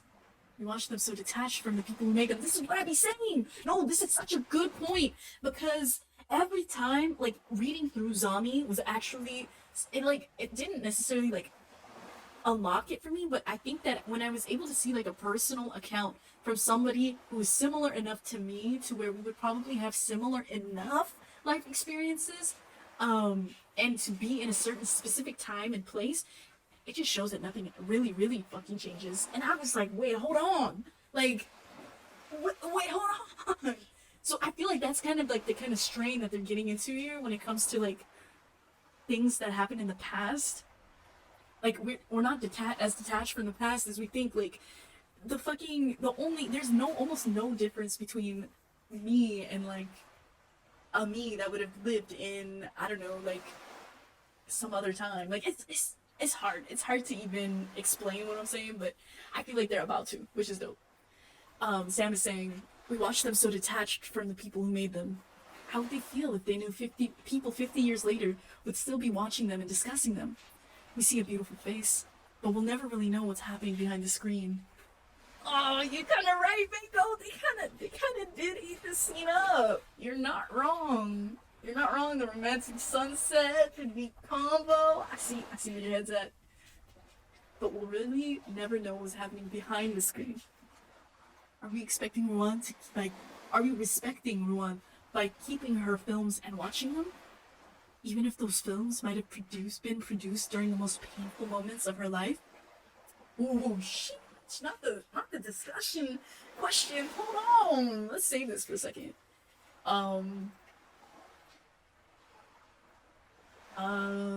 Let's do this. I want to know the different, especially with this scene. Like, I would want to know what the different like things happen. You know, discussions. It is a discussion question. Like, damn, like, homie. This is like, and if you really like take this situation and use it as a mirror for the time that she's talking with Joey or whatever the hell his name is.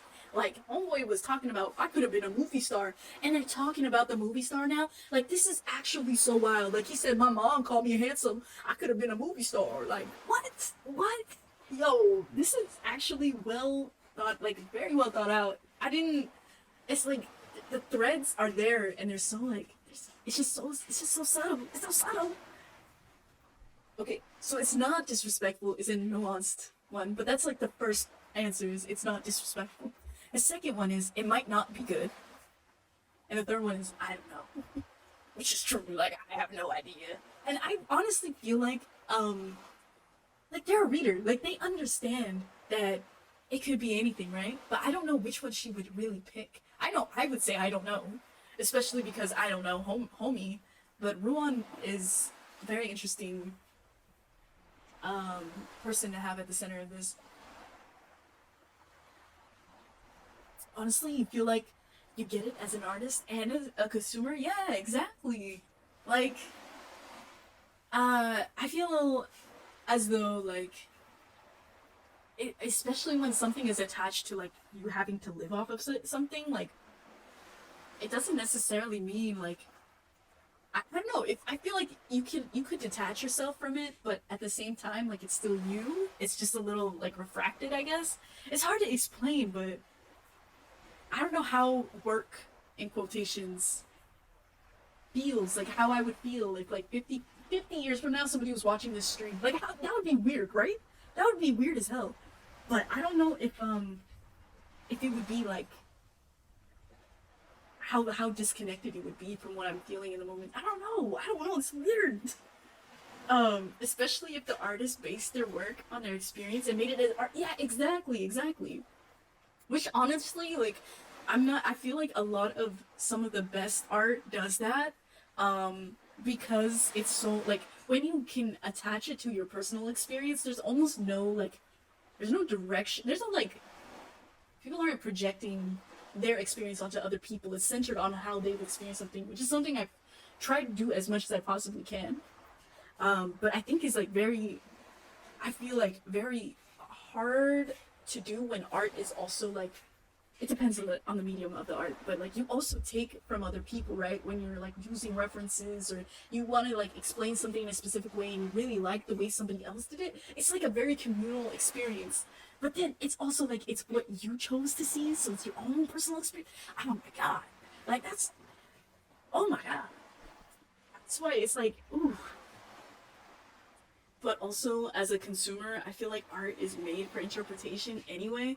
I know, but that's what's weird is that it's really weird to set it up in that dichotomy, right? Because if you separate like consumer and artist, that's like an artificial separation. Like I am 100% both at the same time always, right? I think we're just always just humans and creating, and then to make it like something that you could live off of in a capitalist society, we've done that, right? Like we had to commodify it, but or we didn't have to, that's in quotations, but it's just interesting to me how we have to like, I don't know, like how would we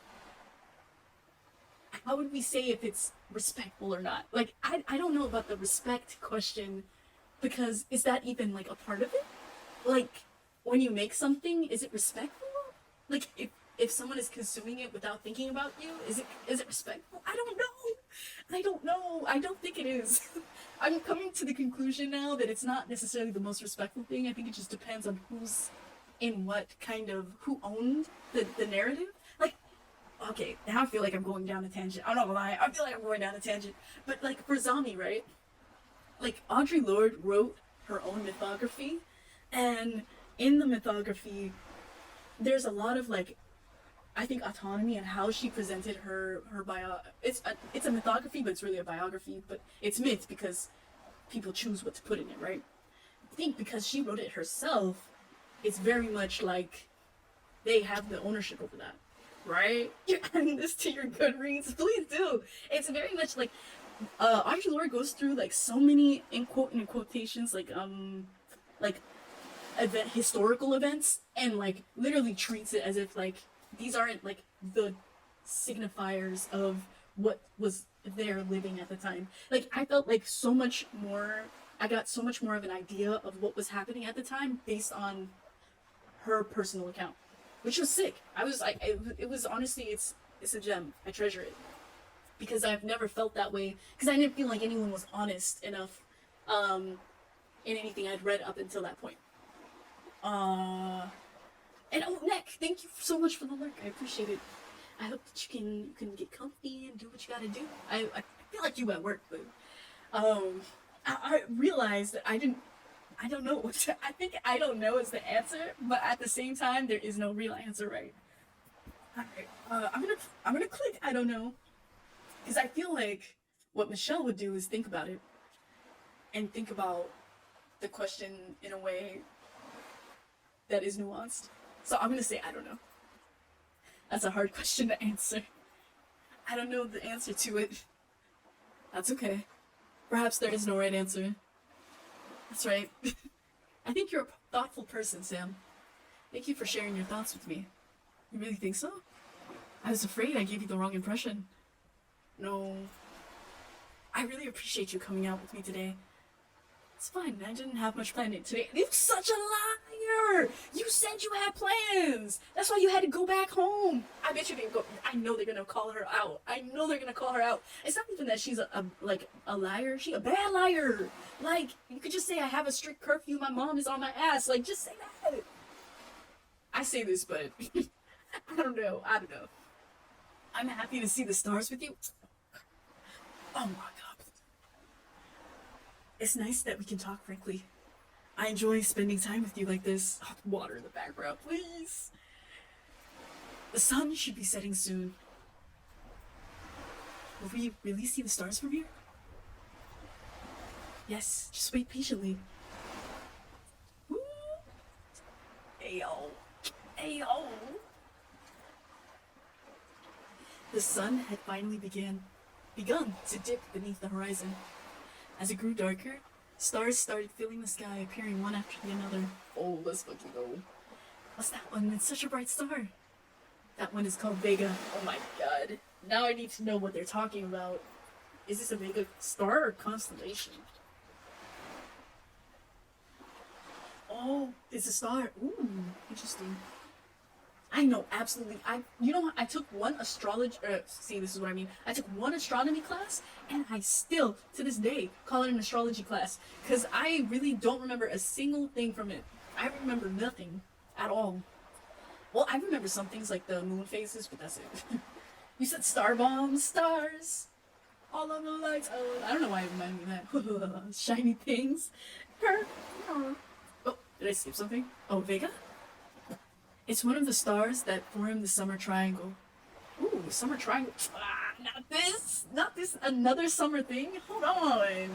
I gotta look this up too. Summer triangle. I didn't know this was a constellation. Cause like any reference, like, you know, it has to symbolize, you know, something, right? That's interesting. The triangle of love. Oh my god, Nick, please. Please. That's hilarious.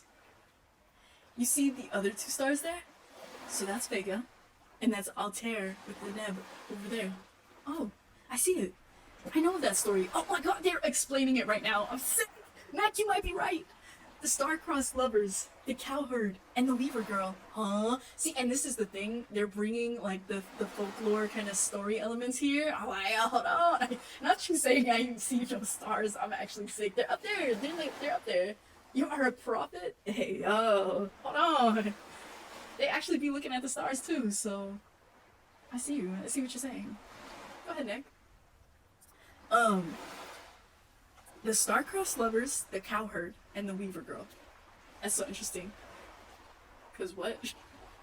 That reminds me, the Seven Sisters Festival is in August sometime, right? That's right. This year, it's on August 12th. Oh my god. Really? People celebrate the Western Valentine's Day nowadays. I never really know the date of the festival. Oh, I understand. It's nice to be on the receiving end for chocolates and flowers. Nowadays, I suppose it isn't so pertinent to be praying to the gods for a good husband and a fertile marriage. Oh god. No! They're so gay, please, Nick, please! Oh my god. Huh. Tell that to my mother. He's worried that I'll become a spinster if I don't try harder to get married. But I'm sure she'll have even more complaints once I start dating. She's thinking of your best interests, I'm sure. Romance shouldn't be taken lightheartedly. Spin me right around, baby, right around, I know. My dad is still holding out to the thought that I would get married someday. Oh, okay. Is that so? Do you not plan on getting married? Oh, well, Even if I find the right person, I'm not sure I can. I see. How about you, Michelle? Huh? I haven't thought about it yet. My mother has a lot of expectations on what kind of person I should marry. Is to be older, wealthier, taller, should have a prominent chin and a square forehead. Oh god.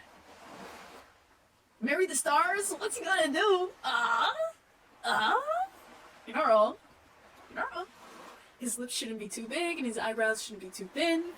Good lord. It's getting gay. It's getting gay. It's getting gay. It's getting gay. Are we dropping gays in the chat? Oh no. Oh no. She really cares about the feng shui of someone's face? Oh no. Oh no. I don't even know why she even believes in such things. Oh no. That's quite the laundry list, right? Like, you're a wonderful person, Michelle. I'm sure you won't have trouble finding someone like that. You make a beautiful bride someday. Oh my god. Stop. Right now. I don't have the time right now to care for that. I'm so busy with work. I see. Well, if you ever feel you need a little spiritual help, there's a temple in the New Territories that's dedicated to the Seven Sister deities. It's not too far from here. It's one of the few temples that still celebrates the festival. If you pray there, you'll be guaranteed to find your love. Oh god, please. What do you mean find? They're right in front of you, Michelle. Come on, get it together, Michelle. Let's get your head in the game. Get your head in the game. Let's be real. I don't really believe in that superstitious stuff. Okay. And I think such prayers aren't necessary these days. There's more to life than getting married. Career and personal growth is important too. You think so? You're such a modern woman, Michelle. Well, it's already so much to do. You know, I heard from someone that if you leave a bag of toiletries as an offering at the day of the festival, you'll be granted smooth and unblemished skin for the rest of your life. What? I don't believe that. When did these legends get so specific? Oh god. It's getting there, Neg. It's getting there. Wasn't it supposed to be needlework and fruit offerings? You made that one up, didn't you? My beautiful skin can attest. I don't believe you. You can go to the temple on the day of the festival and see for yourself. Oh, this sounds like a setup. This sounds like a setup. No, I don't want to. For something so trivial, there's no need to bother the gods about it. Oh god. Not bother the gods. I don't know why, but like somebody saying that is so funny to me. Like, nah, I don't actually want to bother the gods with my request. Like, that's a little too simple, you know? I gotta get something actually for them to look at. Like, what? The gods? Hello? Why, Michelle, you must be popular. No, I mean, I agree with what you mean. You have to take matters of love into your own hands. Oh my god. Sam, stop! Right now. Can't be afraid to fall in love first. Oh my god. Sam, stop! Stop! No! You'll get hurt if you think that way. Oh, Michelle, please don't say that. Okay, Sam says, it's better than waiting or giving up on it entirely. You're brave. Oh my god. Y'all are talking about yourselves in such a detached way for having just had the conversation about things being detached about the freaking movie you watched. What is happening? What is happening? You're at the beach with the water? Oh my god. No, not this. I'm not sure if I can do the same. I wouldn't say that I'm brave. I just want to be myself, that's all. God. Throw the stars. Right. I think you're a brave person, Michelle. When you speak your mind, I find it quite attractive. God damn it. Not this. Not this. Don't be flustered. I mean it. Please be honest with me. Sam, Oh my gosh. What about that big bright star over there? Look at this distraction. No! Oh my goodness. Oh my goodness. I'm literally hanging on line by line. Alright. Do you know what that one is? Oh, that one? I think it's Antares. Antares or Antares. I don't know how to say it. The heart of the scorpion. Good God. And Aries, the heart of the Scorpion. You seem to know a lot about this. I like astronomy and astrology. Oh, we're gonna get their signs? Okay, let's fucking go! Is that so? Astrology. The gays are so consistent. Let's fucking go! Astrology? Like star signs? Yeah. What's your sign? She's a Virgo. She gotta be Virgo. What does it go by? Date of birth. Let's see. Tell me. What? Your birthday. Why? So I can tell you about your sign. I don't believe in those things. It's harmless fun. Alright. February 16th. An Aquarius. Interesting. That's so interesting. I mean, that kind of makes sense. Oh, you're an Aquarius. Makes sense. Huh? What's your sign then? Capricorn? What? They're highly compatible with Aquarius signs. Oh, I'm sick. These fish. Right. You're not wrong. OMG, just tell us already. Exactly, Anna. You're not wrong. So I totally guessed Virgo, which is funny. So maybe they have a Virgo rising, and then I guess Leo for Sam. So I'm like, what? They're so different. I would have never thought Sam was a Capricorn, but hey, I mean, it makes sense.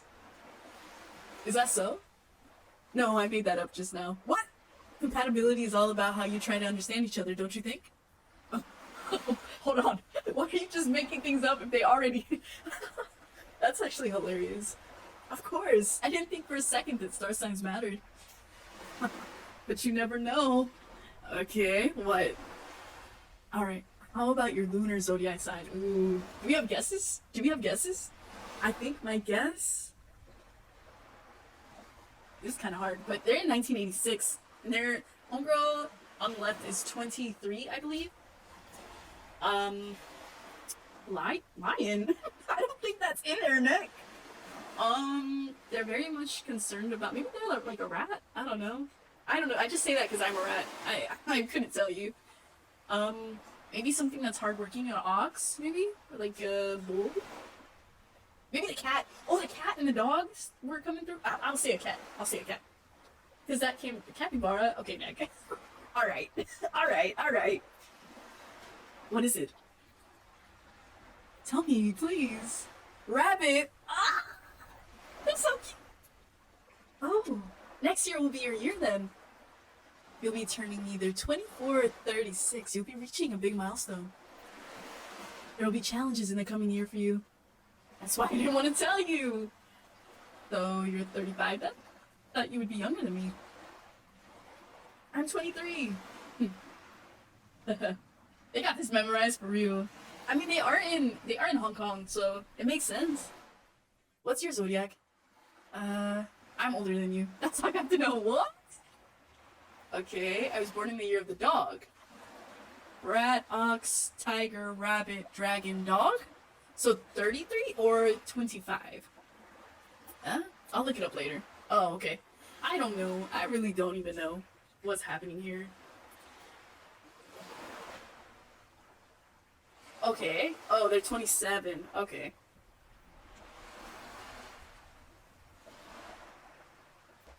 I don't even know the order of the Chinese zodiac that much, but I just know I don't have to because the rats came first. The rats came first. That's all you need to know.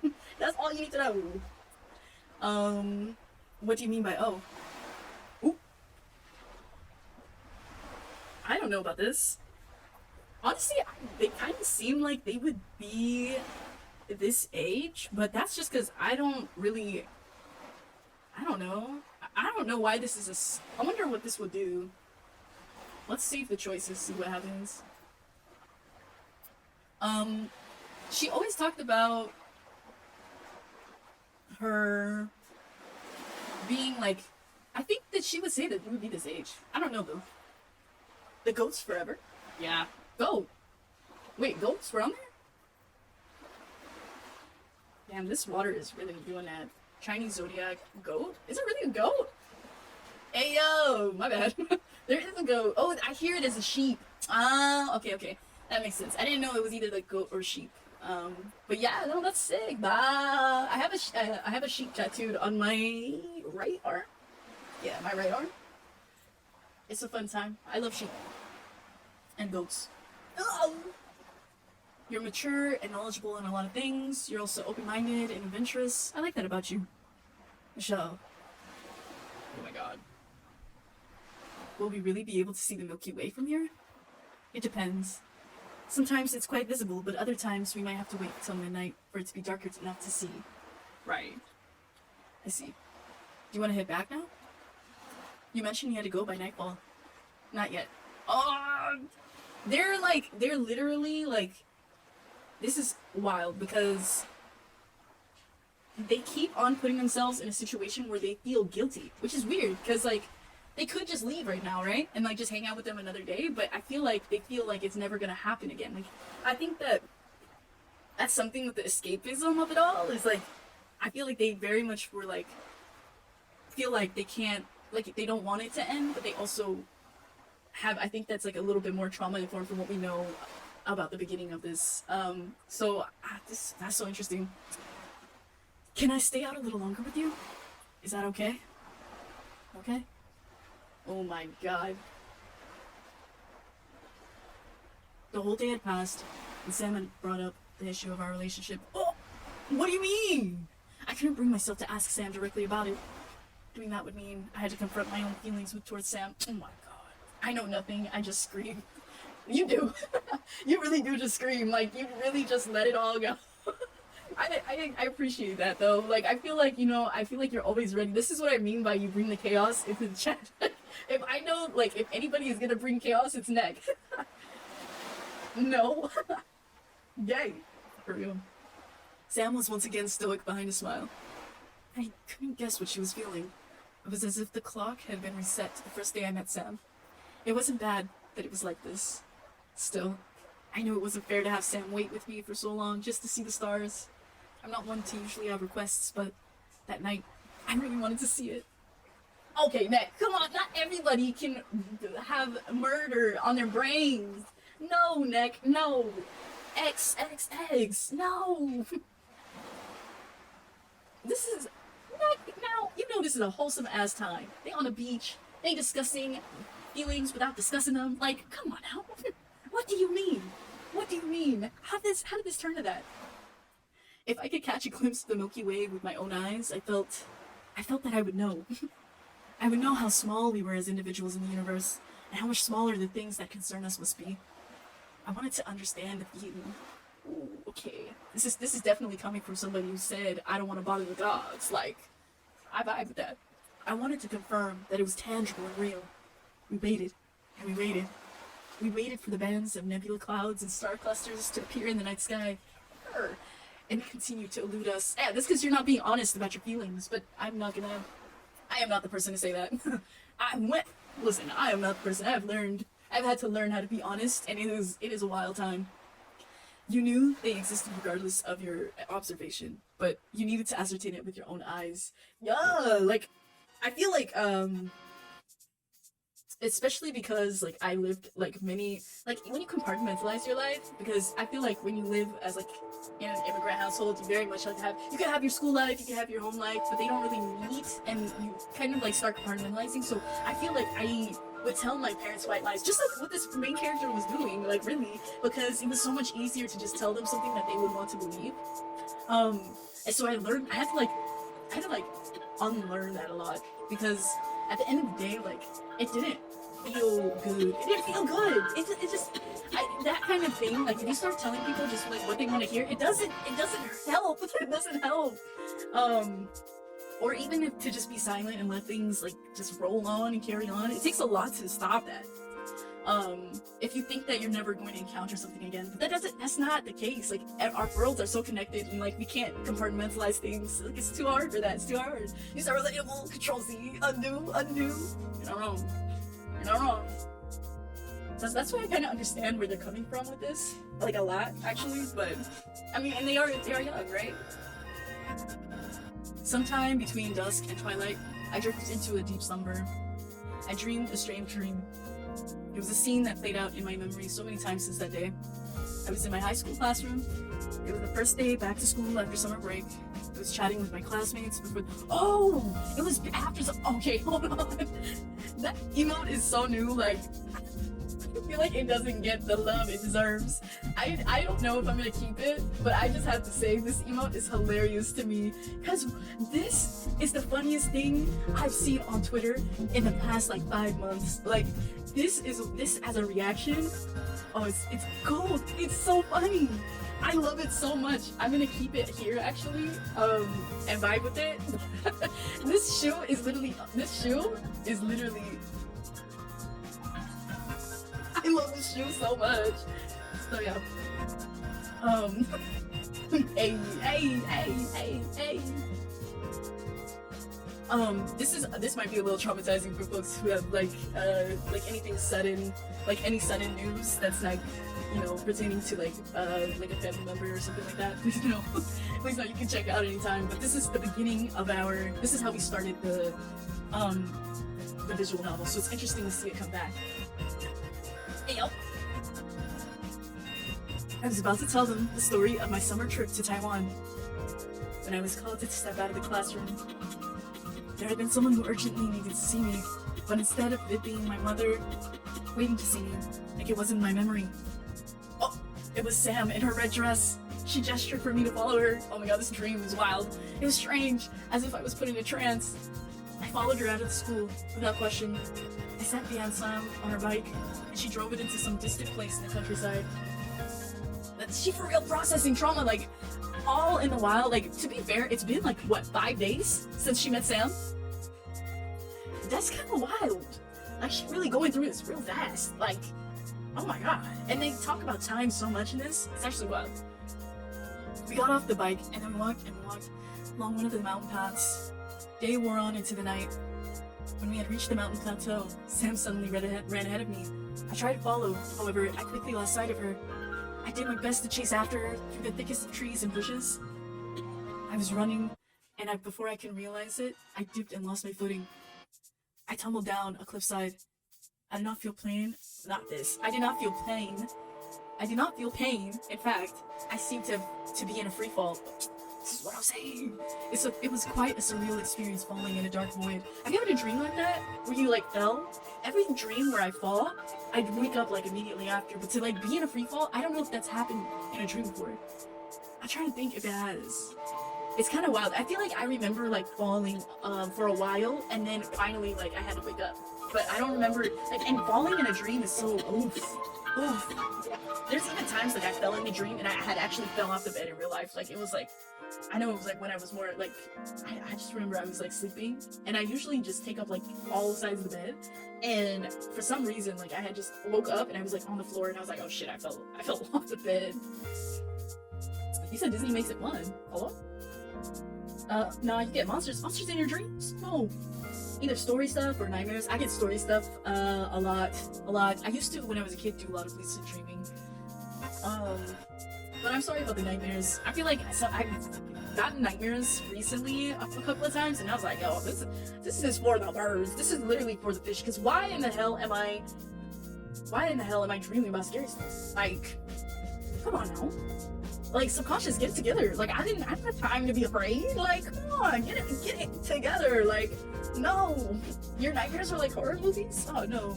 Well, let's not, like, go too deep into the nightmares, because it's, like, the dark atmosphere and all of this. We about to sleep. Like, let's not talk about all of that, because the one thing my subconscious mind will do is pick up on a cue from the day and reiterate it back in my dream. So I feel like I do my best to stay away from stuff like that. Because I know it'll show back up, like, especially if it's something, like, particularly gory, like, it'll come back up in my dreams. That's why I can't handle a lot of stuff.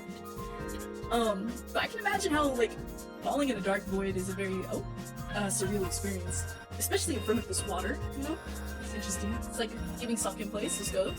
I eventually hit a bottom and landed in a pool of water. We just talking about the water? Let's go. It seemed to be the ocean. The briny smell was strong. The water felt cold and heavy.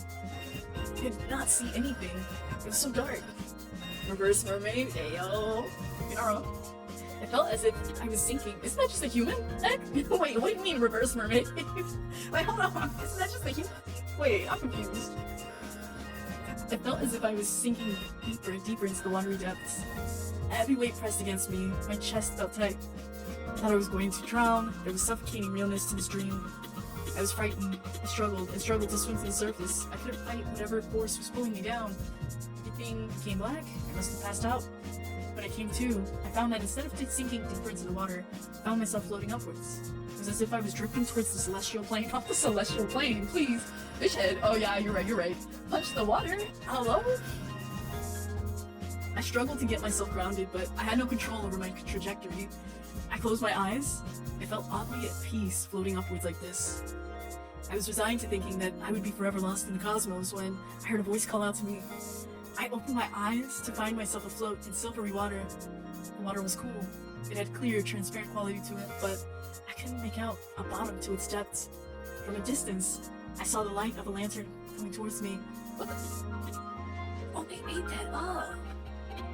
What water ever do for us? I think water do a lot for us, Nick. Not that I drink enough water to really say for sure. Water trying to snatch her. Sam a siren for you. But this is a vibe. Like, see, this, like, image, if this would translate so well into a movie. Like, especially if this was a reference to anything that they already, like, had in the movie. That would be wild. It was a woman I did not know. She wore an orange robe with flowing sleeves. Oh, wait! Hold on! Is this the person that came up behind her and took her to another dimension? Because I swear she was in another dimension before. Oh, Steph, hold on, Nick, hold on! She rode her small wooden boat towards me. Yeah, actually, I don't know. A lot of, like, boat and lantern stuff makes me think that, but... The red lantern perched on the boat illuminated her figure, but her face was quite obscured. I saw that her makeup was an older style, but I could not place the period. The woman gestured for me to get onto her boat. I recalled her saying that she could help me find my way back home. Strangely, I did not hesitate. I didn't feel any ill intent from her. I climbed the boat. The woman had me sit at the front of the boat. At the front of the rowboat. At the front of the row of the boat. She stood at the back and steered the boat. The boat glided. No, Nick! No! The boat is not doomed. The boat is guidance. The boat is clarity. Stop! It's not the boat dapper! Get out! No! No! We seemed to have traversed a far distance into the darkness. The only guiding lights were the distant stars above. The woman did not say anything more to me when I was on the boat. The only sound that could be heard was the sound of the oar pushing the water. I couldn't make out the woman's expression. She had an air of quiet dignity and an imposing presence. I was afraid to cross her unknowingly. I was scared, but I didn't feel that she was someone harmful. Something about her seemed familiar, and I couldn't place why. Though the temperature of the water in our surroundings felt cold, she gave me a warm feeling. The dark night didn't seem so terrifying anymore. The light of the stars above grew brighter as we journeyed onward. The night sky was beautiful. I remembered thinking to myself, not boatception. Go to get it. Hello? Imposing to take their soul. That I will not deny. But this is a dream, right? Eventually we neared land. I saw a sandy beach nestled in a mountain cove from a distance. Oh, this is like Kingdom Hearts for me. It seemed familiar, like a place from a recent memory. As we got closer and closer to land, I saw that there was someone at the shore waiting for me. It had been Sam. She was there waiting for me all along. Oh my god, yo, come on, in your dreams. Let's fucking go. As I was about to step off the boat, the woman said something to me. Oh, it's coming back! It's coming back! I remember it distinctly. She had such a sweet and gentle voice. It's the past thing. Oh, it's a poem. Okay. She sang to me a poem from a song I recall hearing a long time ago. The spring breeze blows. The young swallow's tail makes ripples on the water. The little waves dash away the reflection of the lotus flower. Oh shit! The lotus flower's back! Perhaps, in still water, the swallow will see her own reflection and take flight towards the new moon. Ooh, wait, hold on! Those are some bars, because we're thinking about it. The lotus in the beginning was like, you know, that little plant of like talking about a new path, and now they're talking about a new moon. I believe it. I see it. I see where they were going with this. My mind was clouded. I could not understand her words. I turned to face her. She spoke to me again in plain language. Young lady, haven't you realized yet? The summer that you remembered had ended long ago. What? Wait, what? What? The summer that you remember had ended long ago? You have to wake up from this dream and take your first step forward. Oh shit. I don't know which summer they're talking about. I swear to God, if it's this summer, I'm gonna be sick. I'm gonna be sick. If it's the summer before her parents, before her father got into the accident, then I think we're good. I think we're fine. We're on the same page. I swear to God, if they pull, alright, we just gotta keep going. We gotta figure it out. We gotta see. I stepped off the boat, and when I looked back, she was already gone. There was no boat, no lantern, there were no traces of the woman. All I saw was the ocean, the beach, and Sam before me. And I woke up from my dream. What's happening? What's happening? Michelle? Did you fall asleep? Michelle? Oh my God, she fell asleep on a beach! Did she get pinched by by any of these damn lobsters or shit? What do they call it? Crabs, the crabs. I couldn't make out any lights in the sky, or much of anything else before me. The sound of the ocean waves told me I was still on the beach, but I couldn't see where Sam was. I felt a cold chill run up through my spine. It was unnerving to be alone in the dark like this. Ah, Sam? Where are you? I'm here. I felt her hand on my shoulder. Sam had been next to me the whole time. You alright? Look scared. What do you mean red crunch? What's a red crunchy? I don't even know what that means, Mac. I had a strange dream. I was afraid you left. And leave you alone here in the dark? I don't know. Oh. Tired? No. I didn't mean to fall asleep. Color of evil.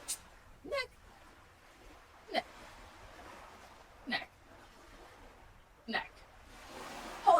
Hold on. I didn't mean to fall asleep. Oh, whoa, wait, what the heck?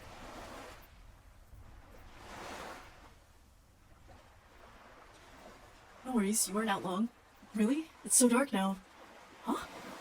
Is it still not dark enough? We can't see any more stars now compared to earlier. Oh, they stayed here the whole night. Oh no! Some nights are like that. Oh, okay. Whew. Disappointed? No, it's getting late now. I think we should go. If we stay any longer, we're gonna get eaten alive by mosquitoes. I see. We have a bit of a walk back to the bike. Hold on to my hand, alright? Oh my God. That was a long-ass dream. Like, you went into REM like that. I bet you she was snoring. Like, how? The walk back from the beach wasn't too far, but I wished in my heart that it was just a bit further. It wasn't that I absolutely had to see the stars. I could go to the planetarium any time to see them if I really wanted to. It was just a bit further. I think I see where the bike is. Michelle? Wait, Sam. What is it? Sam, look up. The clouds opened a rift in the sky, and we were able to see it. The streaks of spiraling stars and stardust that formed the arms of the Milky Way appeared in the night sky before us. The cluster of starry lights shone brightly for us in this temporal moment. We gazed. No, Nick, I'm going to start. Nick, no evil. I'm going to start deleting the messages. There's no evil. There's none. No. We gazed at it as long as we could. I knew it would only be for a short moment, for the clouds would soon cover the sky once again, returning the night to clean darkness. But we saw it. We actually saw it. And it was like, they're still holding hands. Like, what the fuck? I looked over to Sam. She was looking up to the sky. Her eyes were wide and on. She was smiling from ear to ear. My heart swelled up with an unknown joy. My chest felt tight, as if my heart was gonna burst. This was a healthy feeling, a cathartic release of emotions. It was almost frightening. I reached out for Sam's. Oh, they weren't. Okay. Hands in the darkness. She gently squeezed my hand back. I felt reassured that I was here on the same plane with her, and that we were living witnesses of this night. Oh God, beautiful. It really is. Not that. I'm sick. It's tremendous to see the stars like this with your own eyes. There's so many stars in the night sky than I could have imagined. Yes, it was quite a sight. I haven't seen a night sky quite like this before. I'm really glad we got to see it. Thank you for bringing me here. I had a good time coming here. It would be nice to see it again. Sam. Michelle? I'll always treasure this moment. Oh my God! Wait, hold on! They're talking about memories and treasuring the moment. She's never done it for the past 10 years after her father had passed. She never did it. She never did it, and now she's doing it. I'm so proud of Michelle. Look at you treasuring moments, girl. Good job. Oh my goodness. I'm out here with the gay. And the yes. I'm just so happy. Like, I feel like, you know, they really did let her, like, she's so much closer to feeling more free in her own way. I want that. I want that for you. Come on, Michelle, let's go. I believe in you. I'm believing in her way too early. Let me reel it back. There's still time for her to fuck up, so we gotta reel it back. Because if I start really believing in Michelle and she let me down, I don't know if I can handle that. Okay, me too, Michelle. We rode on Sam's bike back to the city. On the winding mountain road in the twilight hours of the night, felt as if we were the only people in the world. I held tightly onto Sam. Our dust-filled shoes flung out sand into the careless wind. Right. Her hair smelled like the sun and the sea. Our moment together felt like a dream. I wasn't dreaming though. I was in the real world. Time moved forward without bias, and soon the city lights came into view. Oh damn. I thought that the road back was short. Today felt as if I had gone to another country with Sam. Had the city always been this close? The city lights shone so brightly from the distance, much brighter than the light of the stars. The road was smooth. We quickly entered the freeway. The city lights got closer and closer. I could almost grasp the light in my hands. I saw in the distance the city that we call home. It was the city that never sleeps. The city lights would shine so brightly. They never allowed the sky to rest. Oh my god. This is so... Now... Hold on. I just need to think about this for a second.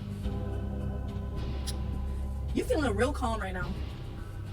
You had this dream that was clarifying dream, telling you to live in your moment, to live in the now. And then we're on the ride back. That is a vibe. That is a dramatic ass vibe. I swear that would look so good in a movie. And I believe that this was made to be a movie. Considering how much time and effort into the visuals that are happening here, I think we need to petition for this to be a movie.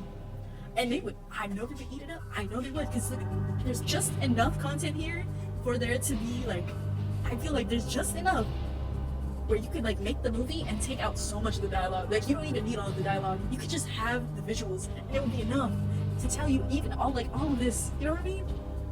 There is a real chance for visual novels to become really well done movies, because like you don't necessarily need all of the like choices, I guess. You just like kind of showcase one path, and then you could definitely show like other people like, yo, if you want to play this game, you can find out other options and other like paths and what's here. Like it's all here for you, and then you will have like a more substantive experience. Like that shit would be dope. I know they're about to. This is Untapped. Is that real? For real. I love visual novels. It was never pitch black like the way it was when I was on the beach. The city lights were many and bright. They shroud us from seeing the stars that were just above us, but I don't dislike them for that. Each shining light in the city serves as beacons to the rest of the universe, saying loudly that we are here, we were here, and we existed in this moment. Damn. They were a sign of how many people were out there trying to make their claim to this place we call home. Sam and I were just one of the many. No matter what becomes of us, the city lights and the stars above keep on shining. What transpired tonight might ultimately have no effect on the fate of the universe, but it was something significant to me. Oh my god! Michelle, please! I held on to Sam more tightly. Oh my god! Michelle! I felt insecure. Cars and other vehicles sped by us as we entered in the urban landscape.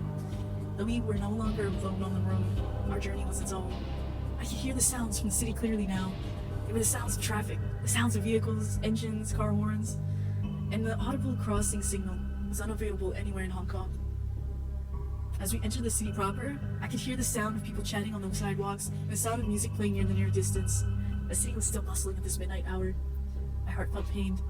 We weren't going as fast anymore on the bike, but it felt as if we were accelerating out of control towards something too unknown and abstract.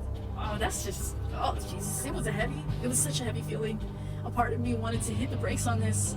Another part of me wanted to keep going further and further. I didn't have to feel like this, I thought. Then looked over her shoulder to me at the next traffic stop. Couldn't make the expression in her eyes. All I saw was my own reflection in her helmet. It was well past midnight, and for the first time, I thought to myself, I didn't want to go home. Where is your home, Michelle? It's by Kowloon City. Okay, I'll drop you off. I can bring your shirt to you another time. That's right. I almost forgot about it. The pedestrian signal was counting down. The light was about to change. Sam took her foot off the road and back on the bike. I felt the forward momentum of the bike slowly inching ahead. Sam tightened her grip on the throttle. I should tell her before it was too late to turn back. Sam? Shit. You don't have to take me back home. I want to go back with you. Michelle. It had been quite late already. It was much past the time I should have been home. Oh my god, her mom is gonna freak out. Oh my goodness, first of all, I don't know if y'all missed it. I think some of y'all may have missed it, but her mom read her to filth because she made, it was like a little white lie, right? Like I was staying at work in quotations the whole time, right? And like her mom went and called her work and she was like, you weren't at work, so where in the hell were you? But she left it for so long. Like her mom let her have this whole discussion, let her talk about where she was, what she was doing, who she was with, talk about work and this and work that. And then after all of that, went and said, oh, and by the way, I called your work. You weren't there. They said you left early. I was flabbergasted. She literally stunted. That was a stunt. She pulled a stunt on her kid like that. Like I was like, whoa, hold on. I was literally like, whoa, what is happening? So we know, I mean, and she's grown, right? Like she can do what she wants, but she also feels this overwhelming sense of like guilt and responsibility, like respect to her mother, like all of these things that because like, you know, no, I'm just like too into this story. I'm really into this. Like I feel like I just want to finish this. Like we're so close. We're so close. And I feel like I take a long time to play these games because I feel like I don't remember looking this up. Let's see. A Summer's End. Playtime. How long does this usually take? The main story takes around 5 hours. Oh, I swear I've been playing this for a long ass time. But you know, we've been talking about stuff. We went on like little tangents. We were talking about all this. Like they were asking some deep ass questions. We had to unpack. Hold on. But no, this is like the longest. I think this is like literally the longest stream I've ever done, ever. Like, which one? Let's just bring it out of you. Just bring it out of you. I didn't have any other ulterior motives to be here. I just didn't want to go home yet. I wanted to say this to Sam, but I couldn't find the words to articulate this. I looked over to Sam. She acted cool and casual, as if such a scene had played out before her 100 times already. I didn't like that. Oh, it's been a long day. Want me to put on a movie? If you're hungry, we can get something to eat. There's still a lot of late night eateries open here. Oh, a midnight snack would be fun. Sounds rather sus. Maybe you're doing a 24-hour stream on the down low. Oh my goodness. I have work tomorrow, so I don't know if I could actually do it. But we'll just see. Like my mind is activated. Like I'm not feeling very sleepy, but I mean we'll see. I like how you like look back and forth, like looking back and forth in the chat, like We could always save this for next Sunday if we wanted to. What work? The work that allows me to live. Unfortunately, I think that I'll be. I don't think I can take it that late. I don't think I can take it that late. But we'll try our best. I think to just keep it kind of as fast as possible. I try. You said lies, rip. We'll see. Okay, max like 3 a.m. max. There's no way I can go past 3 a.m. There's no way, right? Like, I don't think. La deception. Maybe. There's wonton noodles. There's dim sum. There's barbecue. And let's not forget about that, huh? Just name it. Sam, I'm not hungry. Oh. I looked around her place. It was hard to look Sam in the eye for some reason. I saw a familiar blouse hanging by her bed. Oh, that's right. I almost forgot. Here's your blouse. Sam handed me the blouse. Right. I'm actually in I feel like I am in this game. You're not wrong, Dama-san. But like, in the way that like, you know, I feel like I've been in a read mood so much today, that I'm like, sometimes I get a little hyper-focused. I get a little hyper-focused, you know what I mean? Sam handed me my blouse. It was neatly pressed, no stain or damage could be found. She spilled fish sauce on it, so that was like the first time she ended up in this apartment. It's lucky it didn't stain at all, right? And it's her favorite blouse. You just got your shirt back? Right! Right! This was your plan! This was your immediate plan! Like, what? Sam looked over to me. Her eyes seemed to search for a response. We had spent the whole day together, yet this was the first time I had looked deeply into her eyes. I couldn't endure her gaze that seemed to look through me. I turned away. I had no words to say. Accidentally. It was an accident. It was for real an accident. They got mad and everything.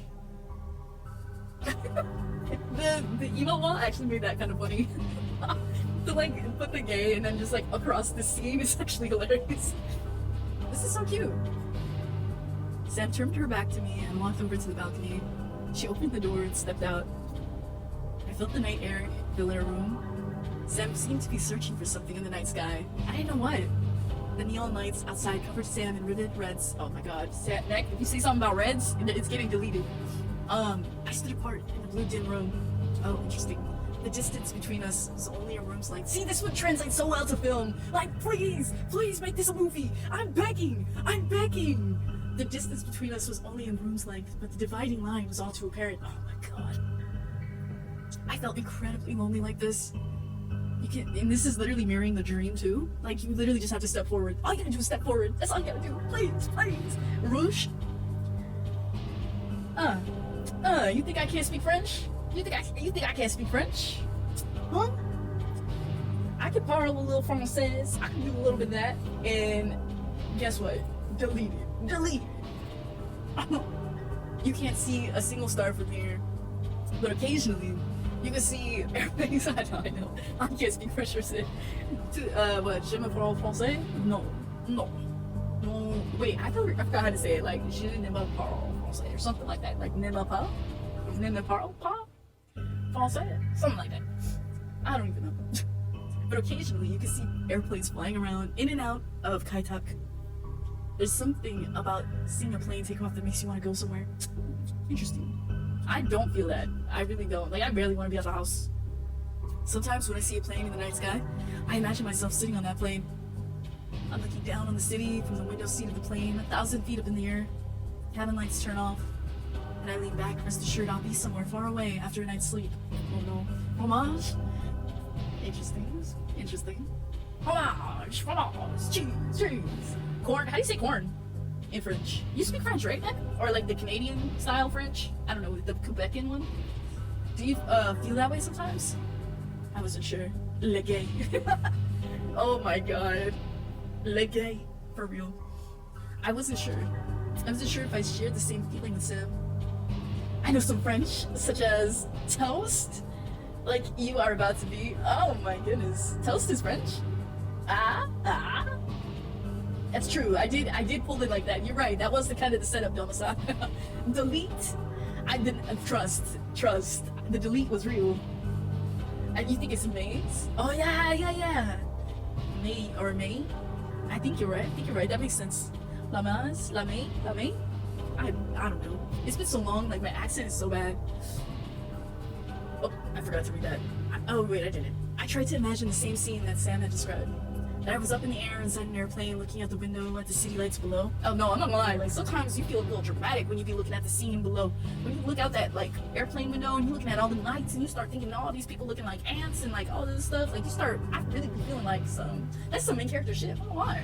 And it's the same thing as like when you were like in a bookstore reading a book. Like I be vibing with that. That's exactly what I'm talking about. It's so movie. It's so dramatic, you know? Where was I going? I didn't have an answer for myself. It wasn't a specific place that came to mind where I wanted to travel. Just keep thinking about the destination. No! Go! Just think about the plane! Please! I searched for an answer in my heart.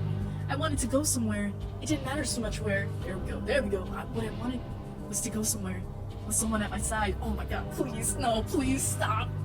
No, don't do this. Hold on. I stepped towards Sam. Oh my god, they took the step forward. Shut up. They took a step forward. Alright, okay. What I was searching for wasn't something that could be found outside her window. It wasn't something that could be seen in the sky either. I reached out towards Sam. I hope that she could answer me. I know, Laura. It's really that moment. It's that moment. I hope that she could answer me. See, the stepping forward, I love that they put that dream sequence there. My God. Sam? Michelle? Sam, how do you feel about me? Homie, she told you like 8,000 times. She told you. She been told you. Stop this. Stop this right now. Michelle, forget it. It's nothing. I like you. What do you mean? I would like for us to be more than this. More? I don't understand. Michelle, answer this question. Stop acting and playing. Stop acting and playing, Michelle, please. What are you talking about? How could two women... Michelle, stop that. Michelle. Michelle. Oh my God. Okay, alright, whatever. How could two women... If it's something possible with you, it's impossible. We're both... I just think... Michelle, look at me. Stop. Please. I don't think I can take this. I don't think I can take this. Michelle, don't tell me what you think, but rather how you feel. Feel? I feel like you're an old friend. That you're easy to talk to, and that you have something interesting to say. I like that about you. Michelle, what am I to you? When we kissed last time, did you feel it to be wrong? Oh, kissed? Oh, now you go. Okay, you go play. All right. It did, but it didn't. I can't tell you. Then if we kissed again, would it be all right? Sam, I don't know. I had a really good day with you. Michelle, you're a charming person. I want to be with you more, alright? I want to get to know you more. Damn, this 1986 vibe. Because, like, I feel like the time period makes it, like, so much more... I feel like it makes more sense to be having these reactions based on, like, what the culture is like. But at the same time, is it? Like, or is that just something we just think, right? Because of what we believe 1986 to feel like? I don't know. I have a good feeling just from being with you today. I want to go somewhere again with you. Oh my gosh, you were just thinking this. You were just thinking this. You've got to start unwinding in the bed soon, but you'll definitely watch the VOD. Ah, yeah. Also, one visual novel you've been eyeing for a bit now is Arcade Spirits. Oh, I've seen that. Yes. And Famicom was the one I play on DS. Oh, you found out what it was. That's so dope. Famicom, the one you play on DS, which is a detective story, but that's not a romantic visual novel. I can't think of another one, but I'll let you know because I really like to talk about visual novels and this sort of thing in between RPGs. Hey, yo, let's go! I'm so glad you streamed this game. I appreciate that so much, Anna. Thank you for sticking around. I hope that you have a good rest. It's like late as hell. I get you. It's late as hell, but I hope you have a good night. Yes, I do. Here, let me get you a good night. And thank you for giving the suggestions. I'm definitely gonna check those out because I've heard of Arcade Spirits. But I really want to. I love detective visual novels. I like play a lot of Ace Attorney, so I feel like it's so interesting. It's so interesting how Ace Attorney is like so gay, but then not gay at the same time. But I hope you have a good night. Sweet dreams, sweet dreams. Okay. And this travel thing and the going places and the like. It's just yes, they did that. And talk with you.